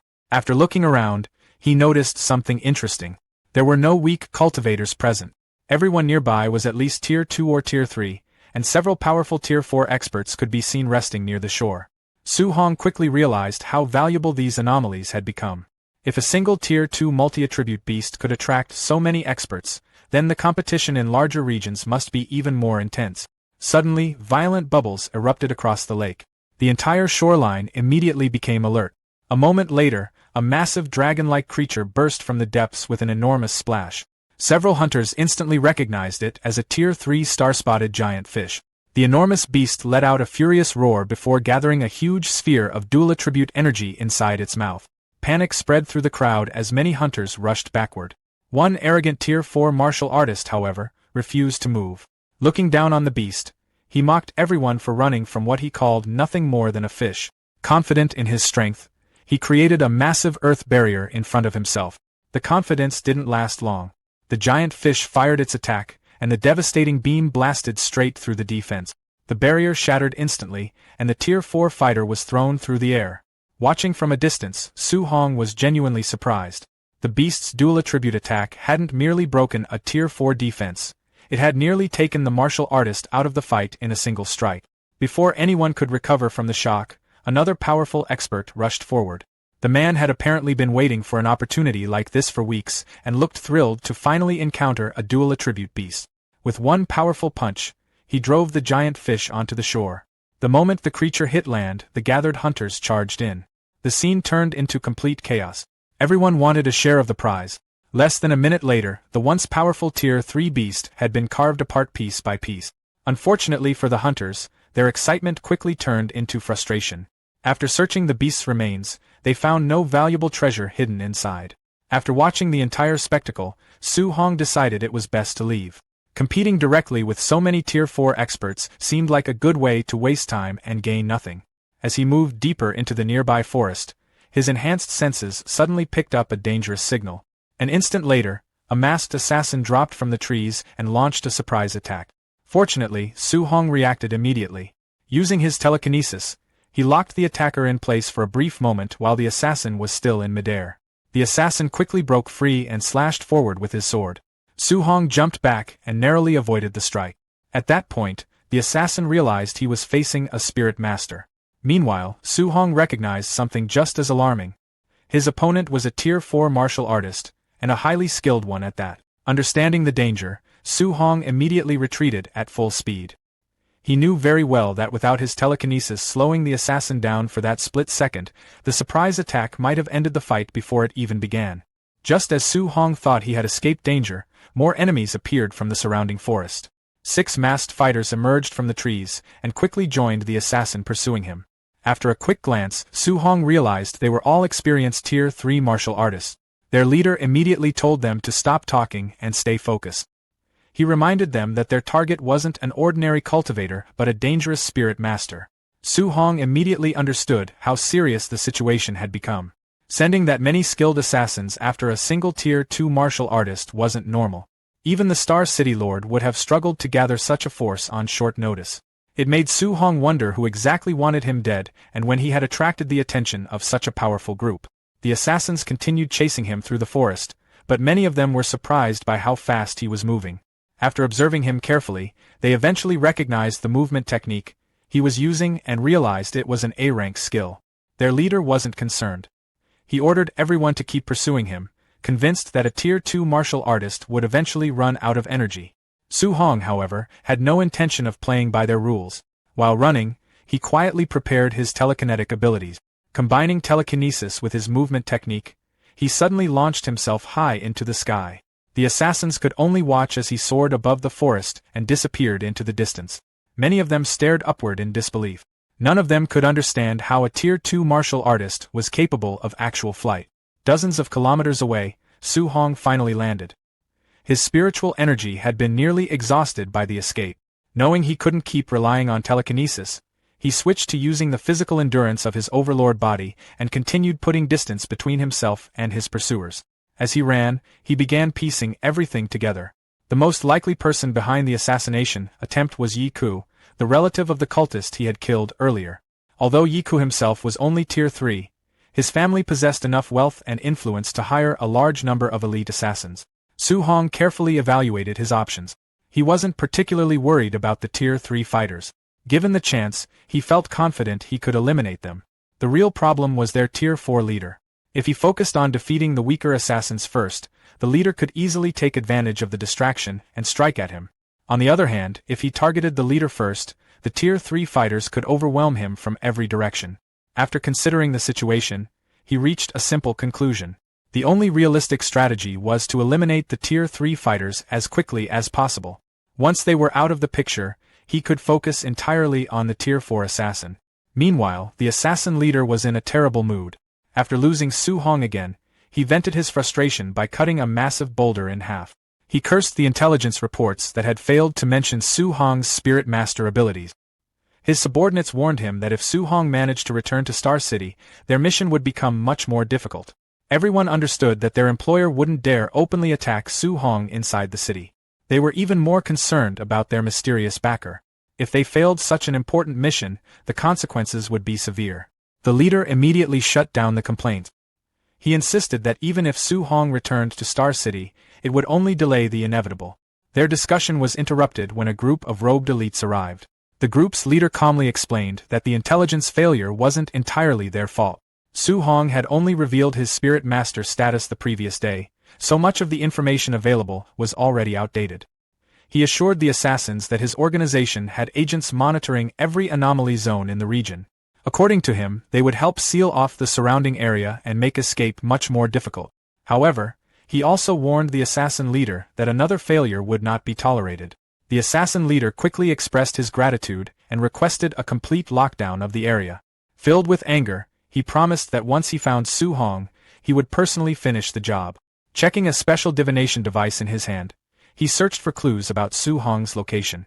When it produced no results, he moved on to search the next section of the forest. The hunt continued into the following day. While resting briefly beside the corpse of a defeated beast, Su Hong was discovered once again by a group of assassins. They rushed toward him and demanded that he stop running. Days passed. By the 4th day, the pursuit had become a non-stop battle of endurance. Su Hong constantly moved from one location to another while attacks blasted apart the terrain around him. By the 7th day, both sides were still locked in the deadly chase. At one point, a scout attempted to alert nearby assassins after spotting him. Already frustrated and exhausted, Su Hong immediately rushed forward and knocked the man unconscious with a powerful kick before he could finish the report. Standing beside the fallen scout, Su Hong struggled to catch his breath. 7 days of non-stop pursuit had drained nearly everything he had. Realizing he couldn't continue much longer, he decided to head toward Star City's official supply stronghold. The location was heavily protected by government forces, and he believed the assassins would be reluctant to attack such an important facility openly. Unfortunately, the moment he stepped inside, he noticed something troubling. Several guards immediately looked at him with unusual hostility. The reactions were enough to tell him something had gone wrong. After connecting the pieces, Su Hong finally became certain. The person orchestrating the entire manhunt was indeed Yi Ku. Somehow, the man had already extended his influence into places Su Hong had assumed were safe. After days of escaping, he finally checked into a hotel inside the stronghold to rest and recover. While settling in, he reviewed his stats. His vitality had reached 705, but he calculated that he still needed around 900 to break into high-stage Tier 2. The martial value he'd spent the past week gathering wasn't enough to close that gap. Since a small vitality increase wouldn't make much difference right now, he decided on a different approach. Instead of investing elsewhere, he poured his points into his rare Overlord body, aiming for an immediate boost in combat ability and durability. The upgrade triggered a violent surge of red energy. Power rushed through his muscles as the system updated his rapidly increasing stat. Although his Overlord body progress only rose from 1.1% to 6.5%, the improvement still increased his overall strength by roughly 20%. Satisfied with the result, Su Hong began cultivating his guidance technique while resting in his room. At the same time, he kept an eye on the window in case his pursuers showed up. Several hours later, the quiet night came to an abrupt end. The hotel lobby downstairs suddenly turned noisy as guests started shouting and gathering around some local drama. Su Hong's appetite disappeared the moment a half-dressed man casually walked past his table. Even so, he forced himself to keep eating. His stalkers still hadn't found him. He guessed they didn't want to cause trouble inside the protected stronghold and were probably planning to attack once he left. While thinking about that, he overheard a nearby group of hunters talking. They complained about finding a rare 3-star patterned dark purple bamboo, only to have it stolen by a group of Tier 4 martial artists. The moment Su Hong heard the name, his attention shifted. He knew exactly what that treasure was. The legendary bamboo could store multiple elemental attributes of spiritual chi. Every star pattern added another attribute slot. A 3-star bamboo could hold 4 different attributes at once. For someone planning to master a future 4-element fusion, it was the perfect catalyst. Interested, Su Hong joined the conversation. He pointed out that obtaining natural treasures was never easy because they were often protected by unusual environmental effects. Impressed by his knowledge, one hunter explained that the bamboo was surrounded by a gravity field. The pressure increased depending on the intruder's cultivation level. The hunter happily added that the greedy Tier 4 thieves had been crushed into paste the moment they stepped inside. The surrounding diners shivered at the story. Su Hong, however, saw opportunity instead of danger. If the gravity scaled with rank, then maybe his strengthened Overlord body could endure it and give him an advantage over stronger competitors. Before he could think further, disaster arrived. A massive red energy slash tore through the supply stronghold, smashing apart the walls. The attack sliced his dining table cleanly in half. Su Hong simply leaned back in his chair, still holding his food. His pursuers had finally arrived. Through the smoke and rubble stepped the masked assassin leader and his squad. The boss mockingly asked why Su Hong had finally stopped running. Nearby hunters hid behind overturned tables, sweating nervously. None of them could understand what kind of trouble a Tier 2 youth had caused to attract an entire team of Tier 3 assassins led by a Tier 4 expert. The assassin leader ordered everyone else to leave. Panicked patrons rushed out of the ruined building, leaving Su Hong alone with the killers. As they approached, the assassins joked that he couldn't possibly have believed they would respect the stronghold's rules. Su Hong remained relaxed in his chair. He replied that he'd actually been waiting for them. The boss laughed loudly, treating it as an obvious bluff. He questioned whether a single Tier 2 martial artist really expected to defeat all of them. Su Hong answered by gripping his spear. Elemental fire and crackling lightning wrapped around the weapon, creating a terrifying aura. Calmly pointing the spear at the group, he remarked that there was only one way to find out. The assassin leader immediately recognized the danger. 3 elemental forces were being fused into a single attack. His expression changed instantly as he screamed for everyone to retreat. Too late. Su Hong teleported straight into the center of the formation and drove his glowing spear into the ground.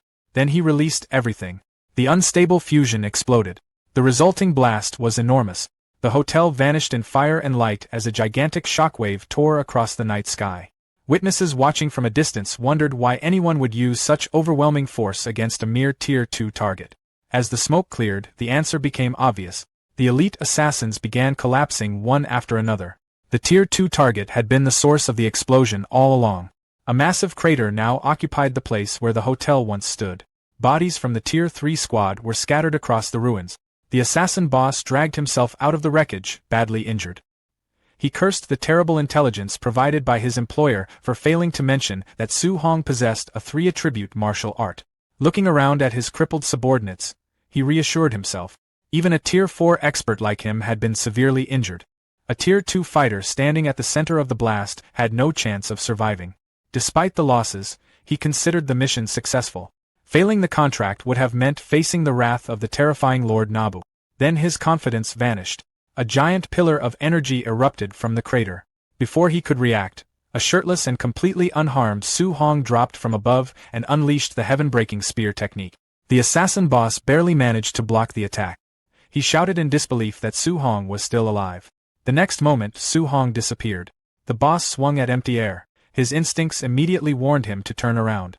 When he did, he found Su Hong standing behind the surviving assassins. The boss desperately yelled at his remaining men to wake up and stop him. One dazed grunt barely understood what was happening and asked what the shouting was about. A split second later, Su Hong's spear pierced straight through his chest. Lifting the corpse with his weapon, Su Hong remarked that even if a Tier 4 opponent took longer to kill, there were still plenty of points to gain from wiping out the Tier 3 subordinate. At the same time, he admitted to himself that the 3-element fusion had been incredibly dangerous.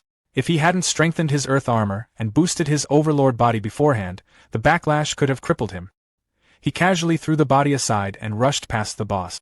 Now that the Tier 3 assassins were nearly gone, all he needed was one successful 3-element fusion attack to finish the Tier 4 leader as well. Watching his entire squad get slaughtered, the assassin boss became completely consumed by rage. His aura exploded outward as he swore that he would cut Su Hong into 10,000 pieces. Back at the Star City martial artist base, Lin Xingqi was getting ready for a trip. He had originally wanted to invite Su Hong to go stargazing, but the young martial artist had already left a week earlier. As Wang Tiantuo and Shannon joined him, they talked about how different Su Hong was from everyone else. While they had spent an entire week resting, Su Hong had only taken a single day off before throwing himself back into training. The three quickly agreed that comparing themselves to someone that dedicated was pointless. With that settled, they headed out together, hoping they might run into him somewhere near the lake. Meanwhile, Yikes was in a terrible mood. Inside his office, teacups shattered across the floor as he vented his anger. The assassins he hired had made a disastrous mistake. Not only had they locked down the lake, but they had also openly attacked Su Hong inside a protected government supply post. That reckless decision left the leader of the Ye family deeply worried. If Su Hong died, suspicion would immediately fall on their family. Worse, the city lord would likely seize the opportunity to wipe out their entire clan in revenge for the loss of his prized genius. Far away from the city, a mysterious gravity field surrounded the dark purple bamboo forest. Anyone who stepped into the area was instantly overwhelmed by crushing pressure. Hunters attempting to approach the treasure collapsed one after another, groaning on the ground. One struggling martial artist complained that after only 14 steps, the gravity had already multiplied 30 times, making it impossible to continue forward. Nearby spectators quickly calculated the numbers. At 30 times normal gravity, an average person would have to withstand over 2 tons of force pressing down on their body, more than enough to crush internal organs. At that moment, an envoy from the celestial cult arrived with several followers.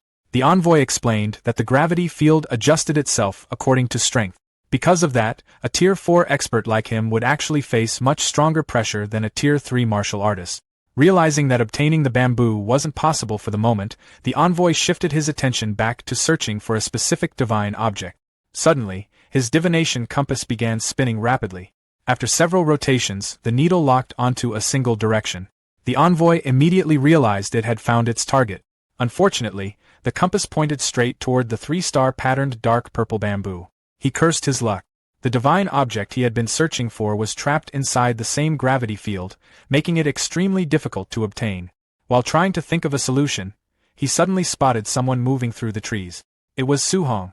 The envoy watched him leap from branch to branch and wondered how a mere Tier 2 martial artist had survived an assassination attempt involving a Tier 4 expert and an entire squad of Tier 3 fighters. After deciding the failed assassins were completely useless, the envoy chose to deal with the situation personally. Without hesitation, he rushed toward Su Hong, eager to claim the enormous reward for himself. The celestial cult envoy stared at Su Hong with greed in his eyes, eager to claim the massive reward offered for the boy's head. Sensing a powerful new threat approaching, Su Hong immediately prepared himself. He barely had time to react before the envoy rushed in with a spear. Knowing that simply dodging wouldn't be enough, Su Hong summoned his earth armor and answered with an explosive burst of energy. A violent collision shook the area. When the dust settled, both fighters were still standing. As his earth armor faded away, Su Hong took a breath and remarked that the cultist had done well to survive the attack. The envoy responded by declaring that Su Hong had to die. That statement immediately told Su Hong exactly who he was dealing with. A demonic cultist. The realization confirmed his worst suspicions. Now he wasn't only being hunted by Yikes. He was also being targeted by the demonic cult. Seeing no reason to waste time talking, Su Hong gathered elemental energy around his spear and charged forward. The two weapons collided head-on. The resulting explosion echoed throughout the forest, blasting the envoy backward through several trees. He landed coughing blood, unable to believe what had just happened. As a Tier 4 martial artist, he couldn't understand how a Tier 2 opponent possessed such overwhelming strength. Then he noticed Su Hong shifting his attention toward the cult members nearby. Immediately, the envoy ordered his followers to stop him. Su Hong soon found himself caught between two threats, demonic cult grunts in front and the recovering Tier 4 envoy behind him. The cultists discussed whether they should transform to increase their chances of survival, but most of them assumed Su Hong couldn't unleash another powerful attack so quickly. One of them tried to encourage the others to form a defensive line. He never finished speaking. Su Hong instantly removed his head in the middle of the sentence. Before anyone else could react, Su Hong burst forward. A single dash carried him straight through their formation. Several cultists fell before they even understood what happened. The survivors stared in horror, silently regretting their confidence. Even so, the remaining cultists refused to retreat and launched a coordinated attack, hoping to overwhelm him through sheer numbers. Su Hong answered with treading sea. His spear swept across the battlefield in a massive arc, and flames surged outward, engulfing the attackers. At the same moment, the celestial cult envoy jumped high into the air and unleashed a powerful attack intended to crush Su Hong from above. Instead of blocking, Su Hong activated Flying Swan. He deliberately leaped into the gravity field surrounding the dark purple bamboo forest. The move shocked everyone watching. Su Hong crossed more than 10 paces inside the gravity field with surprising ease. The spectators quickly realized why. His overlord body made the terrifying pressure look far less threatening than it should have been. The envoy became furious. He shouted that the gravity field wouldn't save Su Hong and immediately stepped inside to continue the pursuit. The moment his foot touched the ground, though, his expression changed. The gravity field scaled according to strength. His first step subjected him to nearly 30 times normal gravity. The pressure crashed down on him instantly. He understood right away that moving much deeper would be extremely dangerous. Meanwhile, Su Hong continued running farther into the field. Desperate to stop him, the envoy threw his spear. The weapon never came close. The increasing gravity dragged it down long before it could reach its target. Stuck near the edge of the field, the envoy could only shout threats and challenge Su Hong to come back and fight. Ignoring him, Su Hong continued forward. He knew the gravity field had bought him valuable time. Ahead of him stood the treasure he came for. The 3-star patterned dark purple bamboo. Even so, every step became harder than the last. The pressure kept increasing, and Su Hong could feel his injuries pushing him closer to his limit. Since the cultists couldn't reach him anyway, he decided to stop and recover. Sitting down inside the gravity field, he activated a wood attribute healing technique and began treating his wound. The sight left the surrounding hunters completely stunned. They couldn't understand how someone who had just been using lightning-based techniques also possessed wood attribute healing abilities. What confused them even more was how casually he was resting right beside the legendary treasure. Watching from afar, the envoy's expression darkened. He immediately ordered his scouts to contact their elite allies. In his view, the divine object was almost certainly hidden inside the bamboo. He warned his followers that if Su Hong managed to obtain it first, none of them would survive the consequences. A white-haired cultist lay defeated and bleeding on the rocks, his dark wings spread across the ground. Near Stargazing Lake, Lin Xinghe, Wang Tiantua, and Xiao Yan walked along a cliff overlooking the water. Xiao Yan observed that the area around the lake had already been blocked off by the demonic cult. Hearing that, Wang Tiantua grew concerned and wondered if they had come for Su Hong. Lin Xinghe replied that it was difficult to know for sure and suggested they might also be searching for treasure. Realizing the situation was serious, Wang Tiantua urged the group to return to the martial artist base immediately and report the appearance of demonic cultists. The three hurried through the forest toward the base. As they ran, Wang Tiantua pointed out that something felt wrong. Since the area around Stargazing Lake had been sealed off, there should have been some reaction from the martial artist base. Lin Xinghe was startled by the implication and asked whether he meant the base could be working together with the demonic cult. While running, Wang Tiantua pulled out his communication device and said he would contact his father directly so reinforcements could secure both the martial artist base and Stargazing Lake at the same time. His urgent report quickly reached the city lord's manor. Inside the manor, Wang Tiantua's father learned of the situation. He immediately realized that Su Hong should also be near Stargazing Lake and suspected that the demonic cult's true target was him. Furious, he declared that he would personally lead people there at once. Meanwhile, deep in the forest, a massive gravity field pulsed with overwhelming power. Several celestial cult followers waited at its edge. One of them questioned the approaching masked assassin boss, asking why he had returned alone and where the others were. Standing nearby, Ao listened as the masked assassin boss explained that Su Hong had used tricks that resulted in heavy casualties among his men. Ao was shocked and questioned how more than 10 Tier 3 martial artists could have been wiped out. He argued that even 10 Tier 3 wild boars should not have been defeated by a Tier 2 martial artist. The masked assassin boss angrily explained that Su Hong possessed an extremely powerful 3-attribute fusion martial art, something the intelligence report had never mentioned. He warned Ao that he would have died as well if he had been there. Ao initially dismissed it as an excuse and questioned how a 3-attribute fusion martial art could even exist. However, as he looked toward the gravity field, he was forced to admit that Su Hong clearly possessed 3-attribute. He began wondering whether such a martial art truly existed. Looking toward the center of the field, Ao realized that regardless of the truth, failure was not an option. If they did not kill Su Hong, their lord would kill them instead. At the center of the giant gravity field, Su Hong sat cross-legged in cultivation. 2 hours later, he rose to his feet. After checking his condition, he concluded that both his body and spiritual qi had completely recovered. He praised the effectiveness of the A-rank healing technique. When he looked toward the edge of the field, he noticed that the demonic cult members were still waiting. He realized they would not leave until he was dead. Su Hong decided that after obtaining the 3-star patterned dark purple bamboo, he would leave the area immediately. He grabbed his spear and began moving toward the bamboo. However, the moment he took a few steps, he discovered that the gravity had increased dramatically once again. Despite the crushing pressure, he pushed forward and reminded himself to endure. He remained confident that he could withstand it. Outside the field, the masked assassin boss was shocked to see that Su Hong was only a few steps away from the bamboo. He remarked that the young man's physical body was far beyond normal. Ao cursed the situation, frustrated that such a rare 3-attribute genius stood before them. The masked assassin boss drew his weapon and stated that the moment Su Hong removed the bamboo, the magnetic field would disappear. At that point, they would surround and kill him. He vowed to tear Su Hong apart.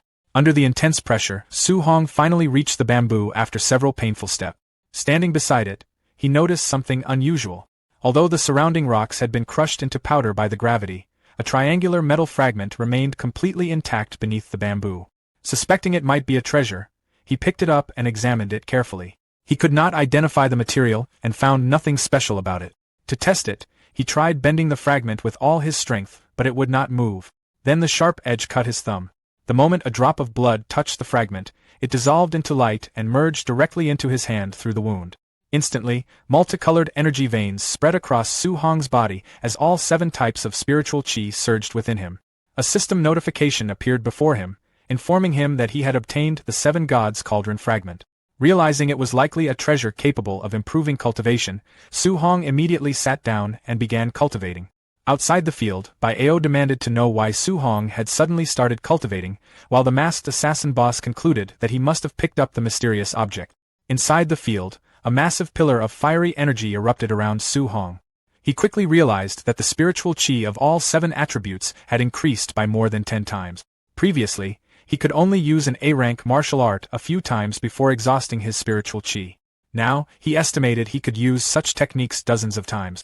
More importantly, the 3-attribute fusion he had struggled with for so long finally completed successfully.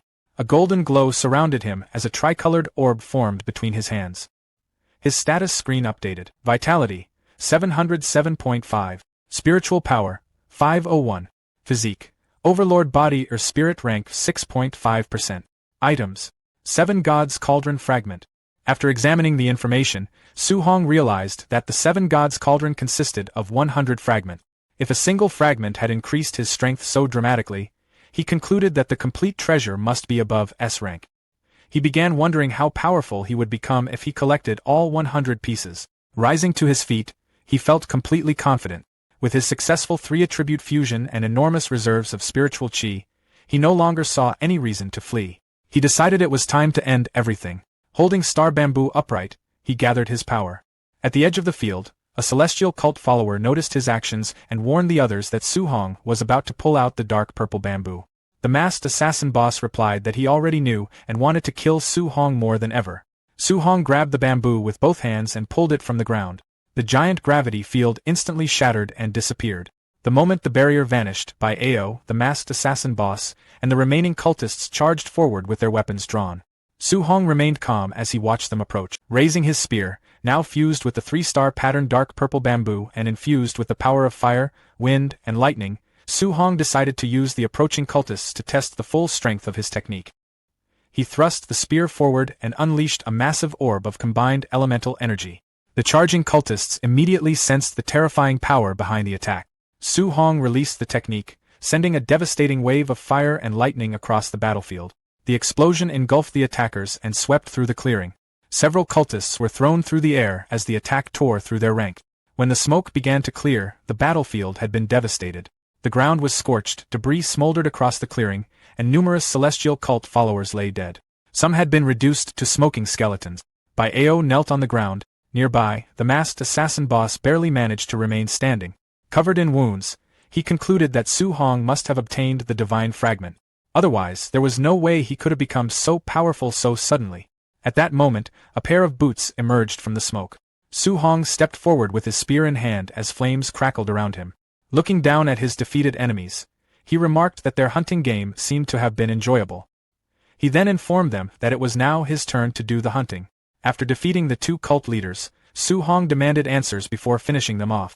Standing over the injured pair, he offered a simple choice. They could reveal the demonic cult's hidden base in Star City, or they could die. Based on how quickly they had gathered so many people, Su-hong had already concluded that the cult had been secretly operating in the city for a long time. The masked assassin boss refused to cooperate. He declared that even if he died, he would take Su-hong down with him. Seeing the situation deteriorate, the envoy immediately threw a flash bomb and called for a retreat. The explosion created enough confusion for the 2 wounded leaders to escape. Once they were gone, Su-hong finally relaxed and dropped to the ground. The battle had pushed him to his limit. The 3-attribute attack he had unleashed had drained nearly all of his spiritual chi. He knew that if the 2 Tier 4 martial artists had continued fighting instead of retreating, the outcome could have been very different. Without wasting time, he activated his healing technique and began recovering his strength. His goal was to restore his spiritual chi as quickly as possible before settling accounts with Yi Chi. Meanwhile, the 2 escaping cult leaders raced through the forest. The masked assassin boss eventually realized that Su-hong's confidence at the end had been a bluff meant to scare them away. However, the envoy warned him not to underestimate someone capable of such feats. The assassin argued that they were still Tier 4 martial artists while Su-hong was only Tier 2. The envoy immediately shut down that argument. He reminded him that their elite forces had already been wiped out. No matter how they tried to justify it, a single Tier 2 martial artist had forced 2 Tier 4 experts to flee. Both men understood how ridiculous the situation sounded. If news of it spread, they would become a joke throughout the martial arts world. Elsewhere, at the martial artist base in Star City, Yi Chi waited anxiously in his office. He feared that the city lord would uncover the blockade before confirmation of Su-hong's death arrived. Soon, a message appeared on his communication device. The report delivered the worst possible outcome. The assassination operation had failed. Yi Chi immediately panicked. As long as Su-hong was alive, it was only a matter of time before his cooperation with the demonic cult was exposed. Realizing he could no longer stay in Star City, Yi Chi decided to flee before the city lord could reach him. He rushed toward his SUV while cursing Su-hong and blaming him for destroying his peaceful life. Before he could escape, a massive cage of flames suddenly surrounded the vehicle. Su-hong stepped forward and calmly asked where Yi Chi thought he was going. Cornered with no way out, Yi Chi unleashed the full power of a peak Tier 3 martial artist. He attacked while insisting that a Tier 2 martial artist had no right to look down on him. Su Hong avoided the attack with ease. He calmly stated that rank no longer mattered before launching a swift counterattack. A powerful spear strike pierced straight through Yi Chi's chest. As he crashed backward into his vehicle, Yi Chi finally understood the terrifying gap between them. In his final moments, he realized he had been facing a true monster all along. Moments later, the SUV erupted into flames. Nearby martial artists watched the entire scene in stunned silence. They had just witnessed a Tier 2 martial artist kill a peak Tier 3 official in broad daylight. Not long afterward, a convoy of official vehicles arrived. The city lord stepped out, drawing the attention of everyone present. The spectators immediately grew nervous. Since Su Hong had killed an official, many expected serious consequences. Some even prepared to testify on his behalf, planning to explain that Yi Chi had attacked first and that Su Hong had acted in self-defense. To everyone's surprise, the city lord paid almost no attention to the burning vehicle. Instead, he went straight to Su Hong and checked whether he had been injured. After confirming that he was safe, the city lord noticed the 3-star patterned dark purple bamboo in Su Hong's possession. He was amazed that Su Hong had managed to obtain such a rare treasure and remarked that the young man's fortune was extraordinary. Su Hong could only respond awkwardly to the sudden concern. Finally, the city lord turned toward the burning wreckage. His expression became serious as he asked Su Hong to explain everything that had happened. Inside the city lord's private limousine, Su Hong finished recounting everything that had happened over the past week. The city lord sat quietly as he tried to process the story. According to Su Hong, he had survived 8 days of pursuit by elite Tier 3 and Tier 4 martial artists, defeated or crippled the Tier 3 attackers, seriously injured both Tier 4 leaders, and successfully obtained the 3-star patterned dark purple bamboo. After hearing the full story, the city lord repeated the events to make sure he understood correctly. Su Hong simply confirmed that it was more or less what had happened. Excited by the potential of such a rare genius, the city lord suddenly grabbed Su Hong's shoulders and suggested marrying all of his daughters to him in the hope of producing more talented warriors in the future. Caught off guard, Su Hong quickly asked him to stop joking and redirected the conversation to the more urgent matter. He pointed out that the mastermind behind the demonic cult's actions was likely still hiding somewhere in the city. The city lord immediately agreed. He warned that the cult would not underestimate Su Hong again and that the next assassination attempt could involve Tier 6 experts or even Tier 7 grandmasters. Given the danger, he admitted that Star City was no longer a safe place for Su Hong. Fortunately, the college entrance examination was only a month away. The city lord explained that if Su Hong could enter a top university such as Imperial Capital University, even powerful grandmasters would have difficulty targeting him there. Hearing that, Su Hong firmly resolved to succeed. To ensure his safety until the examination, the city lord promised to station 2 elite teams of martial artists around his residence so he could focus entirely on cultivation. After returning home, Su Hong was greeted by his worried aunt and uncle. When they saw the blood covering him, they immediately became concerned. Su Hong quickly reassured them that it was only the blood of ferocious beasts and that he had not been injured. Later that night, he returned to his room and checked his system status. After everything he had gone through in the forest, he had accumulated more than 3,100 martial value points.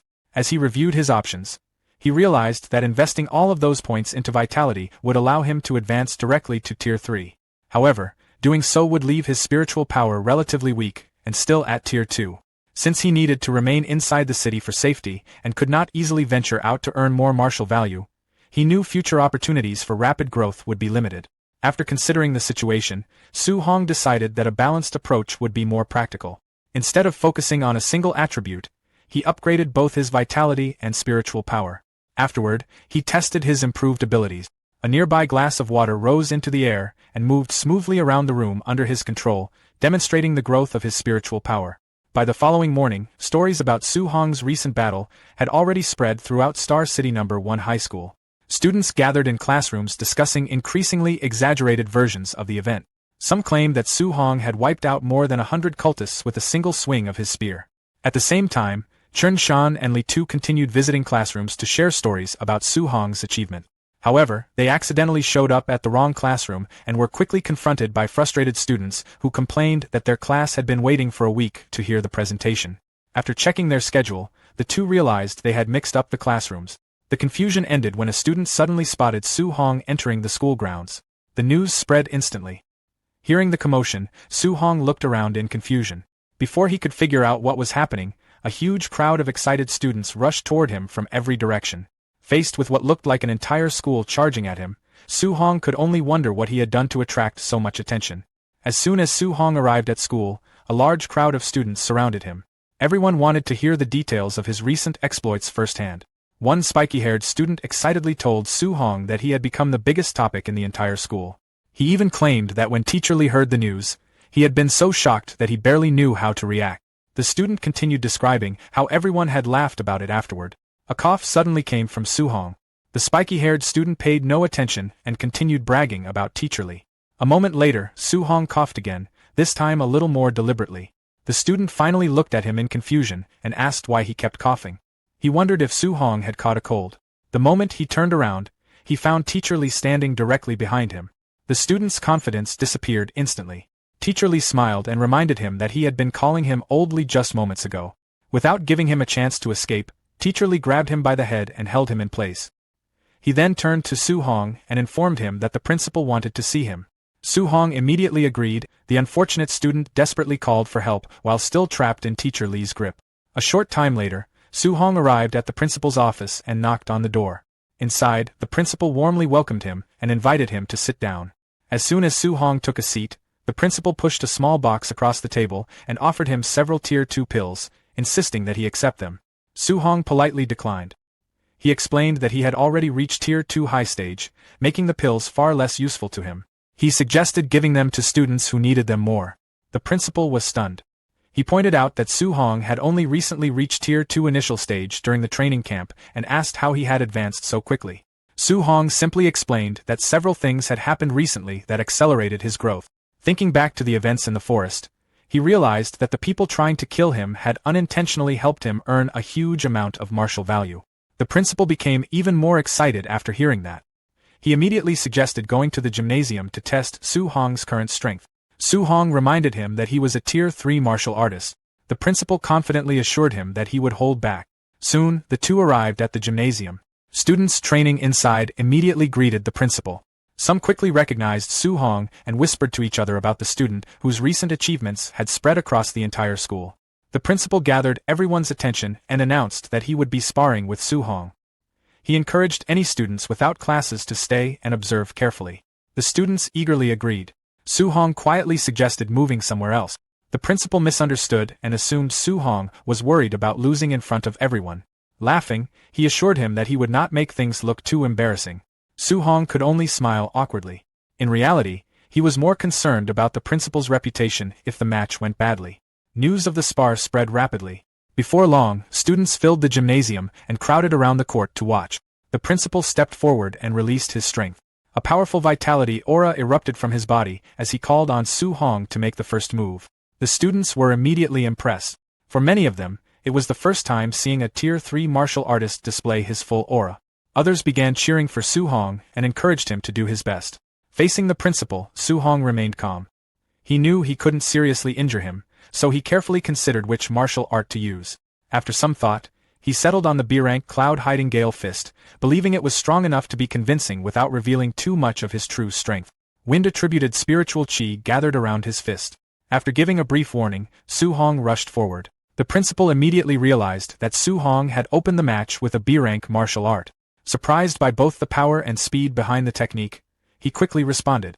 Earth-attributed energy gathered around his arm, forming a massive stone fist. The principal charged forward and unleashed his giant rock fist. The two martial arts collided in the center of the court. A powerful shockwave erupted outward as wind and shattered rock scattered across the gymnasium, leaving everyone watching in stunned silence. The clash between Su Hong and the principal unleashed a powerful shockwave that swept across the gymnasium, nearly knocking some of the nearby students off their feet. The two exchanged a rapid series of blows, neither side giving ground. After several fierce collisions, the force of the impact pushed both fighters backward to opposite ends of the court. The principal glanced down at his arm in surprise. The stone armor covering it had shattered completely. He immediately realized that Su Hong had broken through a Tier 3 defense without even using his full strength. The surrounding students stared in disbelief. They couldn't understand how a Tier 2 martial artist had managed to force a Tier 3 expert back. Many quickly convinced themselves that the principal was simply holding back. After all, losing to a student seemed impossible. The principal, however, knew the truth. He had already used most of his strength and was beginning to worry about what would happen if he actually lost in front of the entire school. Noticing the situation, Su Hong suddenly dropped to one knee and announced that he had lost. At the same time, he discreetly gave the principal a wink. The students immediately accepted the result. They cheered and encouraged Su Hong, saying there was nothing embarrassing about losing to the principal. Only then did the principal understand what had happened. Su Hong had intentionally ended the match to save his reputation. Feeling grateful, the principal quickly played along. He praised Su Hong as an exceptionally rare genius and even admitted that he had needed to use everything he had to secure the victory. The gymnasium erupted with excitement. The students celebrated Su Hong's strength and began discussing how he might become the first student from Star City in years to enter a top university. While helping Su Hong to his feet, the principal quietly thanked him. Su Hong then took the opportunity to bring up the upcoming college entrance examination. He explained that he needed stronger opponents to help him reach Tier 3 and asked whether the principal would continue training with him. The principal immediately felt a headache coming on. After witnessing Su Hong's growth firsthand, he realized becoming the young genius's regular sparring partner would be anything but easy. Even so, the arrangement was made. Over the following days, Su Hong devoted himself completely to training. During the day, he sparred relentlessly with the principal and pushed his limits in every session. At night, he returned home and continued cultivating while refining his martial arts and absorbing elemental energy. Before long, the principal was completely exhausted. Unable to keep up with Su Hong's pace any longer, he asked Coach Chen to take over for a while so he could finally get some rest. A few weeks later, Coach Chen ended up in the same condition. Both men were thoroughly worn out by Su Hong's training routine. With no other options, they handed him over to President Wu of the Martial Arts Association. As a powerful Tier 5 martial artist, President Wu showed no sympathy whatsoever. Her training sessions were even harsher than the principal's. Under her supervision, Su Hong was pushed to his limits every single day with almost no chance to relax. 5 days before the college entrance examination, Su Hong finally stopped during training and announced that he was ready to break through. At first, President Wu assumed he was looking for an excuse to rest. However, after sensing the powerful aura radiating from him, she realized he was serious. To her surprise, his vitality had already reached the threshold required for advancement. In less than a month, his vitality had risen from around 900 points to the peak of Tier 2. Recognizing that the breakthrough was imminent, President Wu immediately arranged for Tier 3 advancement pills to be delivered. After everything was prepared, she left Su Hong alone in the training room. Sitting cross-legged on the floor, Su Hong activated his cultivation technique. As his injuries gradually healed and energy flowed through his body, he focused entirely on the next step. He was finally ready to break through his limits and advance to Tier 3. At the first floor of the Martial Dao Association, a stunned silence filled the grand lobby. The staff could only stare in disbelief as President Wu walked cheerfully through the hallway, happily humming to herself. Sparkles seemed to surround her as she wore a bright, youthful smile, completely immersed in her thoughts. She was celebrating inwardly because Star City had never produced a Tier 3 initial stage examinee before. If Su Hong successfully broke through to Tier 3, he would secure a huge amount of cultivation resources from the province, allowing the Star City Martial Dao Association to rise to a whole new level. Unable to hold back her excitement, she threw her arms into the air and skipped joyfully through the lobby. The employees immediately began whispering among themselves. They wondered how their normally serious president could suddenly look so cheerful and cute. Some speculated that she had fallen in love, while others questioned what kind of person could possibly be dating the tomboy. Their gossip came to an abrupt stop when Principal Li and Coach Chen rushed into the lobby and asked if anyone had seen President Wu. One of the employees explained that she was not in her office and had last been seen heading toward the backyard through the first floor. Principal Li called out happily as he and Coach Chen hurried after her. Watching the two older men run past, the staff immediately jumped to an even wilder conclusion and whispered in horror that President Wu's dating partners were actually two old men. Meanwhile, inside a quiet training room, Su Hong sat cross-legged on the floor, fully focused on his breakthrough. 2 small flasks rested on a low table in front of him as a raging red aura erupted from his body. Sweat poured down his face while he endured the intense strain. The surging energy gradually became too chaotic to control before finally exploding outward in a violent shockwave. The force left him slumped over and gasping for air as steam rose from his skin. Frustrated, he realized that his first breakthrough attempt had failed. Refusing to give up, Su Hong straightened himself and reignited the fiery energy around his body. He reminded himself of everything the principal, his instructors, and President Wu had done for him and resolved that he could not let them down. Half an hour passed. Under tremendous pressure, Su Hong slowly compressed the berserk vitality back into his body. Veins bulged across his face as the energy vibrated violently within him. Finally, with a desperate shout telling the barrier to break, he opened his eyes. A brilliant flash of light erupted. A massive explosion of energy burst from his body, tearing his clothes apart and blasting them away in a cloud of dust. When the smoke cleared, Su Hong stood completely naked as he let out a deep breath. Looking down at his hands, he wondered if this was truly the power of Tier 3. He raised a fist, gathered his strength, and casually threw a punch. A huge fiery fist-shaped blast shot across the training room. Su Hong noted that martial artists below Tier 3 needed specific martial arts techniques to launch ranged attacks, while Tier 3 martial artists could freely externalize their vitality whenever they wished. At that moment, his system interface appeared before him and confirmed his new strength. Vitality, 1000. Su Hong stared at the number in amazement. He finally understood the enormous difference between a Tier 2 martial artist with 999 vitality and a Tier 3 martial artist with 1000 vitality. Satisfied, he stood up and decided it was time to share the good news with President Wu. The training room door opened, and President Wu entered alongside Principal Li and Coach Chen. President Wu immediately saw his naked body and demanded to know whether he intended to meet her looking like that or if he was deliberately acting like a hooligan. At the same time, Principal Li and Coach Chen pulled out their phones and began taking pictures with bright flashes, joking that Su Hong really had courage. Completely mortified, Su Hong curled up on the floor and desperately tried to cover himself.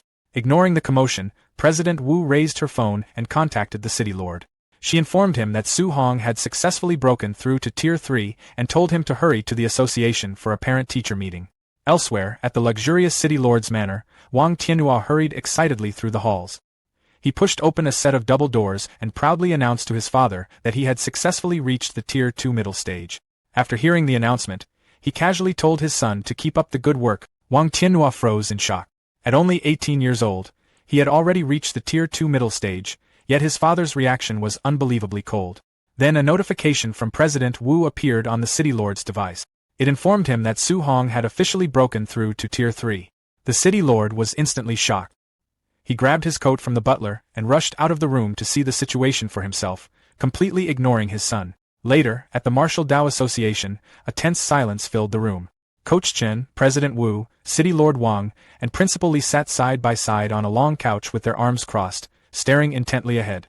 Across from them sat Su Hong, looking completely out of place in a ridiculously tight white crop top decorated with frills and a cute cartoon face. Sweating under their intense gazes, Su Hong asked what they wanted to tell him. Breaking the silence, City Lord Wang explained that he had compiled a list of high-level martial artists who had recently visited Star City. Handing over a confidential folder, he warned that although they did not know who was targeting Su Hong, it would be wise to pay closer attention to the names inside. Su Hong opened the documents and read through them. He found prominent names such as Grandmaster Chen Budu of the Imperial Capital Lin family and Wang Dao of the Magic City Wang family. After looking through the list, he noted with concern that although nearly 100 people were listed, he did not recognize a single one. City Lord Wang grimly explained that traitors existed even among the higher ranks of the human race. He warned that such people would never spare a human genius like Su Hong and would certainly look for opportunities to eliminate him. Hearing this, Su Hong slammed the folder. He admitted that he had long been mentally prepared to be hunted by the 10,000 races, but he had never expected to face assassination attempts from human traitors as well. Sitting cross-legged, President Wu gestured casually and told him not to worry too much.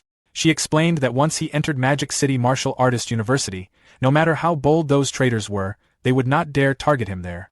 Su Hong was surprised and asked whether Imperial Capital Martial Artist University was not safe. President Wu looked at him seriously and explained that the students at Imperial Capital Martial Artist University mostly came from wealthy and powerful backgrounds. She pointed out that throwing a brick at random there would likely hit a descendant of one of the top 100 families or the heir of a Tier 8 or Tier 9 powerhouse. Since Su Hong had no family background to support him, she believed the university would never truly value him. Principal Li nodded and admitted that his earlier decision to let Su Hong choose his university freely had been somewhat short-sighted. While playing with a small flame in her hand, President Wu added that Magic City Martial Artist University welcomed everyone equally. Status meant little there compared to talent and strength. As long as Su Hong was powerful enough, almost nobody would deliberately suppress him. After hearing their explanations, Su Hong decided that he would attend Magic City Martial Artist University. City Lord Wang smiled and warned him that the school's culture was extremely wild. He added that the principal was famously protective of students and would back them up regardless of how much trouble they caused. Su Hong rubbed the back of his head and nervously pointed out that he never took the initiative to cause trouble, so he did not understand why the city lord viewed him that way. His mentors responded with complete silence. In their minds, they all recalled different incidents. City Lord Wang thought about who had killed Yi Chi at the martial artist base. President Wu remembered who had wiped out dozens of demonic cult assassins. Principal Li recalled who had challenged the training camps of 6 different cities. Coach Chen remembered who had single-handedly defeated every student in the training camp. Faced with their silent stares, Su Hong could only laugh awkwardly while sweating heavily and wondering who could possibly have done all those things. After clearing his throat, City Lord Wang pointed out that Su Hong was now the #1 genius of Star City and represented the city's image. However, he felt that Su Hong's taste in clothing was a little unusual. President Wu immediately responded with pride and asked whether her taste was not excellent. She explained that Su Hong's clothes had been completely destroyed during his breakthrough, so she had generously lent him her own clothes. Seeing her sudden defensiveness, City Lord Wang quickly raised a thumbs up and praised her fashion sense, claiming the outfit suited Su Hong perfectly. Su Hong could only laugh awkwardly and scratch his head as he thanked the city lord. A few days later, City Lord Wang stood waiting inside Star City Airport. As a visitor arrived, he welcomed him and mentioned that he was the person responsible for overseeing this year's college entrance examination assessment. Walking through the airport with a female assistant carrying a briefcase behind him, the stylish Wang Lindao lowered his sunglasses. He complained that his teacher had suddenly issued a strict order forcing him to come to Star City and oversee the examination. His teacher had even instructed him to lower his status and actively befriend talented students. Wang Lindao narrowed his eyes and grumbled that he was already a Tier 5 martial artist. In his view, taking the initiative to befriend students was damaging to his pride. He scoffed that Star City had not even produced a Tier 2 examinee in previous years and questioned whether there was anyone worth befriending. City Lord Wang smiled knowingly and asked whether an 18-year-old Tier 3 genius would be worth befriending. Wang Lindao froze on the spot as the revelation sank in and urgently demanded to know where the genius was, insisting on being taken to meet him immediately. At the Star City martial art exam venue, an aerial view reveals a large stadium prepared for the assessment. On the field, examiners inspect the combat testing machines, confirming that all parts are ready for the vitality test. Nearby, Wu Linxian looks at her phone, questioning where the examiner they were supposed to pick up is. In response, City Lord Wang Yanai points toward the crowd.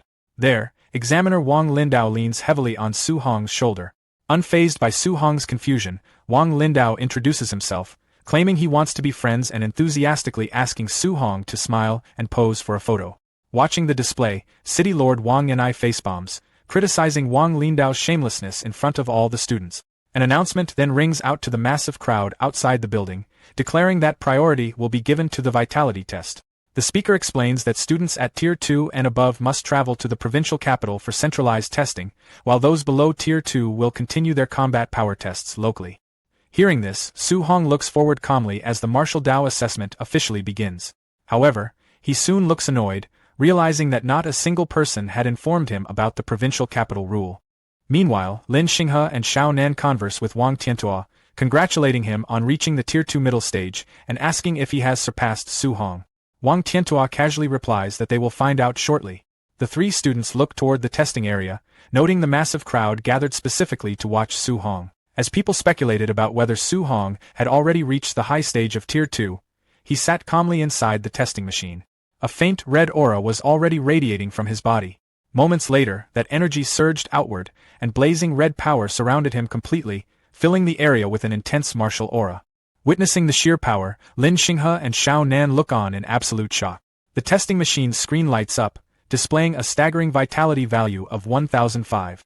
Realizing he is a Tier 3 martial artist, Xiao Nan points furiously in disbelief, demanding to know if Wang Tiantua had kept this a secret. Fully accepting the reality, Lin Xinghe, Wang Tiantua, and Xiao Nan stand together with resigned expressions, acknowledging that they will never surpass him in this lifetime. The surrounding crowd of students erupts into shock at the unprecedented sight of a Tier 3 examinee, comparing his power to that of their principal. Amidst the stunned crowd, one student stands with a smug expression, proudly boasting that Su Hong is his professional sparring partner. Inside a private room at the venue, Lin Xinghe's father and Xiao Nan's father converse. Frustrated, Lin Xinghe's father curses, questioning why Su Hong isn't his son or why Xinghe isn't a girl. Meanwhile, Xiao Nan's father plots to have his daughter dress up nicely to secure the genius as his son-in-law. Elsewhere, Wu Linxian, Wang Lindao, and City Lord Wang Yanai talk together. Wang Lindao congratulates both of them on cultivating such an outstanding student, predicting that Star City's development and its Martial Dao Association will advance brilliantly. Observing from above, Wang Lindao looks out of a window and remarks that he travels to various places every year for the exams. He notes that in a mid to lower ranked city like Star City, even Tier 2 examinees are incredibly rare. A bar chart then displays cultivation resources, showing the massive gap with Star City at a mere 10 compared to the 500 of Magic City and the Imperial Capital. Wang Lindao explains that the issue isn't poor talent, but this immense resource gap.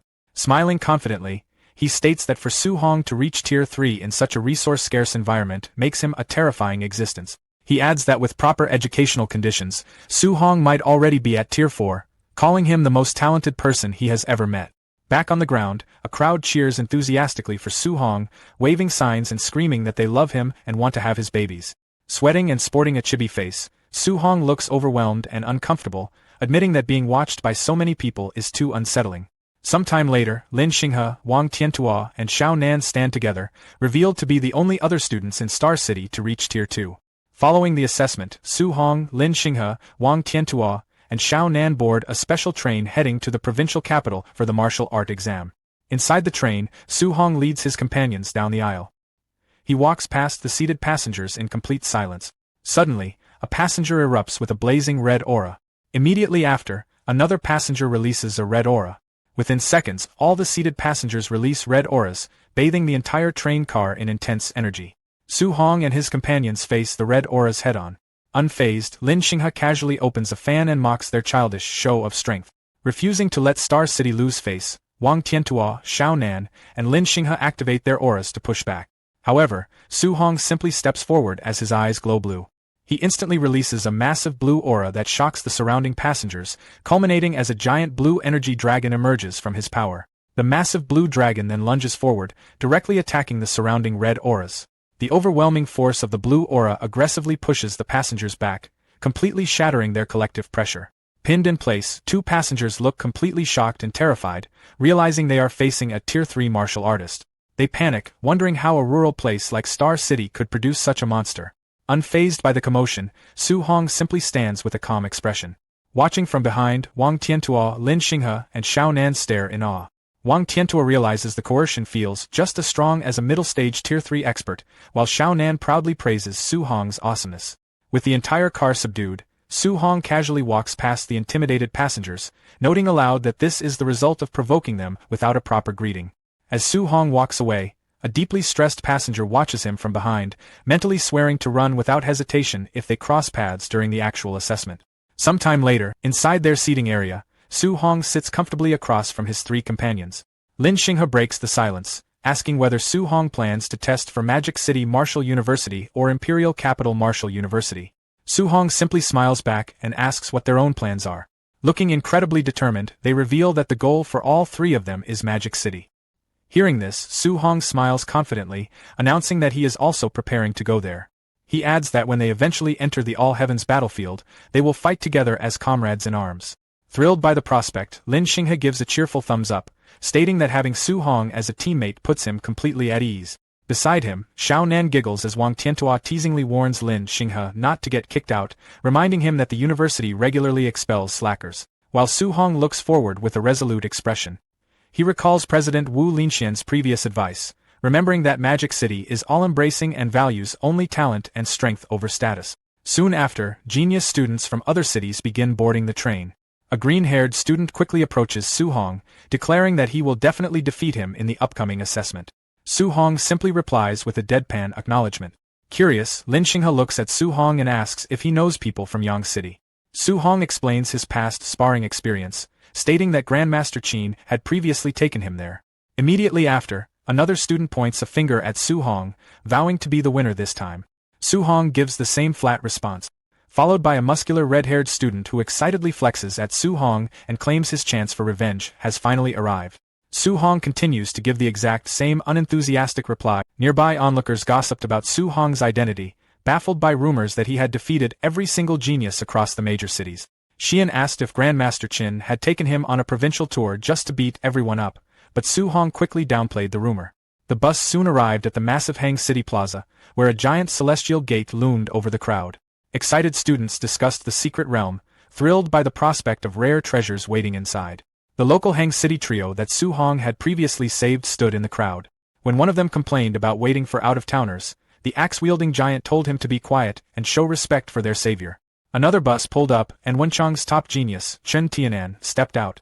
The crowd murmured in awe of his talent, recalling his arrogant promise to crush every student from Hang City. Flaunting his status, Chen Tianan led his elite squad straight toward the center of the plaza to make a grand entrance. To establish his dominance, he unleashed a massive flaming red aura and arrogantly demanded that Hang City's top 3 geniuses step forward so he could humiliate them.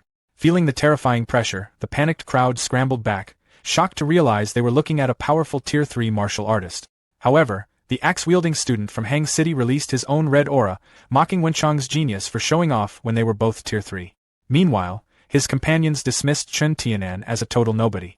Chen Tianan charged a glowing ball of spiritual energy, secretly planning to eliminate the local squad the moment they entered the secret realm. The local trio just laughed in his face, asking if he thought he was Su Hong. They warned him to keep a low profile, noting that the real monster they knew could obliterate Tier 3 cultists with a single punch.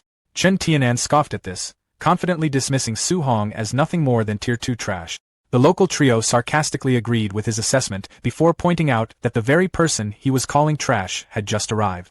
Su Hong calmly stepped off the bus holding his new spear, with his Star City companions following close behind. Wang Tiantua noticed the intense glare and warned Su Hong that Wenchang's top genius was already staring him down. Standing in front of his disciplined followers, Chen Tianan gave the Star City prodigy a smug, challenging smirk. Confused by the hostility, Wang Tiantua and Lin Ning asked Su Hong if he had beaten this guy up too, but a clueless Su Hong admitted he had no memory of him. Watching from high above, Lin Beixing, the Tier 7 Grandmaster and Chief Exam Supervisor, peered down at Su Hong and noted that the boy looked completely average. Lin Beixing complained to Qin Tianli that after all the insane hype, he had expected the kid to look like a legendary multi-limbed demigod.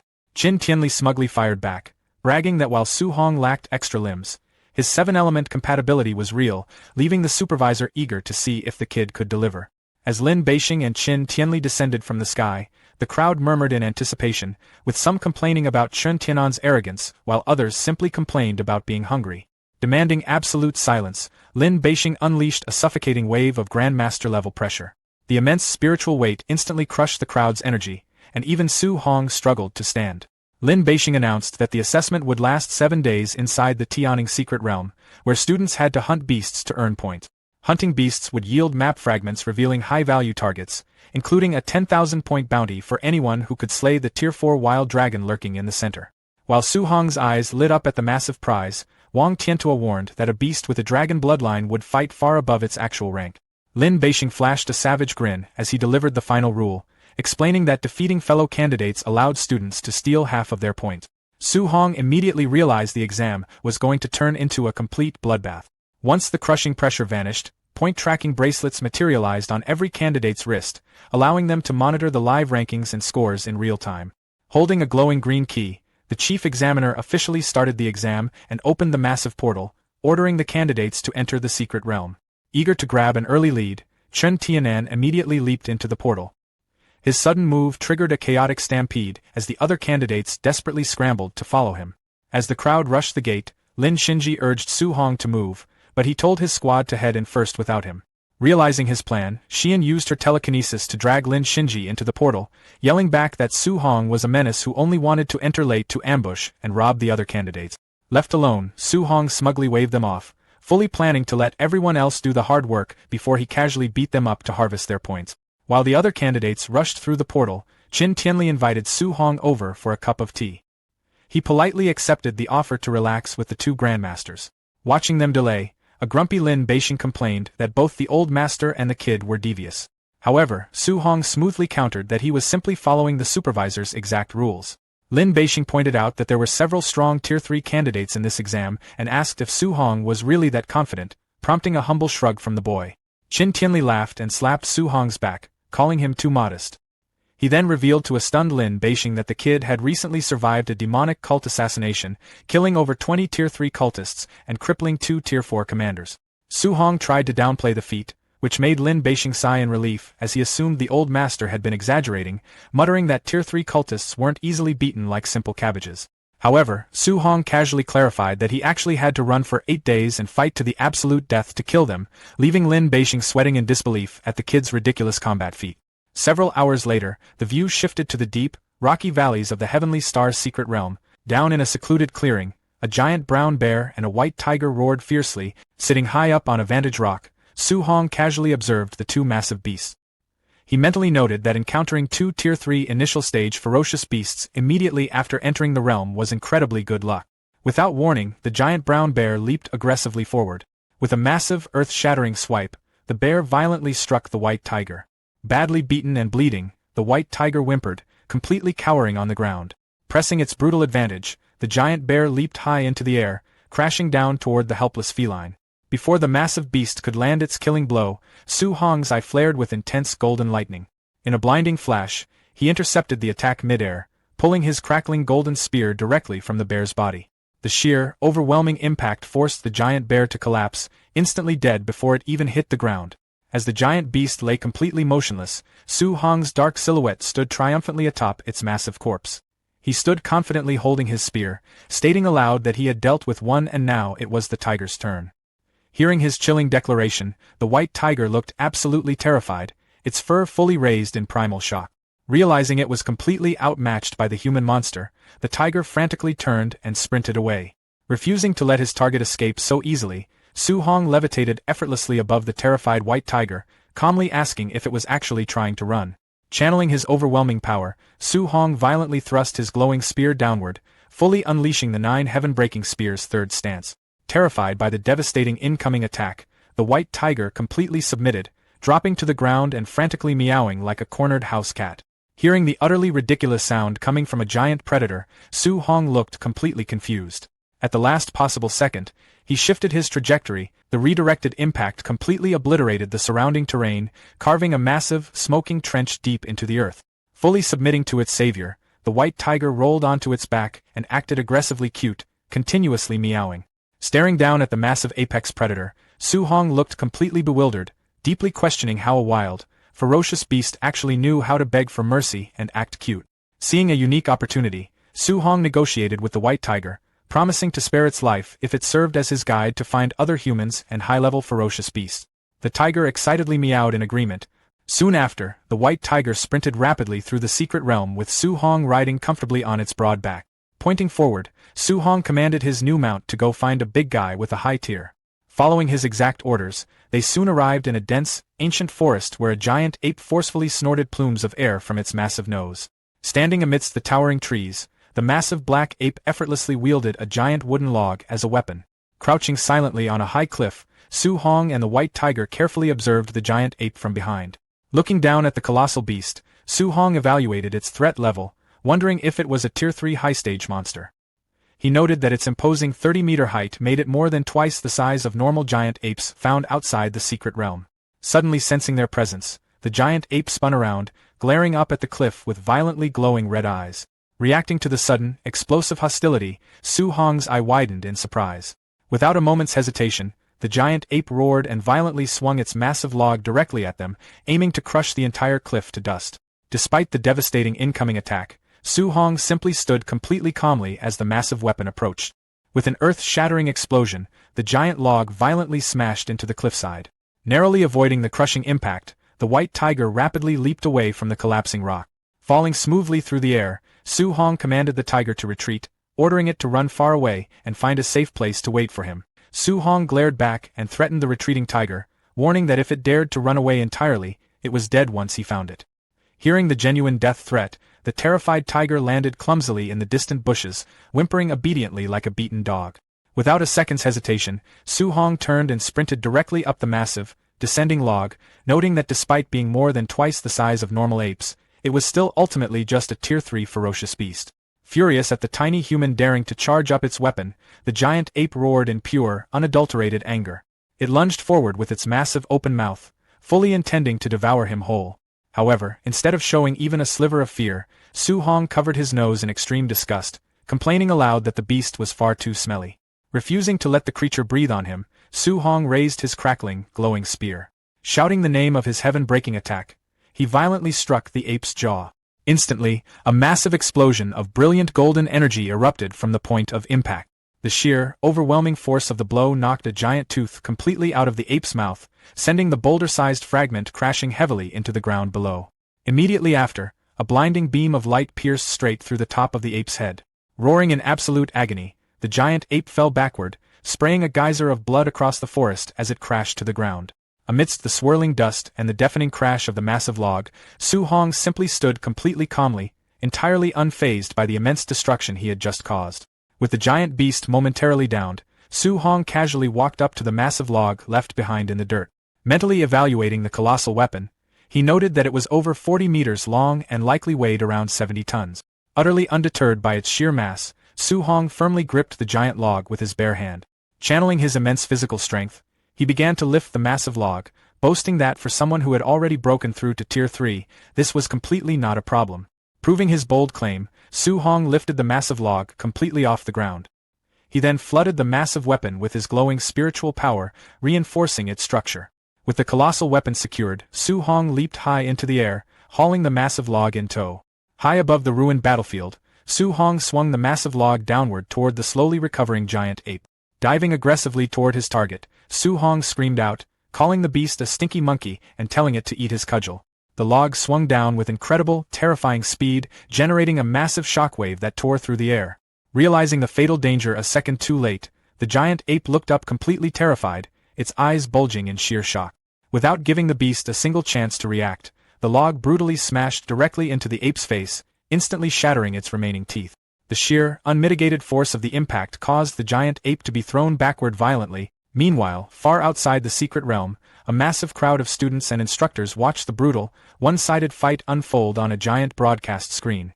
Completely stunned into silence, they questioned if what they had just seen was actually real, openly wondering what kind of absolute monster this kid named Su Hong actually was. Watching the exact same screen in a private viewing area, Grandmaster Qin pointed and laughed uproariously, noting that Su Hong was beating a terrifying elite monster like he was beating a stray dog. Completely caught off guard by the sheer, overwhelming absurdity of the attack, Lin Beixing violently spat out his drink. Recovering his composure, the chief examiner wiped his mouth thoughtfully, finally admitting that it seemed there was absolutely no suspense left for this year's assessment. Standing triumphantly on top of his massive log, Su Hong checks his wrist device. He's pleasantly surprised to find that the Grandmaster's map fragments dropped just from defeating the giant ape. A notification then pops up, and he stares in shock as his score skyrockets to 2,100 points. The leaderboard screen confirms he is now sitting dead first in the rankings. He realizes the black bear from earlier only gave him a measly 100 points, while the giant ape was a massive jackpot. Seeing that the second-place student only has 800 points, Su Hong calculates that hunting players just isn't worth his time.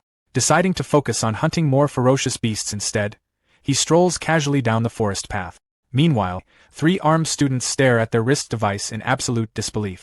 They stress out over Su Hong's massive point jump, realizing he must have soloed a high-tier special beast all by himself. But not everyone is intimidated. Sitting arrogantly on top of a dead bear, Chen Tianyan scoffs at the news. Smiling confidently, he figures that if a weakling like Su Hong can solo a special beast, then the monsters in this realm must be completely pathetic. Eager to take one down himself, he checks his map and locks onto a nearby red dot. Tracking the signal, he soon comes face to face with a massive, terrifying purple snake resting on a rocky cliff. Staring up at the towering monster, Chen Tianyan immediately starts sweating nervously. He realizes this creature is actually a high-stage Tier 3 beast, and the terrifying truth about Su Hong's actual strength begins to set in. Refusing to accept that he's weaker than Su Hong, Chen Tianyan clenches his fist as it ignites with fiery red energy. Powering up and declaring that he won't lose to anyone, he holds his ground as the giant snake violently lunges forward. A few minutes later, reality hits Chen Tianyan hard as the snake ruthlessly blasts him backward. He crashes heavily into a giant tree, coughing up blood from the devastating impact. Realizing this python is practically a Tier 4 monster, he abandons all his pride and desperately scrambles away. Running frantically through the forest, he curses his terrible luck and his decision to flee. He decides that if he can't beat the boss monsters, he'll just steal points from the other candidates instead. Spotting a group of unsuspecting students ahead, he ignites his hand and flashes an evil grin, ready to take what's theirs. But before he can make his move, Su Hong suddenly leaps out of nowhere, swinging his massive wooden club. With his eyes glowing a menacing red, Su Hong smiles, shocked by the sudden ambush, Chen Tianyan ignites his flames and frantically turns around. Su Hong brings his giant weapon down with terrifying force, brutally flattening Chen Tianyan's face. The devastating impact sends the arrogant student flying violently backward through the forest. As Chen Tianyan flies backward through the forest, the unsuspecting students scramble and dodge in absolute panic. Completely knocked out, the remaining students stare in shock at the unconscious top-tier fighter, terrified of whoever possessed the formidable power to take him down in a single strike. Walking casually out of the dust, Su Hong checks his wrist device, pleasantly surprised that he picked up 400 points just from swatting Chen Tianyan. He then points his massive log at the 5 shivering students. With a menacing tiger shadow looming behind him, Su Hong approaches intimidatingly and demands to know how many points they have. Terrified, the 5 students immediately bow and beg for mercy, pleading that they don't even have 100 points between them and aren't worth the beating. Su Hong looks genuinely disappointed by their pathetic score. However, an idea strikes him, and he casually suggests that they go beat up the unconscious Chen Tianyan to see if they can steal half of his remaining points. Surprised by the ruthless suggestion, the students cautiously agree to give it a try. 2 minutes later, Chen Tianyan's face is left heavily bruised and beaten beyond recognition. The students huddle together, realizing that no matter how many times they hit him while he's down, the system doesn't award them any extra points. Satisfied with the experiment, Su Hong hops onto his tamed white tiger and bids them farewell. Meanwhile, watching from the VIP room, Lin Beixing questions if beating an unconscious person is something a human would do, but Grandmaster Qin just laughs, noting that Su Hong's ruthless menace energy is perfect for Magic Martial University. Back in the testing grounds, the giant purple snake hisses menacingly. Without hesitating, Su Hong leaps directly toward the massive beast with his glowing spear, challenging it to a fight. The giant snake lunges forward with its jaws wide open, but Su Hong simply powers up his spear with intense, crackling energy. Using his 9 heaven-breaking spears technique, he blasts the devastating energy directly into the snake's mouth. An hour later, the massive snake lies completely dead on the ruined ground. A heavily bruised Chen Tianyan stumbles into the clearing and stares at the massive corpse in disbelief. Checking the leaderboard, he reels in shock as he sees Su Hong's score sitting at a staggering 4,500 points, proving he actually killed the Tier 3 high-stage python. Terrified and confused, Chen Tianyan sweats nervously, unable to understand how a Tier 2 martial artist could possess such monstrous strength. Desperate to protect his own fragile ego, he rationalizes that Su Hong must be hiding his true strength as a Tier 4 martial artist, otherwise there's no way he could defeat a monster that completely overpowered Chen Tianyan. Elsewhere, 3 students stand exhausted near the massive corpse of another dead beast. They discuss Su Hong's monstrous strength, wondering how a human could possibly solo monsters that nearly wiped out their entire squad. A female student checks her wrist device and gasps in shock, realizing Su Hong just killed another elite monster and hit 4,500 points on the leaderboard. One of the students collapses to his knees in pure despair, stating that Su Hong is simply a pure monster and no normal person should ever compare themselves to him. The others agree, encouraging themselves to just aim for second place by surpassing Chen Tianyan instead. Meanwhile, back in the viewing room, Grandmaster Qin praises Su Hong's outrageous talent, amazed at how easily he wields the power of thunder and fire. Fascinated by the display, Lin Beixing asks Grandmaster Qin to introduce him so he can seek guidance from the young student, since he also possesses dual attributes. Grandmaster Qin sips his tea and mockingly asks if it isn't a bit embarrassing for a generation's grandmaster to ask a greenhorn for advice. But Lin Beixing looks completely serious and determined, declaring that losing face is worth it if he can master such a killer move. Pointing directly at the live broadcast, he notes that even initial stage Tier 3 fighters can't handle a single punch from the boy. On the screen, Su Hong stands confidently over a massive pile of defeated students, proving that this entire martial arts exam has simply become his personal show. Back in the viewing room, Lin Beixing stands up and tries to pull Grandmaster Qin away, stating there's no need to watch the rest of the exam. However, as he glances back at the screen, he stops in absolute disbelief, realizing that Su Hong has gone toward the barbarian dragon all by himself. Crossing his arms seriously, Grandmaster Qin scoffs, explaining that he caught the barbarian dragon personally. He notes that the beast is almost at the Tier 4 middle stage, and thanks to its dragon bloodline, its combat power is practically on par with a high-stage Tier 4 monster. Sweating nervously, Qin admits that even with Su Hong's incredible thunder and fire attributes, it's impossible for him to injure the dragon. He figures a severe beating will finally teach the arrogant kid his place. Meanwhile, at the entrance to a massive canyon, Su Hong's tamed white tiger whimpers in absolute terror. Sitting on the trembling beast's back, Su Hong calls it a coward and tells it to just lead the way, promising he won't make it fight the barbarian dragon. Looking down into the massive, dark chasm cutting through the mountains, Su Hong confirms his target is right inside. He casually leaps off the tiger's back and dives straight into the abyss, telling his mount to wait for him outside. Falling rapidly through the dark chasm, Su Hong drags his spear violently against the rocky wall to slow his descent. He lands safely at the very bottom, immediately narrowing his eyes as he senses a massive presence. Looming before him is a colossal red barbarian dragon, heavily chained and fast asleep. Staring up at the terrifying creature, Su Hong wonders why a Tier 4 beast is chained up like this. As the massive dragon sleeps heavily, Su Hong feels its oppressive aura, realizing it's far beyond the initial stage and infinitely close to the Tier 4 middle stage. Standing before the sleeping giant, Su Hong analyzes the situation, admitting that with his current strength, he has zero confidence in winning a head-on confrontation. However, a devious smile creeps across his face. He figures that since the boss is completely asleep and chained down, it has absolutely no right to complain about a sneak attack. Focusing intently on the dragon's most vulnerable spot, its massive backside, Su Hong calculates that no matter how strong a creature's defenses are, a direct hit there will guarantee massive damage. Standing ready, Su Hong grips his spear tightly as he powers it up with intense, crackling energy. Fusing the devastating powers of thunder, fire, and metal into one ultimate attack, he leaps forward and violently thrusts his glowing spear directly into the dragon's weak point. With a powerful shout, Su Hong violently thrusts his glowing spear directly into the dragon's vulnerable backside. A massive, blinding explosion of light erupts from the devastating impact, followed by dark blood spurting violently out from the fresh wound. Waking up in pure agony, the massive beast screams out a terrifying roar of extreme pain.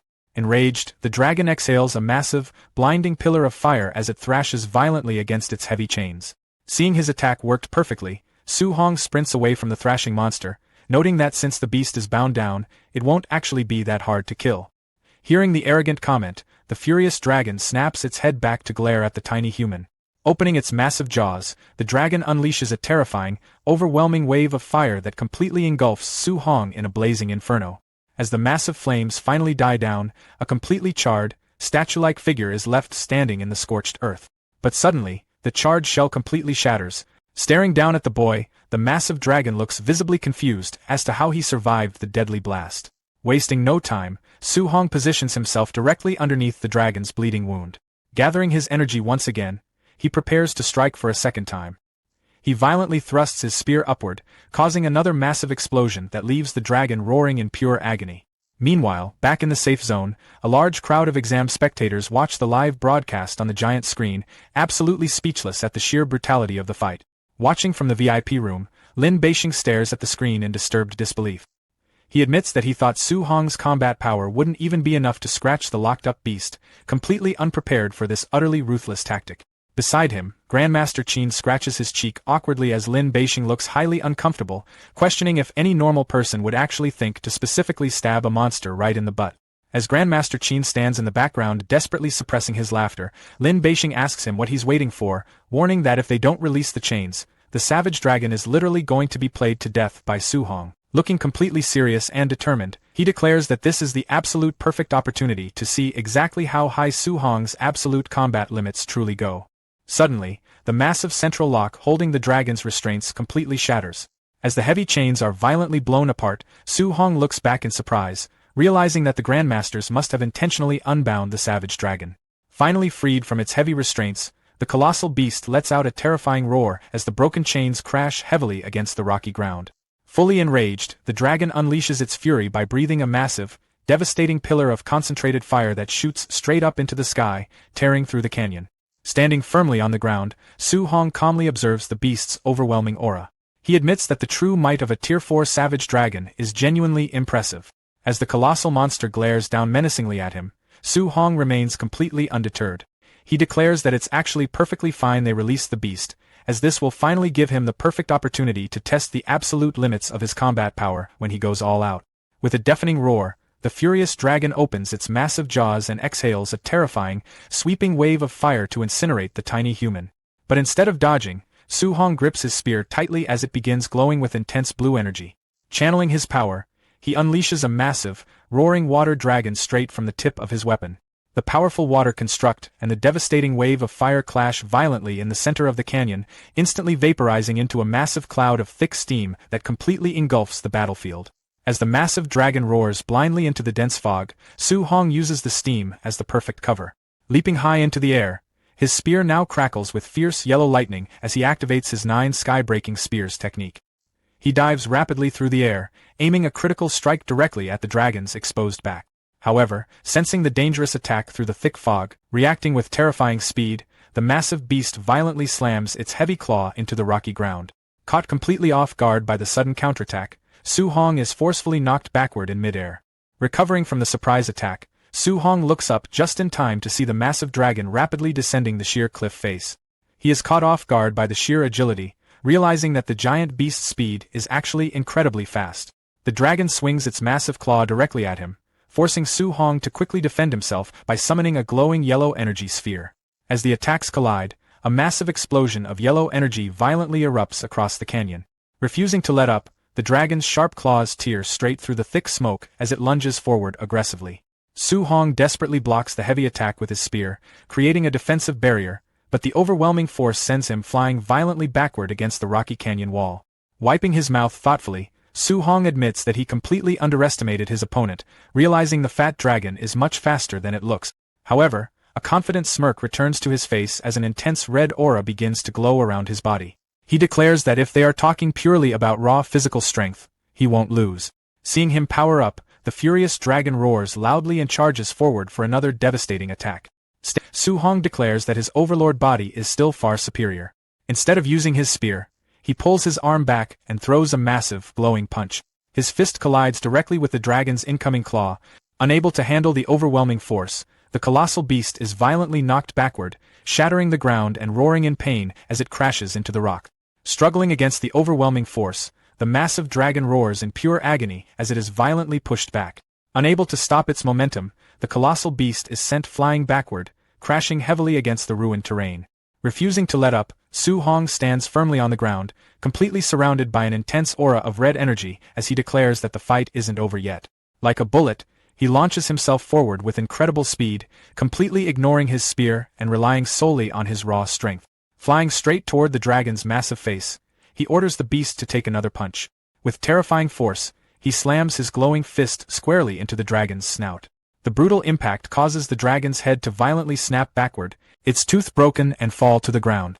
But Su Hong doesn't give it a single second to breathe. Declaring that he's still not done, he flies at the dragon's face once again.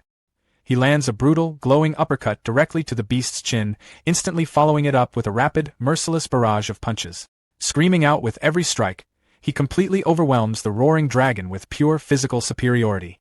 Meanwhile, back in the safe zone, the crowd of exam spectators watch the live broadcast in absolute disbelief. Shocked by the one-sided beatdown, they wonder which one is the real savage dragon, finding it completely ridiculous that a Tier 3 human is physically suppressing a Tier 4 beast. Watching from the VIP room, Lin Beixing turns to Grandmaster Qin, noting that while fusing 3 attributes is impressive, Su Hong's physical strength is simply way too high. Sweating nervously in pure shock, Lin Beixing admits that he always thought the Overlord body was only ranked in the top 30 of all physique. However, watching the brutal assault continue on the giant screen, he realizes it's practically on par with the number 1 strength-type physique, the legendary war god body.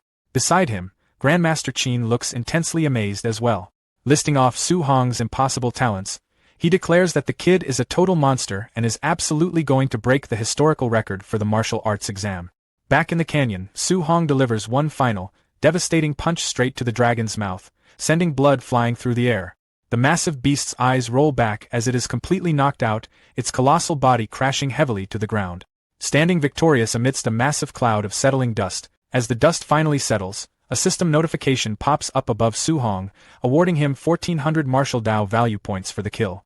Sitting exhausted in the crater, he admits that the savage dragon could really take a beating, noting that his spiritual energy is almost completely depleted. Su Hong looks up in sheer annoyance, thinking about how completely wicked the Grandmasters are for throwing a boss like this into a student exam.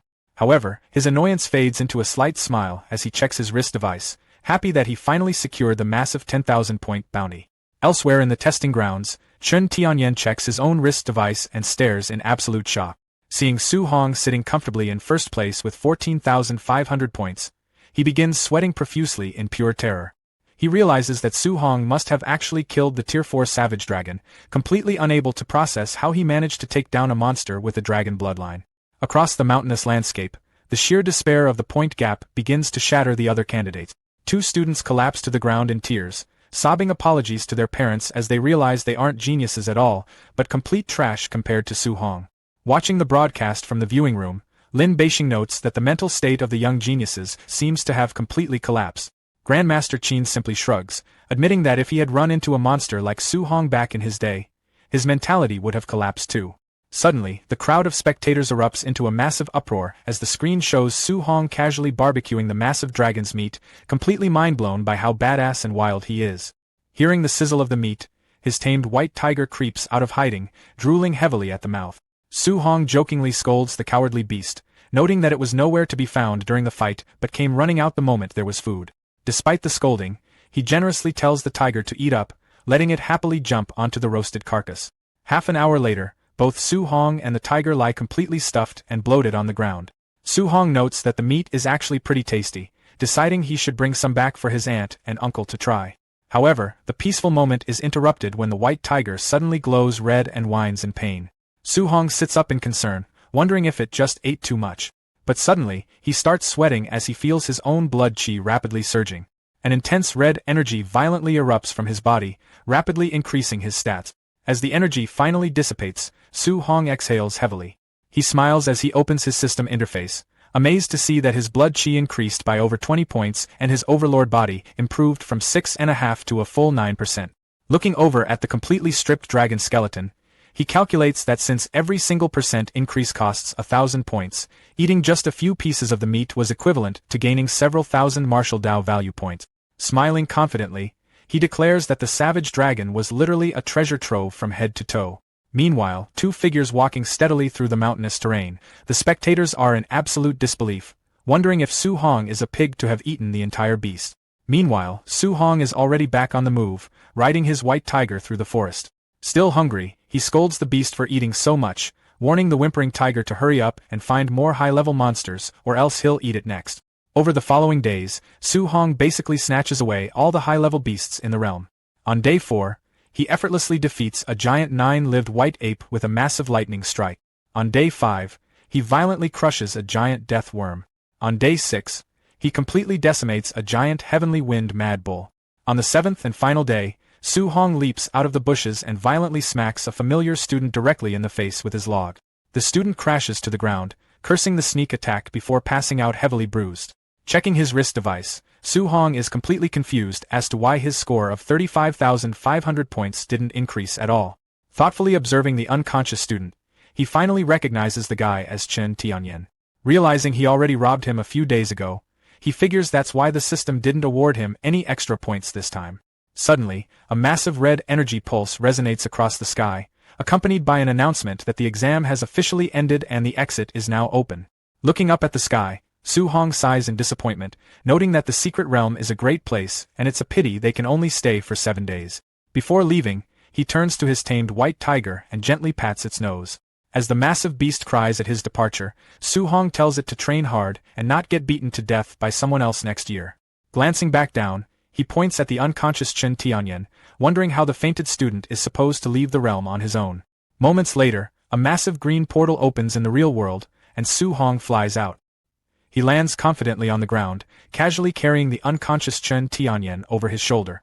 Instantly, the massive crowd, including Grandmaster Qin and Lin Beixing, erupts into enthusiastic cheers, chanting his name and officially declaring Su Hong as Jiangnan Province's true martial arts champion.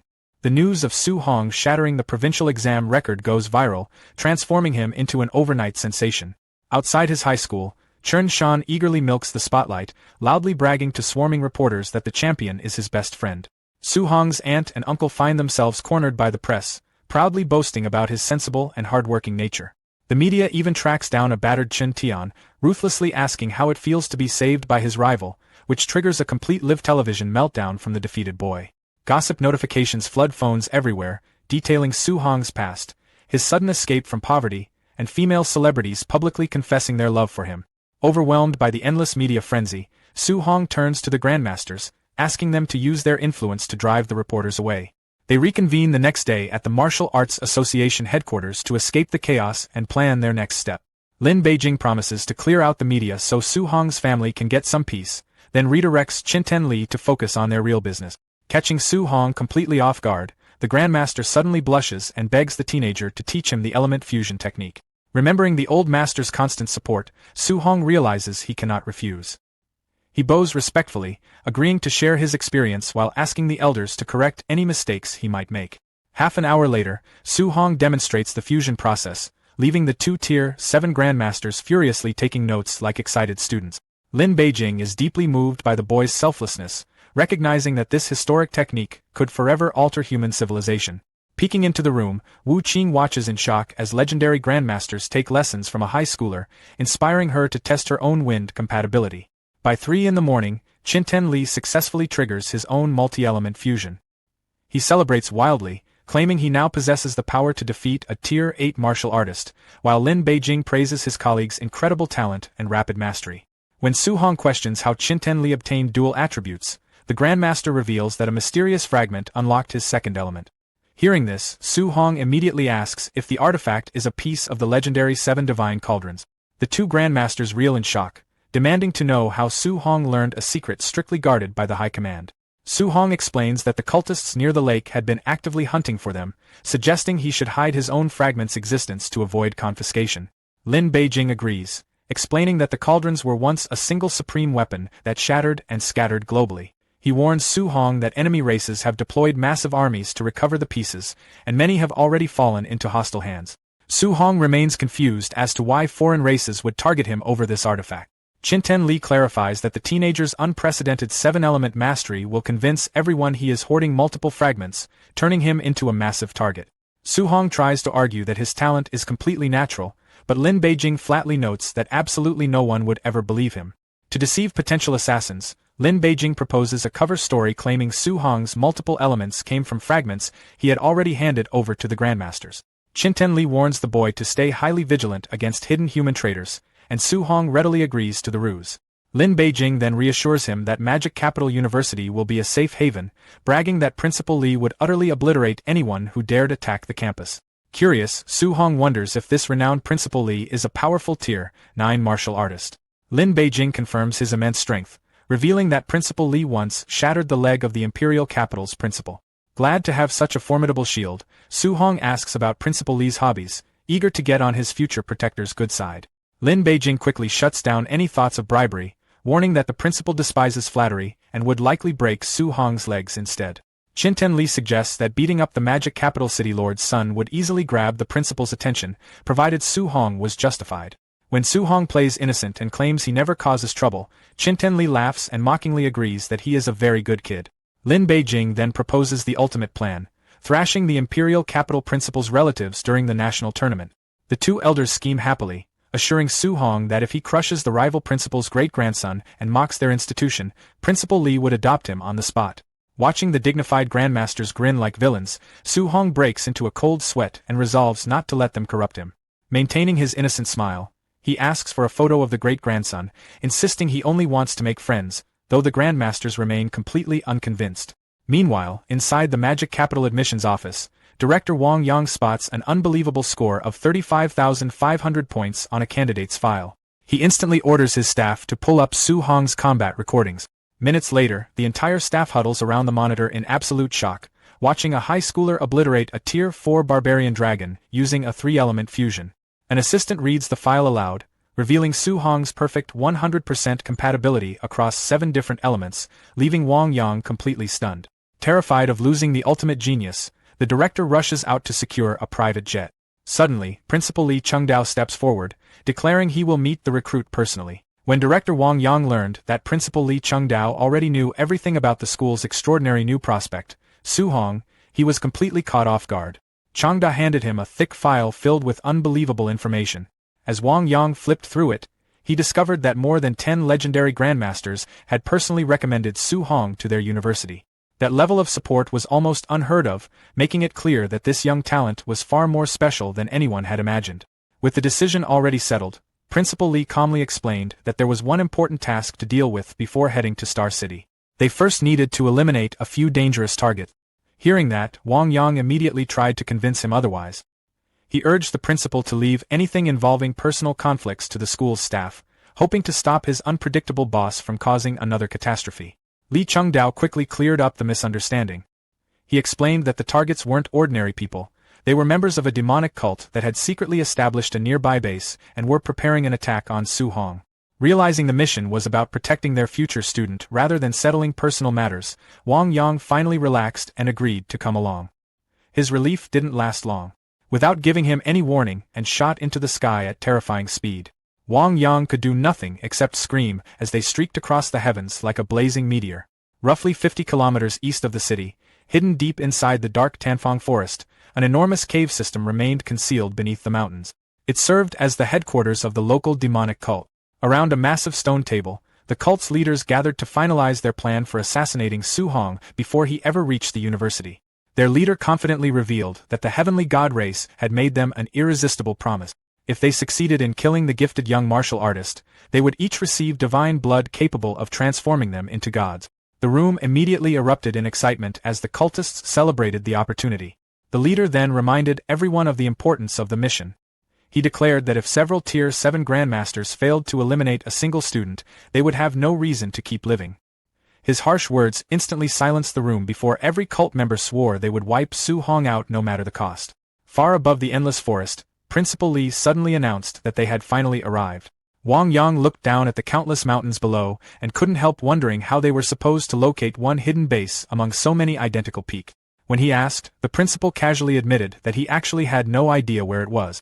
Trying to solve the problem, Wang Yang volunteered to search the area himself. Instead, Li Chengdao stopped him. He simply asked Wang Yang to start recording with his phone because he intended to turn whatever happened next into a promotional advertisement for the university.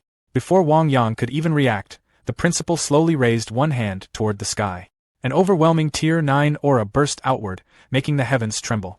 Thick clouds twisted overhead before a gigantic crimson hand of pure energy descended from the sky like divine judgment itself.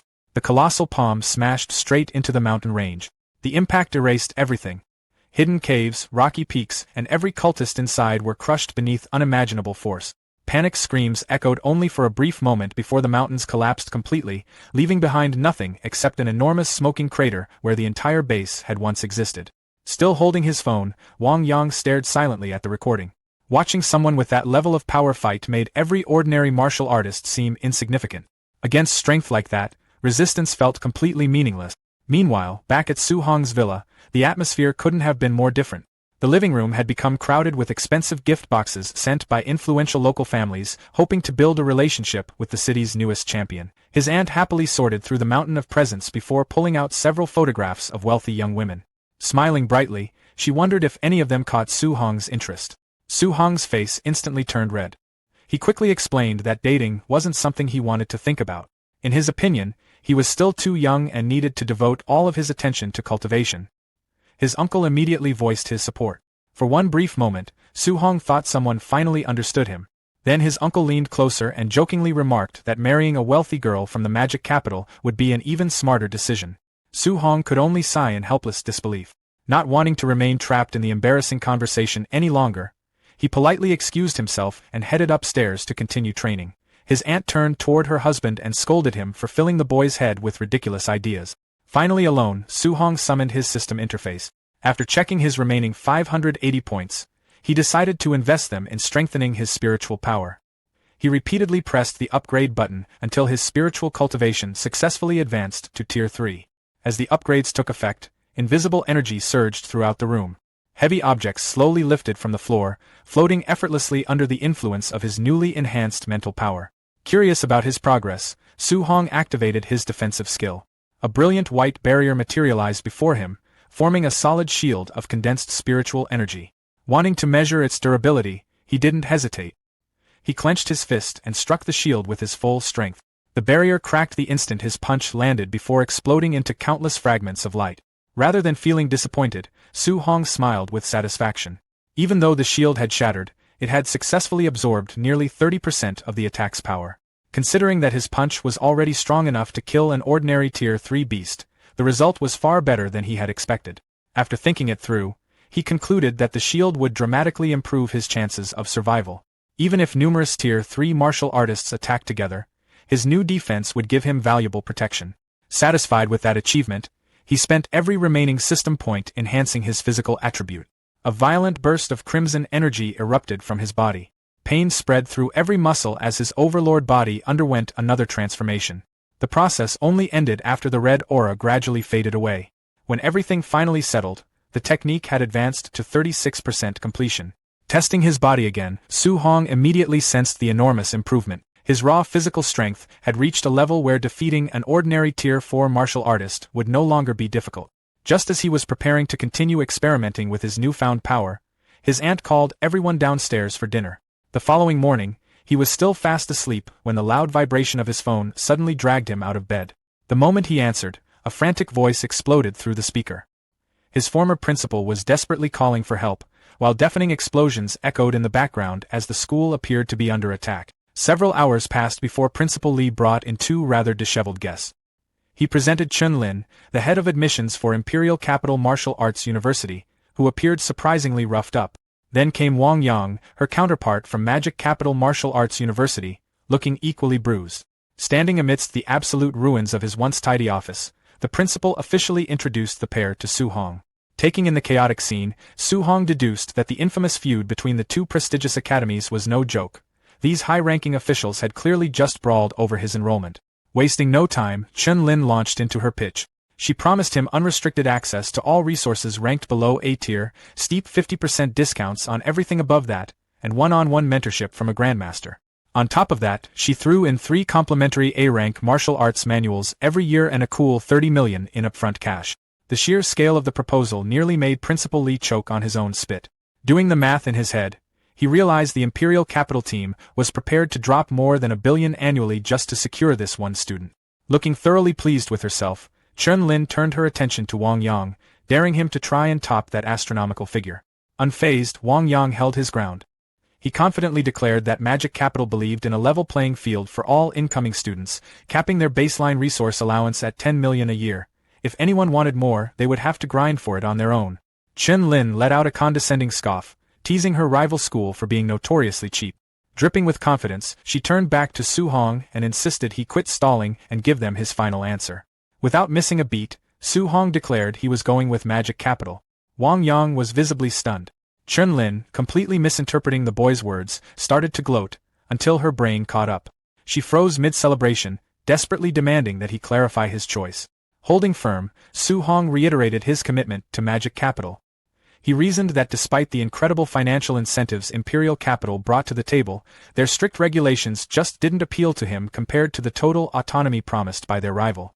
A booming laugh escaped Wang Yang as he happily rubbed it in, proclaiming that only his institution was a fitting home for a prodigy of Su Hong's caliber. Chun Lin was too livid to speak. Making one final, desperate play, she cautioned the teenager about the staggering difference in funding he was walking away from. Unmoved, Su Hong countered that a smooth sea never made a skilled sailor. Out of options, Chun Lin could do nothing but grind her teeth in bitter frustration. Still chuckling, Wang Yang commended the young man's fierce drive and clarity of purpose. Then, he casually mentioned that Su Hong needed to show up on campus the very next day. This threw the teenager for a loop, considering it was the middle of summer vacation and the official semester wasn't set to begin until September. Throwing a buddy-like arm around the boy's shoulders, Wang Yang clarified that downtime simply didn't exist at their academy. He rattled off an exhausting schedule packed with rookie tournaments, club tryouts, survival trials, leaderboard climbs, and digital arena battles. With the prestige of the National University League hanging in the balance, the entire student body was possessed by an obsessive need to grind so they wouldn't get left in the dust. Far from being scared off, Su Hong just flashed a grin. He was finally getting a read on the intensely cutthroat environment he was about to dive into. Shooting him one final, icy glare, Chun Lin muttered her hopes that he wouldn't come to regret his foolish choice, then spun on her heel and stormed out. Once outside, Chun Lin whipped out her phone, barking orders at her staff to immediately secure Star City's remaining trio of elite prodigies in order to salvage the disastrous trip. She soon found herself inside the city lord's mansion, sitting down with the city's other heavy hitters, Lin Xinghai, Wang Tinuo, and Shirao Nan. But her optimism was swiftly shattered when all three seamlessly announced they were also heading to Magic Capital. Irritated, she brushed off their abilities as nothing special anyway and pivoted her strategy, ordering her crew to go after Hang City's top 3 prospects instead. However, her trip to Hang City ended in an identical disaster when those candidates enthusiastically pledged their loyalty to Magic Capital as well. Chun Lin practically lost her grip on reality, fuming and utterly bewildered as to why every single top-tier prospect was flocking to her rival. Grasping at straws, she banked everything on snagging Chen Anyun, the runner-up for the entire province. Later on, sitting in his opulent estate in Wang, Chen Anyun didn't even let her finish talking before bluntly cutting in to say he was also choosing magic capital. Completely baffled, Chen Lin demanded to know why he would pass up imperial capital when his older siblings were already enrolled there. The boy reasoned that he had to go to the rival school to take down Su Hong and secure his rightful spot as Jiangnan's undisputed number one. Getting hyped up on his own ambition, he vowed to annihilate his older brother and sister at the national championships just to prove who the true star of the family was. Covered in nervous sweat, Chen Lin sat there in disbelief, absolutely certain that the water in Jiangnan province was making everyone lose their minds this recruitment cycle. Back on Su Hong's end, he had just pulled into the sprawling Magic Capital railway station. Hauling his luggage off the train and stepping foot in the global hub for the first time, a wave of nervous energy hit him. He scanned the bustling terminal, looking out for the upperclassmen assigned to greet the incoming freshmen. It didn't take long for him to spot the university's welcoming placards bobbing in the crowd, although he immediately noticed that the penmanship on them was comically awful. The younger students tasked with holding the signs were grumbling about how humiliating the whole setup was. They quietly swore they were never signing up for volunteer duty again if Bai was running the show. Catching wind of their complaints, the white-haired upperclassman, Bai Kong, quickly defended his artistic integrity, arguing that the campus calligraphy club had given his work glowing reviews. The underclassmen weren't buying it though. They smoothly countered that the only reason the calligraphy nerds said nice things was because they were too physically weak to survive telling him the truth. Brushing off their logic, Bai Kong cheerfully decided they just didn't understand true art. The younger kids just sweated quietly, fully aware that no one in their right mind was going to risk a beatdown from an elite fighter over some messy handwriting. Eventually, Su Hong approached the lively group and politely introduced himself as a new admit. Bai Kang's face lit up instantly. He pumped the freshman's hand with aggressive enthusiasm, absolutely stoked to meet the mythical top scorer from Jiangnan. The rest of the welcome committee just stared with their jaws on the floor. They frantically whispered among themselves, struggling to process that this completely ordinary-looking teenager was the same savage who had soloed a Tier 4 dragon and completely emptied out the exam dimension. Tuning out the gossip, Bai Kong warmly offered to walk the new kid through registration and give him the grand tour, an offer Su Hong gladly took him up on. It wasn't long before they stood before the main gates of Magic Capital Martial Arts University. The sheer scale and majesty of the entrance left Su Hong completely awestruck.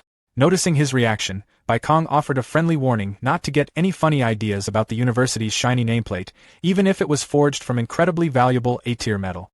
With a chuckle, the senior noted that while ambitious students tried to pry it off every semester, the elderly man working the gate always ended up snapping their legs in half. Pressing forward, Su Hong queued up at the intake tables to get officially logged in, where the staff handed over his orientation manual and a high-tech wristband used for tracking points. The mundane process was abruptly derailed by a chorus of shrieking, starstruck girls as Bai Kong threw a lazy wave to his massive following. While the upperclassmen soaked in the adoration, Su Hong tuned it out and concentrated on booting up his new hardware. Getting back to business, Bai Kong broke down the campus economy, explaining that points were the lifeblood of the school, required for buying everything from elite training gear down to a simple meal. He added that newbies were handed a meager 100 points to start and were expected to hustle for every point after that. Powering up his band, Su Hong watched a slick hologram pop up, showing his name next to his starter balance. Staring at the digital numbers, he silently pondered whether crushing people in the simulated ladder matches would translate to actual martial Dao points, a hack that could permanently cure his anxiety about farming stat. The tour wrapped up as Bai Kong guided him toward an absolutely massive, high-end villa, slapping him on the back for lucking into the finest housing in the premier zone. But the senior's smile turned sly as he casually mentioned that housing assignments weren't permanent, anyone could violently hijack his room whenever they felt like it. Frustrated, Su Hong snapped that the administration was basically running a glorified, government-backed extortion racket. Sure enough, those jealous upperclassmen tried to jump Su Hong for his luxury dorm, and it ended exactly how you'd expect. The bruised and battered students could only groan in pure agony on the pavement, completely baffled by how a freshman was this ridiculously strong. Stepping inside his massive new crib, Su Hong couldn't help but marvel at the insane luxury of the single-family villa. With a fully equipped, high-end training room right in his living space, he quickly realized that the academy was deliberately handing out these premium dorms to provoke intense jealousy and force the students to constantly fight each other for the best resources. Exploring further, he stumbled upon a glowing high-tech capsule, the virtual pod used to connect to the academy's infamous ladder combat network. Curious to see what the hype was about, Su Hong hopped into the machine and let the door seal shut. His consciousness instantly transferred into a massive digital space, where the system officially welcomed him to the arena. It quickly laid out the brutal ground rules. All fighters of the same tier had their physical strength and spiritual chi forcefully equalized, and any special physiques or unique spiritual powers were strictly banned. Testing his digital body with a quick jump, Su Hong immediately felt incredibly sluggish. With his overpowered stats nerfed and his spiritual chi completely sealed, he realized this virtual ladder was designed to strip away all raw power and strictly test a fighter's pure martial arts mastery. The system then displayed the competitive ranking ladder, starting from bronze all the way up to the legendary king tier. To climb the ranks, he would have to earn 9 stars in his current division before unlocking a high-stakes promotion match. Finally, the system prompted him to select his standard C-rank alloy weapon for the Tier 3 division. Surrounded by an arsenal of holographic gear, Su Hong reached out and grabbed a glowing spear. Giving it a swift, expertly executed twirl, he smirked in satisfaction as he noticed the weapon's weight and texture felt exactly like the real deal. Impressed by the incredibly realistic high-tech VR, Su Hong was suddenly prompted by the system to choose a username.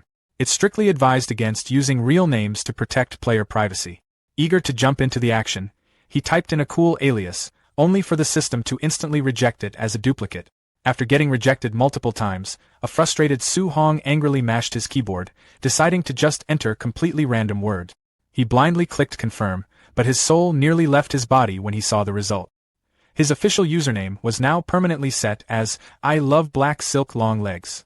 Panicking, he desperately tried to undo the mistake, but the ruthless system coldly informed him that usernames could never be changed. Utterly doomed to wear the deeply embarrassing title, Su Hong was then forced to customize his avatar's appearance to ensure it looked nothing like his real face. Annoyed by all the extra steps, he sloppily adjusted the sliders and accidentally turned his avatar into a rugged, middle-aged uncle.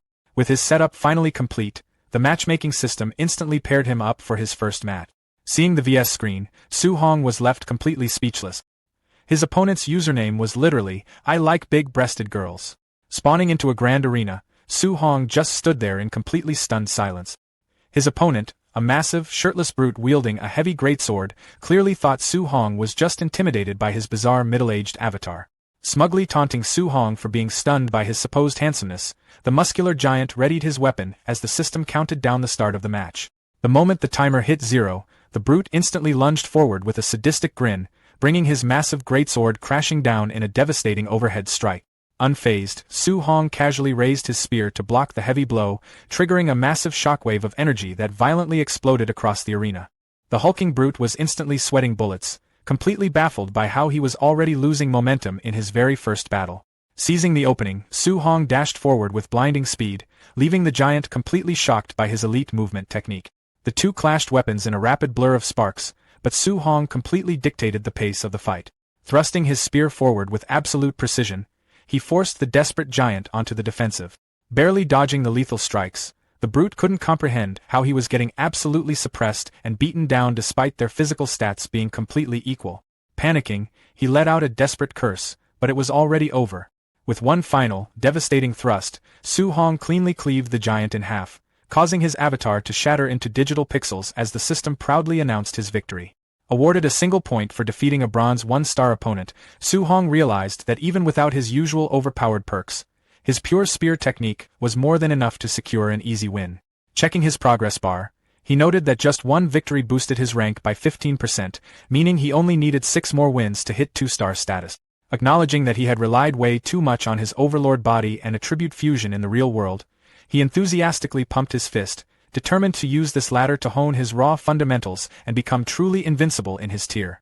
Meanwhile, in the neighboring dorm, an energetic girl loudly kicked open a door to recruit her older sister. Excitedly revealing that someone had just moved into the coveted Villa No. 1, the younger sister eagerly proposed that they go beat him up and steal it for themselves.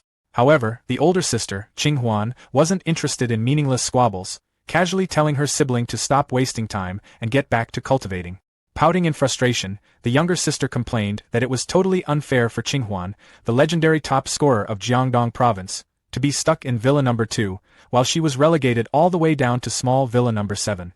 But before Qinghuan could respond, her matchmaking screen suddenly popped up, locking her in for a match against the infamous, "I love black silk long legs." Her glasses glaring with intense hostility, the elegant top scorer clenched her jaw in utter disgust, muttering about how much she despised stinky men with filthy usernames. Materializing in the arena, Qinghwan draws her sword. Across from her, Su Hong's rugged, middle-aged avatar calmly stands ready with his spear. Qinghwan notes that confident leaderboard climbers always use proper names and avatars to avoid embarrassment. Imagining her opponent as some goofy degenerate, she assumes people like him just use whatever absurd name they want because they know they'll never reach the rankings anyway. The massive arena lights up as the system counts down the match between Qinghwan and I Love Black Silk Long Legs, before officially declaring the start of the battle. Qinghwan instantly dashes forward, determined to finish the fight quickly. She swings her sword, unleashing a massive golden crescent energy strike that she confidently believes is enough to insta-kill him. However, Su Hong effortlessly blocks the massive energy wave with his spear, creating a blinding flash of light. Qinghwan's eyes widen in pure shock. Before she can recover, Su Hong swiftly counters with a heavy horizontal spear strike, forcing her to frantically block as she realizes he is actually a martial arts expert. Sliding backward across the arena floor to absorb the impact, she glares at him, wondering if he intentionally chose a wretched name and image just to make people underestimate his obvious strength. Seeing Su Hong confidently dash forward again, Qinghwan realizes she was too arrogant and resolves to stop looking down on him just because of his ridiculous profile. Channeling her full strength, she prepares a heavy attack and unleashes a devastating barrage of fiery projectiles. Su Hong smoothly evades, immediately recognizing her attack as a mastered B-rank fire attribute martial art. Activating his flying swan startling cloud step technique, he gracefully weaves through the remaining fireballs. Qinghwan attempts to follow up with a lethal thrust to his face, but Su Hong effortlessly leans back to dodge it, leaving her stunned that he completely saw through her footwork. He immediately retaliates with a heavy strike of his own, and the two launch into a rapid, high-speed clash, trading a flurry of blows and sparking impacts across the battlefield. Suddenly accelerating with a green aura, Qinghwan launches a high-speed assault, prompting Su Hong to immediately recognize she is using a wind attribute technique. As she lunges forward with a fierce wind-infused thrust, he smoothly evades the attack, smiling in genuine amusement at having already encountered a dual attribute genius in Magic City. Stunned that he actually managed to dodge her strike, Qinghwan spins gracefully through the air, finally realizing that his profound spear mastery far exceeds her own sword technique and acknowledging him as a true top-tier genius. She unleashes a massive, sweeping wave of fiery energy straight at him. Refusing to hold back, Su Hong announces his 9 heaven-breaking spears technique, charging his weapon with intense, crackling golden lightning. With a devastating thrust, his lightning strike violently shatters her incoming fire wave, triggering a massive explosion of light that consumes the arena. Desperate to turn the tide, Qinghwan screams that she will absolutely not lose, unleashing a gigantic, spiraling fire tornado that violently erupts across the battlefield. However, her final stand is quickly shut down as the tip of Su Hong's spear suddenly pierces straight through the thick smoke cloud. She hurriedly raises her sword to block the surprise attack, but her eyes widen in pure terror as she realizes it's too late. Closing the distance in an instant, completely overwhelming her defense. Overpowered by the devastating lightning strike, Qinghwan cries out in pain. Her avatar violently shatters into pieces. Back in the real world, she emerges from her combat pod in a beam of light. Clutching her arm, she curses in frustration. Fuming with anger, Qinghwan bitterly curses his trashy name. Fiercely ripping off her black stocking and throwing it aside, she vows to defeat him in the future and force him to change it to something proper. Meanwhile, resting inside his own pod, Su Hong praises the hardy and fierce battle. A system message suddenly pops up notifying him of a friend request, leaving him confused as he asks who Qinghwan is. Opening the chat, he asks for her identity, and when she claims to be the beauty he just met, he instantly assumes it is a classic network scam and messages back that her seduction trap won't work on someone so poor. In her own room, a deeply offended Qinghwan screams at her screen, furious that he would accuse her of trying to seduce him. However, before she can even reply, a system notification appears stating she has been blacklisted, leaving her completely stunned. Trembling with sheer rage, she furiously shouts at him, calling him a bastard. Ignorant of her anger, Su Hong stretches happily in his room, proudly praising himself for being cautious enough to dodge a university network scammer. He decides to head to the cafeteria to check out the school's food. Stepping out of his front gate, he wonders if the city food will taste good. He is immediately confronted by a massive, angry mob of sinister students demanding to fight him for the right to live in his luxury villa. Unfazed, Su Hong just listens to his stomach loudly grumble again. Smirking confidently, he casually tells the entire mob to attack him all at once because he's in a hurry. The confused crowd immediately started whispering among themselves, trying to figure out where this insanely arrogant freshman had crawled out of. Breaking from the pack, Wang Teng stepped up to the plate. Flaring a brilliant red aura, he mocked Su Hong, calling his bluff and pointing out that no one on campus even knew who he was. Without warning, Wang Tang lunged forward with a blazing punch, only for Su Hong to effortlessly catch the flaming fist with his bare hand. A split second later, Su Hong snapped a lightning-fast counterhook directly into his opponent's jaw. The sheer kinetic force of the blow launched Wang Tang completely off his feet, sending him sailing through the air before slamming hard against a nearby pole. Witnessing the brutal knockout, the rest of the mob instantly panicked, deeply rattled that one of their premier Tier 3 fighters had been folded in a matter of seconds. But Su Hong was just getting warmed up. Flaring his own terrifying aura, he casually asked if anyone else was feeling brave enough to step up. Absolutely paralyzed by the sheer magnitude of his power, the entire crowd spun on their heels and scattered, screaming for their lives. Noticing the mass exodus, Su Hong tapped into his telekinesis, instantly barricading their only escape routes. Glowing telekinetic tethers lashed out, wrapping tightly around the fleeing students and forcing them to realize their target was actually a highly advanced spirit master. The trapped kids immediately began begging for mercy and admitting defeat, but Su Hong completely ignored their cries. He simply stepped up and blasted one of them with a punch, launching the poor student through the air like a ragdoll. Closing the gap, he unleashed a ruthless, non-stop barrage of heavy strikes, effortlessly sending the entire squad flying in every direction. The remaining bystanders watched the absolute slaughter in stunned silence, finally connecting the dots that this monster was the legendary Jiangnan champion who had single-handedly slaughtered the Tier 4 barbarian dragon during the exams. With his work done, Su Hong calmly strolled away from the carnage as his digital interface flooded with a massive haul of martial Dao point. Even so, he couldn't help but grumble to himself. Now that he had officially broken into Tier 3, beating up other fighters in his own bracket barely paid out anything worthwhile. Scanning the perimeter for better options, his cold gaze locked onto a massive cluster of Tier 2 students huddled nearby. Feeling the predator's eyes on them, the terrified lower tiers instantly threw their hands up, desperately pleading that they were just innocent spectators. Su Hong just flashed a wicked grin. He figured that even if the Tier 2 kids barely handed out any points, a little bit of something was still better than nothing. Horrified by the raw violence they were about to endure, the students started screaming bloody murder, begging any passing upperclassmen to save them from the deranged Tier 3 bully. Less than a minute later, the pavement was entirely littered with groaning, battered students, all of them sobbing about his unnecessary cruelty and swearing they were going to report him to the administration. Leaving the wreckage behind, Su Hong finally made his way into the campus cafeteria to grab lunch, though he immediately started complaining that the outrageously inflated campus prices meant his current balance would only cover about 20 meals. While scanning the massive dining hall for an open seat, he was genuinely surprised to spot his hometown crew, Wang Tianyuo, Shirao Nan, and Lin Xinghai, huddled around a table. Almost immediately, Wang Tianyuo leaned in and asked if the rumors were true about Su Hong securing a high-end, private luxury villa. Su Hong dodged the question, asking if the standard housing was really that awful. Looking absolutely miserable, Wang Tianyuo whined that he had been crammed into a claustrophobic 8-person suite. Su Hong wondered out loud if the entire crew had suffered the same fate, but Shirao Nan chimed in, admitting that she and Lin Xinghai had at least managed to score 4-person dorms. Trying to play peacekeeper, Su Hong casually brushed off their misery, joking that a 4-man setup was perfectly fine and teasing them for acting like spoiled rich kids. That comment instantly struck a nerve. Lin Xinghai exploded, screaming that the administration had actually dumped him into the girls' dormitory, while Shirao Nan loudly fired back that she had been trapped in the boys' wing. Still fuming, Lin Xinghai complained that the incompetent staff had mistaken him for a girl just because he had long hair. Not to be outdone, Shirao Nan angrily ranted that the school had misgendered her entirely just because she rocked a tomboy aesthetic. Cutting through the complaints, Wang Tianyuo forcefully steered the conversation back to Su Hong's living situation. Su Hong tried to deflect again, telling everyone to just shut up and eat their food, but the trio wasn't having it. They pressured him to just spit out the truth, swearing on their Jiangnan province loyalty that they wouldn't get jealous. Finally cornered, Su Hong casually dropped the bomb that he had, in fact, been handed the keys to a private luxury villa. The entire table instantly went dead silent. Safely back inside his lavish villa, Su Hong wasted no time hopping into his immersive gaming pod to grind out more virtual ladder matches. He pushed his avatar to the absolute breaking point, fighting back-to-back deathmatches until his spiritual energy was completely tapped out. Pulling up his digital stat sheet, he nodded in satisfaction.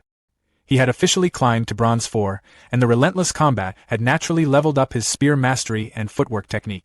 Later, staring up at the ceiling from his bed, Su Hong did some quick mental math. He realized that even with his freakishly deep spiritual reserves, he could only endure about 8 consecutive matches before hitting empty, which meant normal students were probably burning out after just a single round. A confident smile crept across his face as he drifted off to sleep, fully aware that his massive mental stamina was going to let him effortlessly lap the competition. The next morning, his deep sleep was violently interrupted by a booming campus-wide broadcast. The automated voice ordered every single freshman to report to the training grounds within 10 minutes flat, threatening a brutal 10-point deduction for every minute they were late. Cursing under his breath, Su-hong snatched up his spear and bolted out the door, grumbling that this sadistic school was about to bankrupt all the hard-earned points he had just farmed the night before. While sprinting wildly down the campus streets, he suddenly slammed on the brake. A voice had just called out his incredibly embarrassing online username, meaning his secret digital identity was already completely compromised. He turned to see Qing Huan standing there, looking absolutely furious as she demanded to know why he had violently rejected her friend request and instantly blocked her account. Realizing that the person he had brushed off as a random internet scammer had actually managed to track him down in real life, Su-hong nervously clears his throat and asks the lady if she mistook him for someone else. She points out that a Tier 3 Spirit Master who uses a spear and cleared 8 consecutive simulated battles isn't hard to identify. Su-hong realizes Spirit Masters typically favor throwing knives and hidden weapons, making a spear a very uncommon choice. Gu Huanhuan introduces herself, mentioning her virtual username Qinghuan, and suggests they add each other as friends since they are both freshmen. Qinghuan's sister is shocked to see her taking the initiative to add a guy, reminding her that she had previously rejected over 100 friend requests. Qinghuan's sister launches a flying kick directly at Su-hong, demanding to test his strength to see why her sister values him. Su-hong effortlessly blocks the incoming kick with one hand, generating a massive shockwave upon impact. As Qinghuan's sister unleashes a flurry of rapid kicks, she asks if he wants to compete for the position of her sister's boyfriend,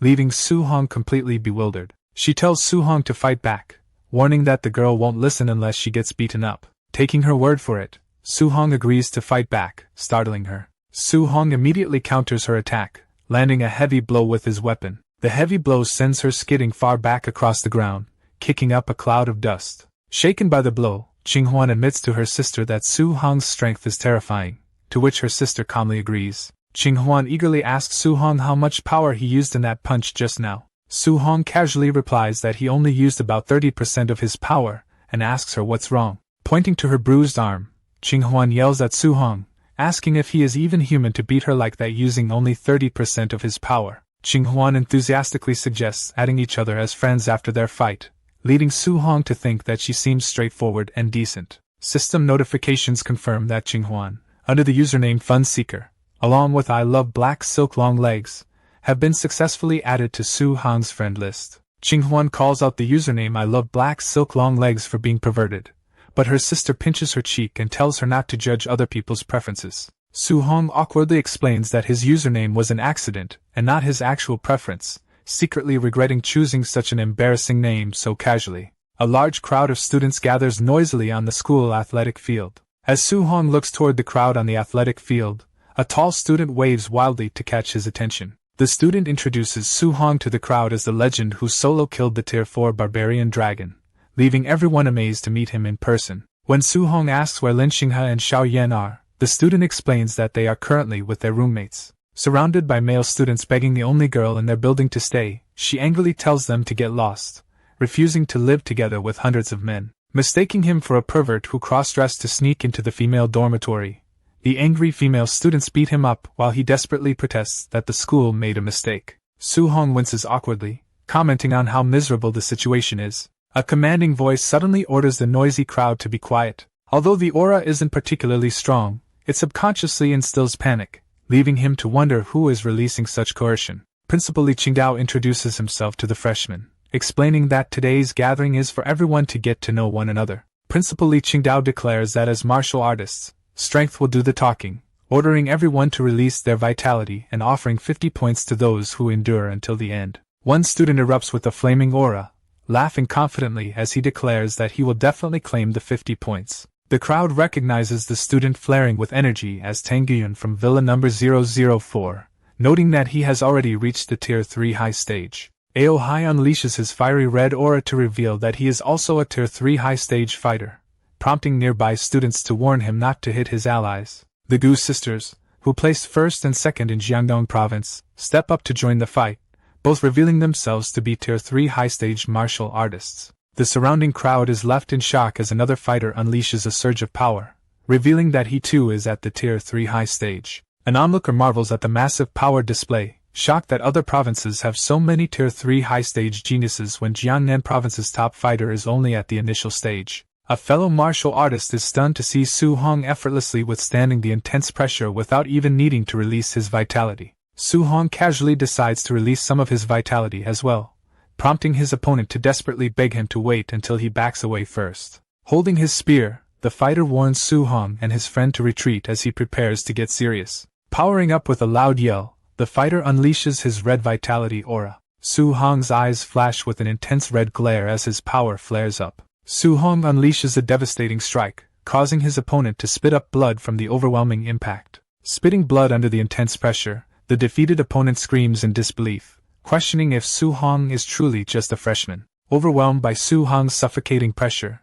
the opponents panic, struggling to breathe and fleeing from someone who feels even stronger than a Tier 3 high-stage fighter. Observing Su Hong from the side, a student recalls his family's intel labeling Su Hong as merely an initial Tier 3 fighter, leaving him baffled by the sheer intensity of Su Hong's overwhelming aura. Recognizing Su Hong as the one rumored to have killed a Tier 4 barbarian dragon, another student decides to see if the rumors are true. The angry students confront Su Hong, demanding to know how a mere Tier 3 initial stage martial artist has the right to live in Villa number 001. Astonished by what the Tier 3 students are attempting, Su Hong watches as they combine their vitality into a massive red dragon. Red aura flares up like a final boss cutscene, manifesting a massive fiery beast in the air. The energy condenses into a giant roaring dragon that threatens to crush everything below. Su Hong locks in through the heavy pressure, realizing a dozen Tier 3 high-stage fighters only amount to this much. He plants his foot into the floor, cracking the ground beneath him as his energy explodes outward.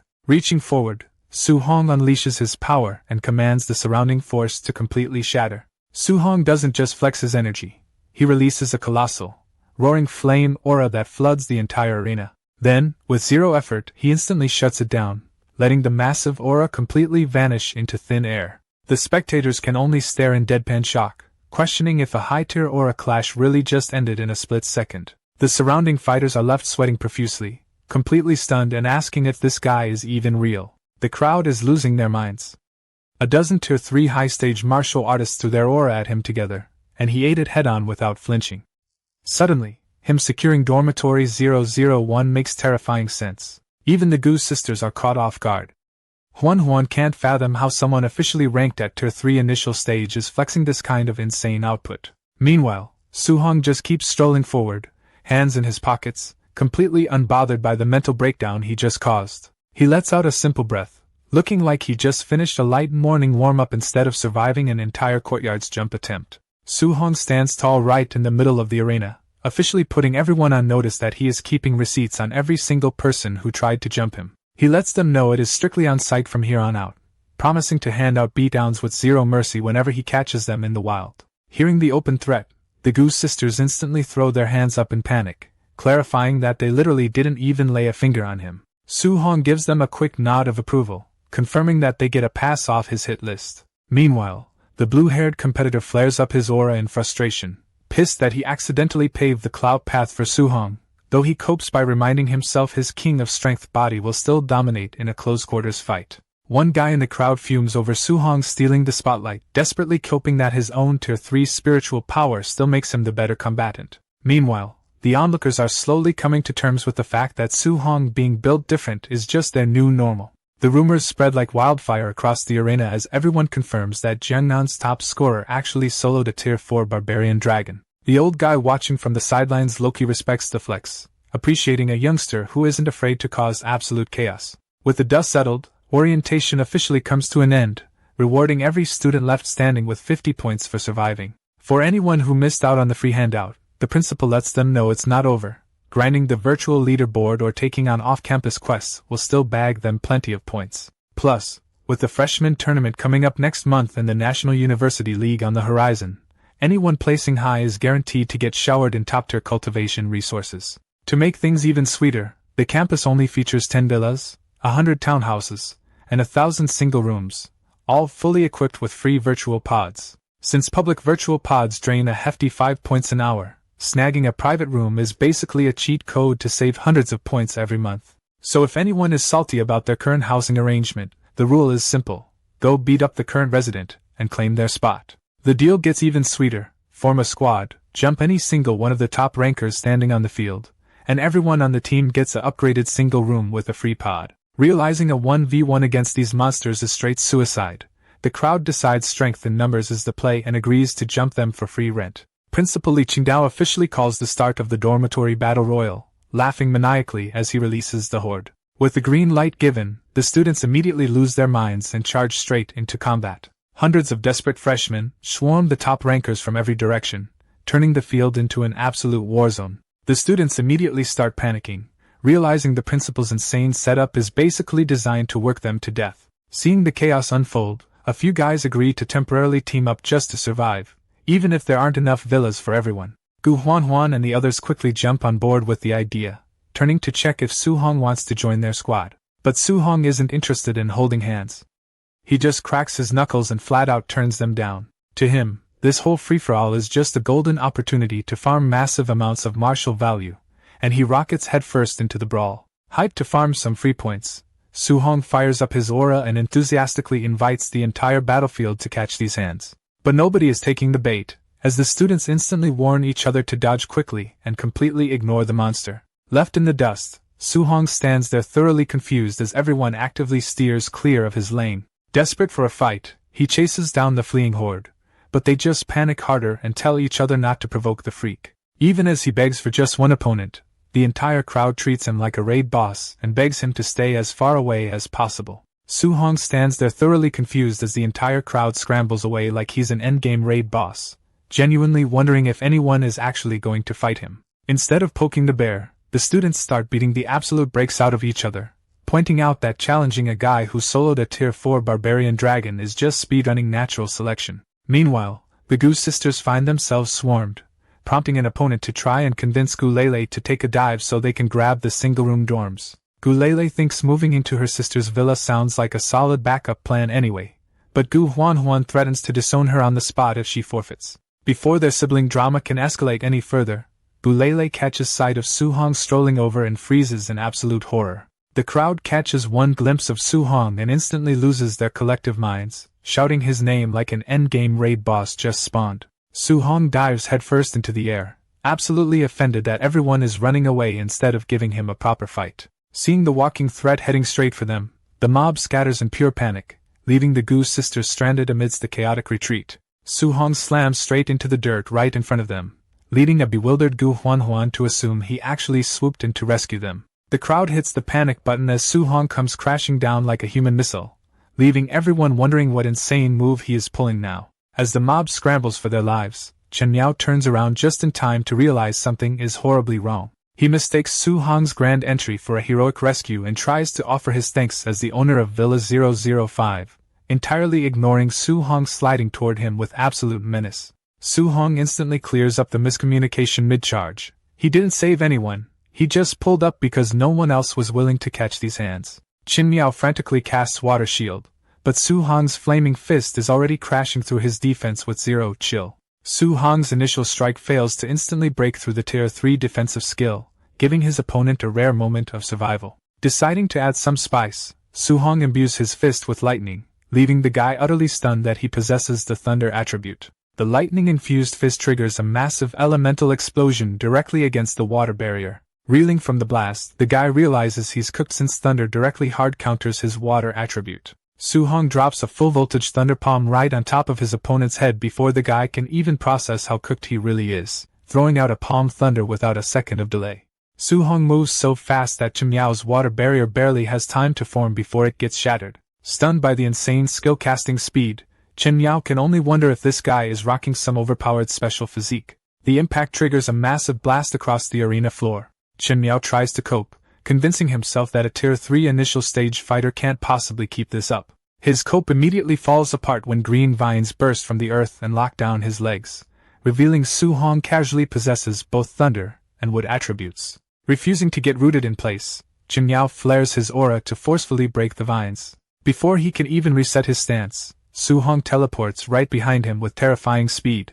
Water ripples under the pressure as Chen Miao's survival instincts kick in. Driven purely by panic, Chen Miao spins around and fires a water cannon. Su Hong locks in and drives a lightning-infused fist straight through Chen Miao's water defense. The force shatters the barrier instantly, sending Chen Miao flying across the arena. Chen Miao is in total shock. His maxed-out water spirit body defense just got cooked by a single punch from a Tier 3 initial stage guy. Realizing he's fighting an absolute menace, Chen Miao immediately rage quits and calls it a day. Before Chen Miao can even process what's happening, Su Hong dives in and lands a lightning charge strike straight onto him. The impact detonates like a tactical nuke, sending a pillar of light straight into the sky and wiping out the entire arena floor. Watching the footage, the old guy realizes Su Hong's actual talent completely blows his written stats out of the water, suspecting he might be the only person alive capable of mastering that crazy experimental cultivation method. Glancing down at the video clip replaying on his phone, he decides to sit back and see just how far this kid can actually go.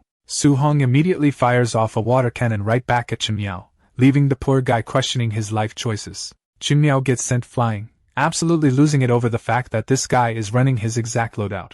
Before he can even recover, Su Hong teleports right behind him like a jump scare, casually asking when he supposedly taught him those moves. The terrifying truth finally hits Chen Miao. This freak literally learned both high-tier moves mid-fight just by watching. Meanwhile, the higher-ups watching the stream are throwing a full-blown tantrum over who gets to claim Su Hong as their disciple. With Chen Miao thoroughly folded, Su Hong collects a fat stack of martial value points, realizing Tier 3 high-stagers are basically free XP. He looks over at the remaining crowd of high-stage students with the exact smile of someone who just found an exploit. The blue-haired spectator barely processes Chen Miao getting wiped before Su Hong turns around and politely invites him for a spar.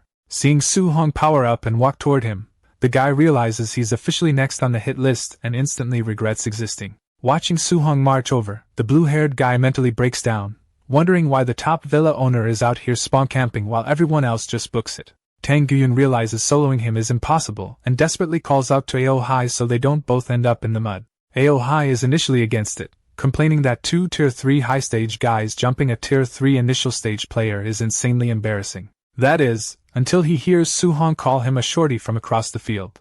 With a terrifying grin, Ao Hai cracks his knuckles, deciding that personal honor is completely overrated anyway. He instantly flips his stance and agrees to team up with Tang Guyun without a second thought. The two initiate their synchronized battle strategy and charge forward like a dynamic duo. Su Hong genuinely wonders if these two used to be a comedy team before shouting at his crew to scatter. He drops down with absolute violence, completely shutting down their team play before it even starts. Su Hong smashes straight through their attack, completely shutting down their team play before it can even start. Refusing to back down, the opponent channels his lightning skills, powering up a massive thunder roar strike. He locks in and casts Palm Thunder, throwing pure high-voltage energy straight at Su Hong.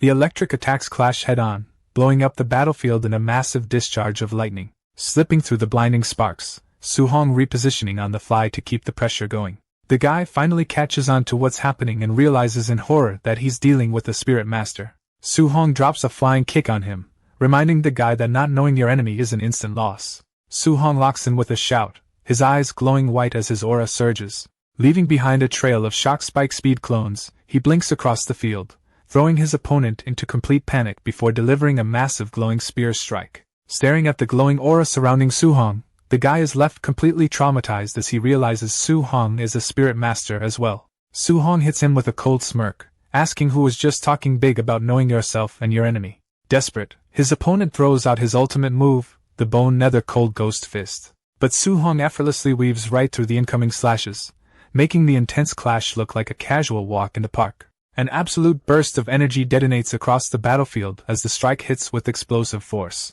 On the sidelines, Gulele watches the dynamic free-for-all and asks her sister who she thinks is gonna take the dub.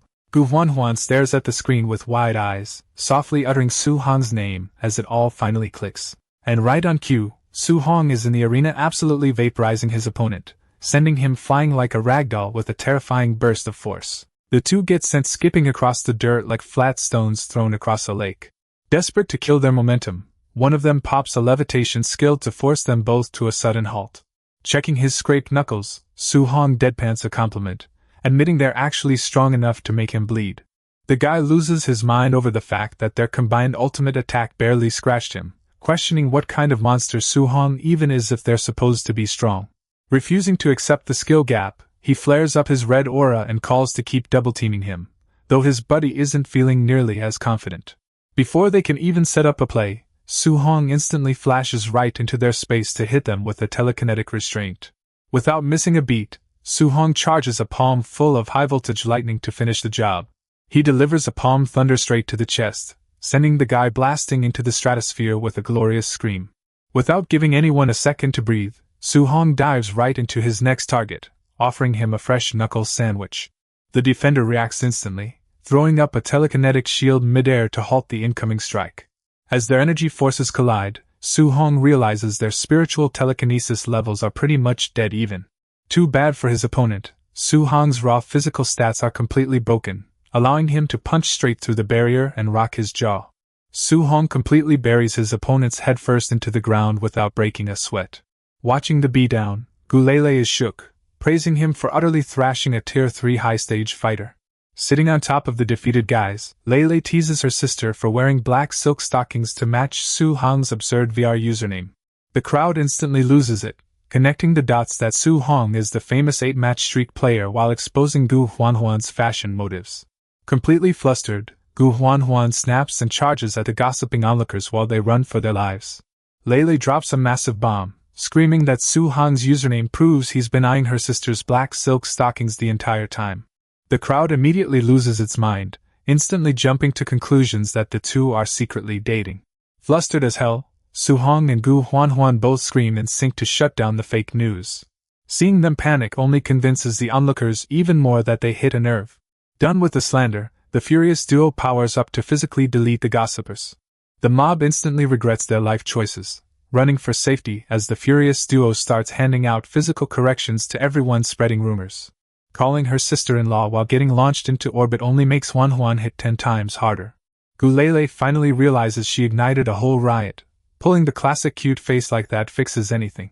Unluckily for her, the cute act fails completely, and both Su-hong and her sister zero in on the root cause of all this chaos.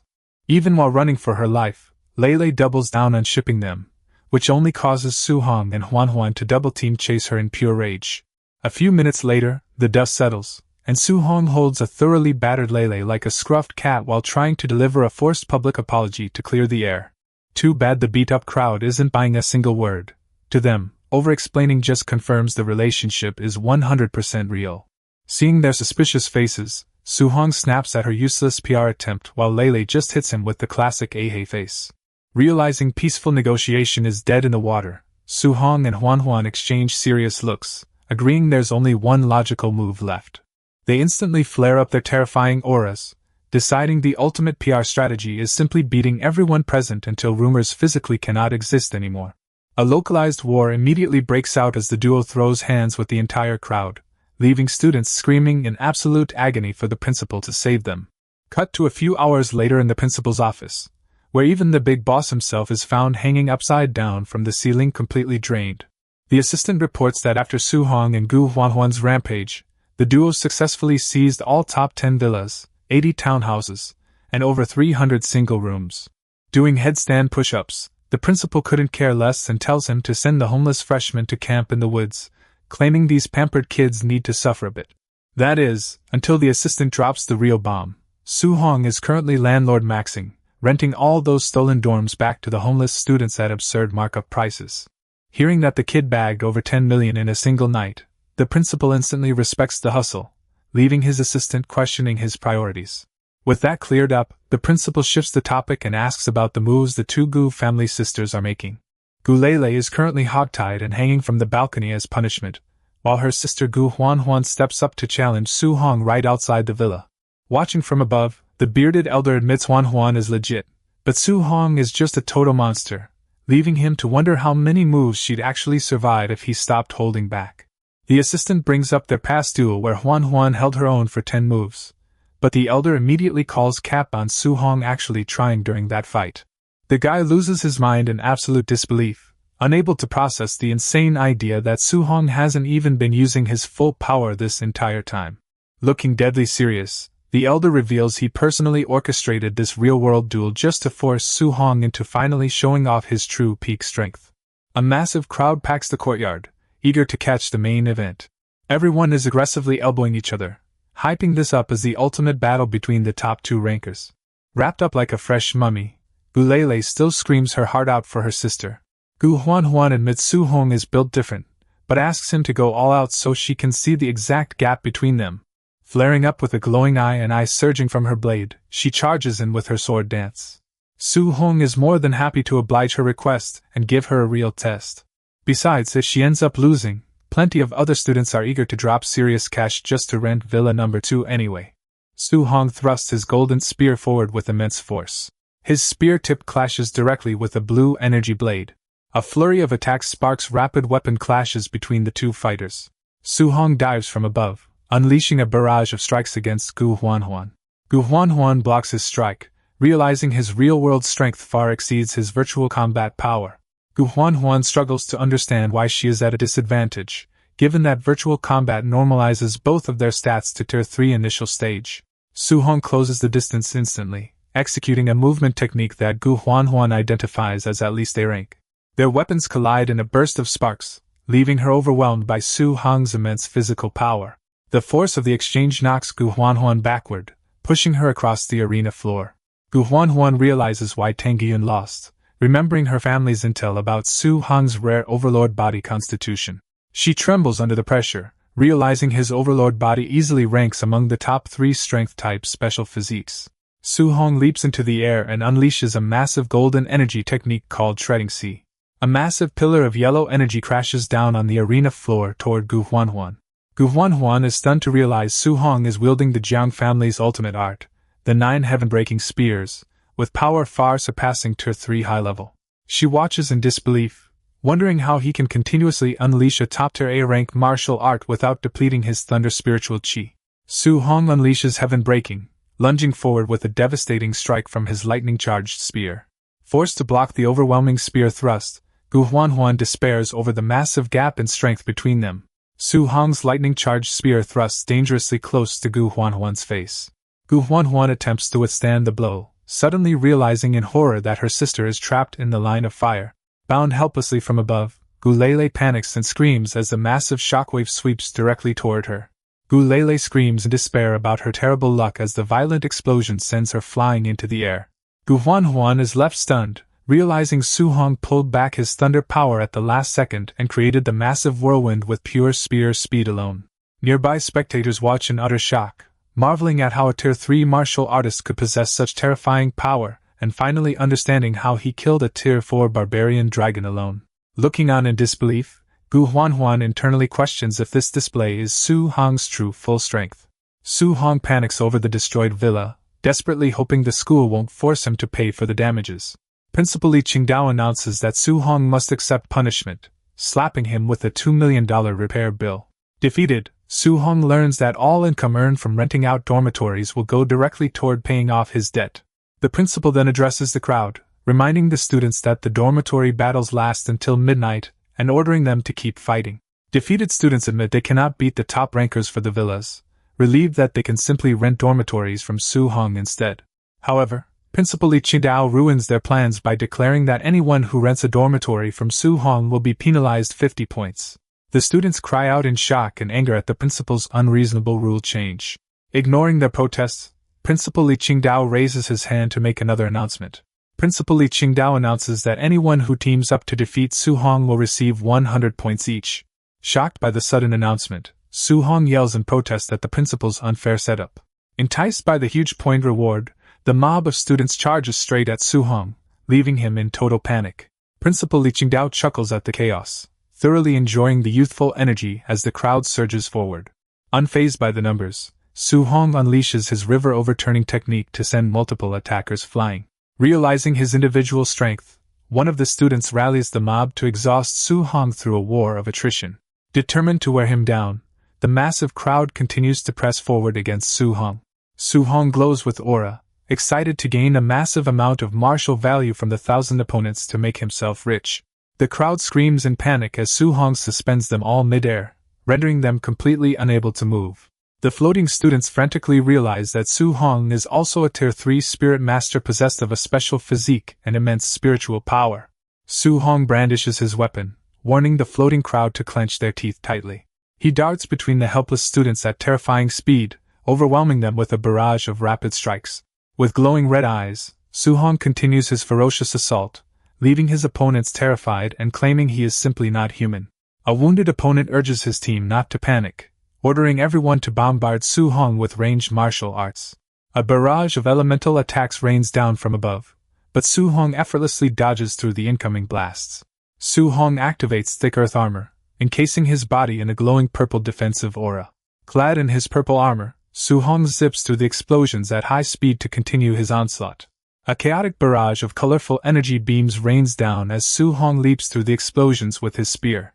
Grimacing under the heavy pressure, Suhong realizes there are far too many incoming attacks to dodge them all. Seeing him forced onto the defensive, the attackers cheer in triumph and urge everyone to keep up the relentless assault. Knowing he can't beat them all before the melee ends at midnight, Suhong bids the attackers farewell and makes a run for it. The surrounding crowd of students is left in stunned silence by his sudden retreat.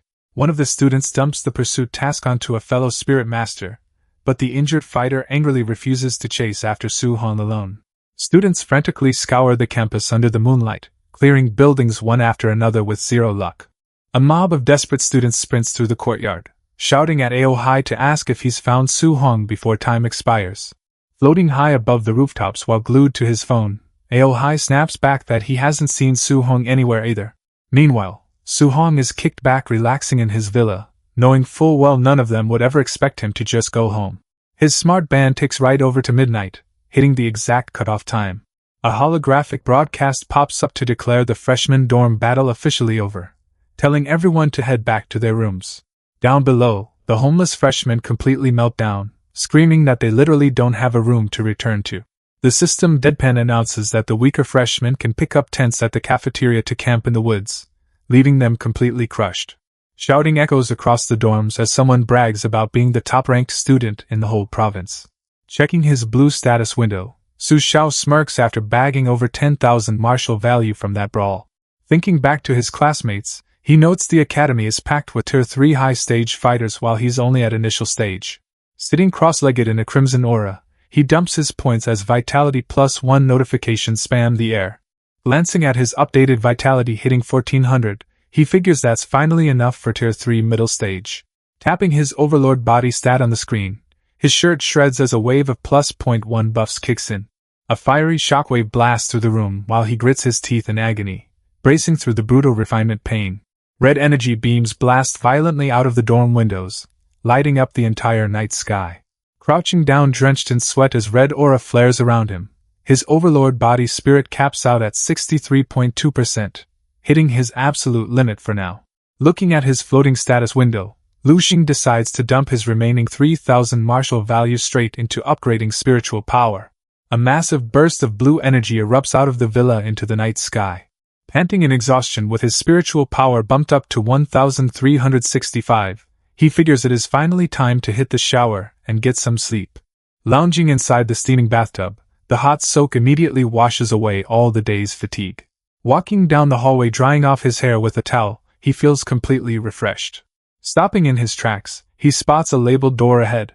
Looking at the reinforced metal doorway, he realizes there is an actual gravity training room built right inside the villa. Opening the doors to reveal the fully equipped facility inside, it turns out to be an exact replica of the gravity chamber back at Star City Camp. Spotting a sleek humanoid machine stationed by the weapon racks, he pauses, genuinely confused by what a robot is doing in here. Its cyan visor suddenly flares to life, greeting him as its master and announcing that it's his personal mechanical sparring puppet. Staring down at the bot, he marvels at Magic City University casually dropping over 100 million on dorm equipment. Bowing low, the puppet states it can master any weapon and dynamically adapt to his skill level, asking for instructions. Grinning with anticipation, he tells the machine they're training spear techniques today. Snatching a massive spear off the rack, the puppet spins it with terrifying precision and speed. Handing over a second weapon, the robot politely tells him to take his spear. Spacing themselves out across the hall, he warns the machine he's about to strike, while the puppet invites him to attack with zero mercy. Leaping straight into the air with a savage downward thrust, he tells the $100 million dummy not to shatter on hit 1. And the machine rockets upward to clash head-on, calmly telling its master not to worry. Their spear tips collide directly with a deafening metallic clash, sending sparks flying across the room as the strikes lock head-on. Stunned by the bot's sudden parry, he can't help but admire just how insanely precise its spear technique is. Trading lightning-fast blows across the training room, the bot effortlessly keeps up with every single burst of his speed. And as he ramps up his physical output, the machine seamlessly scales its own power to match his combat level stroke for stroke. Grinning with pure adrenaline, he finds the balanced clash insanely satisfying. Their spears ignite in blinding shockwaves across the chamber, as the sparring reaches full blast. Snapping forward with brutal momentum, he sweeps his weapon in a crushing arc, sending shockwaves tearing through the floor before calling out a command to halt the duel. Catching his breath with a grin, he calculates the bot sits right between Tang Guyun and Gu Huan in strength, meaning he's finally got the ultimate training partner.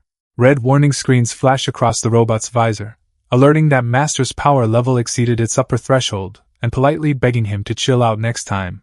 Looking utterly dumbfounded, he reminds the bot that it literally told him not to hold back. Stretching his arms as the robot bids him goodnight, he shrugs it off and heads to bed since dawn is only a few hours away.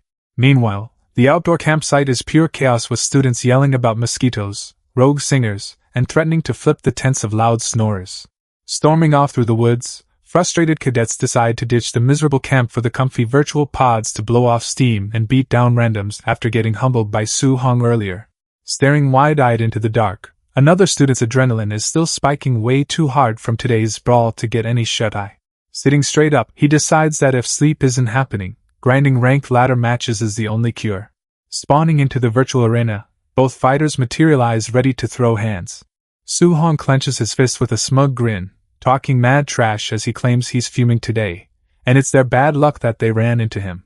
Sweating awkwardly on the other side, the opponent realizes who he just matched with, internally cringing that he has to body this same guy all over again. Over at the public virtual pod building, rows of virtual gaming pods line the hall. 2 pods hiss open as Ao Hai and Tang Dian step out.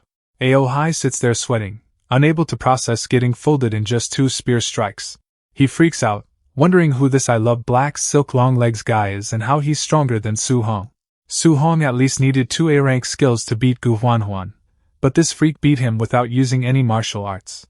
Meanwhile, early morning students trickle into the lobby. Seeing the 2 completely drained inside their pods, classmates ask if they spent the whole night getting wrecked.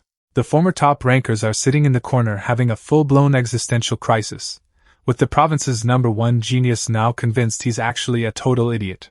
Their classmate tries giving them a motivational speech, telling them to stop sulking just because Su Hong wiped the floor with them yesterday.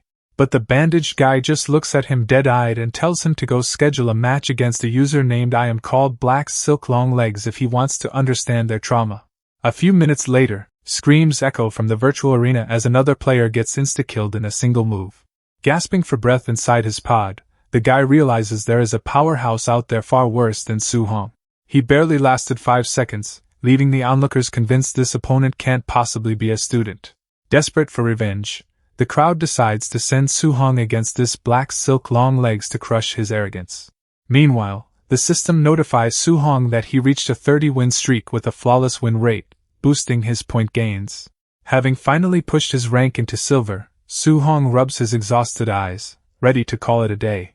His current Tier 3 middle stage telekinesis caps his limit at 20 consecutive fights, meaning he needs another upgrade to push further. Completely spent from the marathon run, he stumbles into his room and faceplants straight onto the bed to sleep. Bright and early, an entire crowd gathers outside Su Hong's villa, screaming at him to get his ass out. Inside, Su Hong is face down in his pillow, veins practically bursting from the non-stop noise. He snaps, sitting up with dark circles deep enough to hold a grudge, yelling at them to just let him sleep.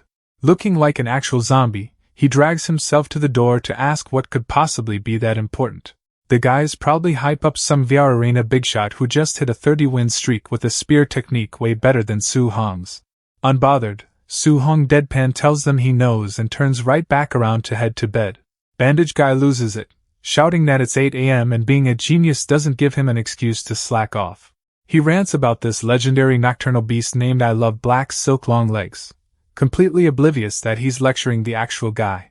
Gu Lele said with confusion that Su Hong is currently sitting on a legendary 30-game win streak. But someone steps in to set the record straight, It's actually the mysterious big shot named I Love Black Silk Long Legs, not Su-hong. Gulele casually bites into her apple and drops a bomb. Su-hong is actually the guy with the absurd username. A dead silence falls over the entire crowd as the realization hits them all at once. Two guys start connecting the dots, remembering how Gu Huan specifically wore black silk stockings just to impress him. Before the guy can even finish his sentence, Gu Huan flies and with a brutal kick straight to his jaw to shut him up.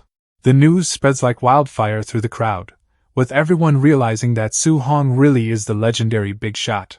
Realizing who they're dealing with, the entire crowd instantly drops to their knees, bowing down to apologize to Lord Black Silk Long Legs.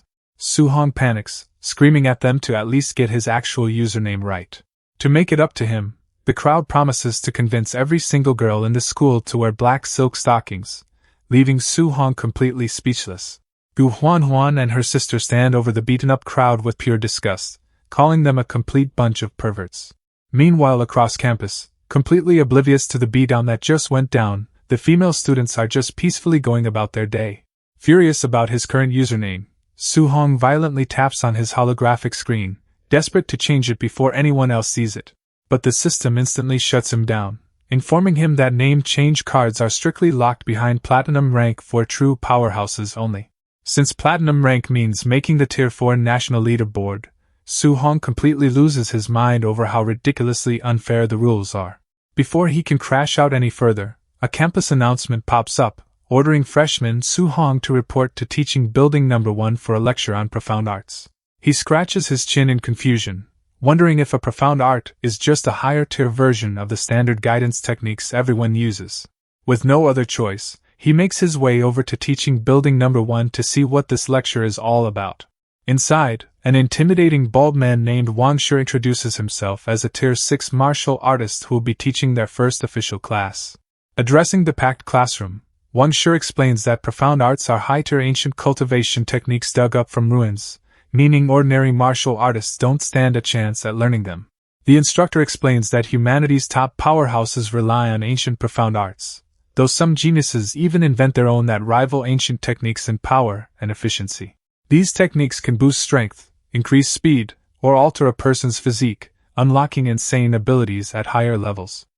Hearing that, Su-hong just smirks. The instructor opens the lesson by warning that most freshmen completely ruin their builds by picking the wrong profound art, so he's giving them a quick breakdown. 5 full hours fly by on the classroom clock as the massive lecture finally wraps up. He finishes the main overview, but then drops a bombshell. This year, they're introducing a special course on spiritual chi fusion. The classroom immediately erupts in confusion, since chi fusion was proven physically impossible years ago, though some students mention their families recently told them to attempt it anyway. Huan and her sister note that their family gave them the exact same order, guessing some top-tier powerhouse must have just made a revolutionary breakthrough. Before anyone can digest the news, the instructor points straight at the back row and tells Su-hong that since he's the expert, he'll be teaching the course. With Huan whipping her head around in utter disbelief, Su-hong points at his own chest, completely baffled by his sudden promotion to professor.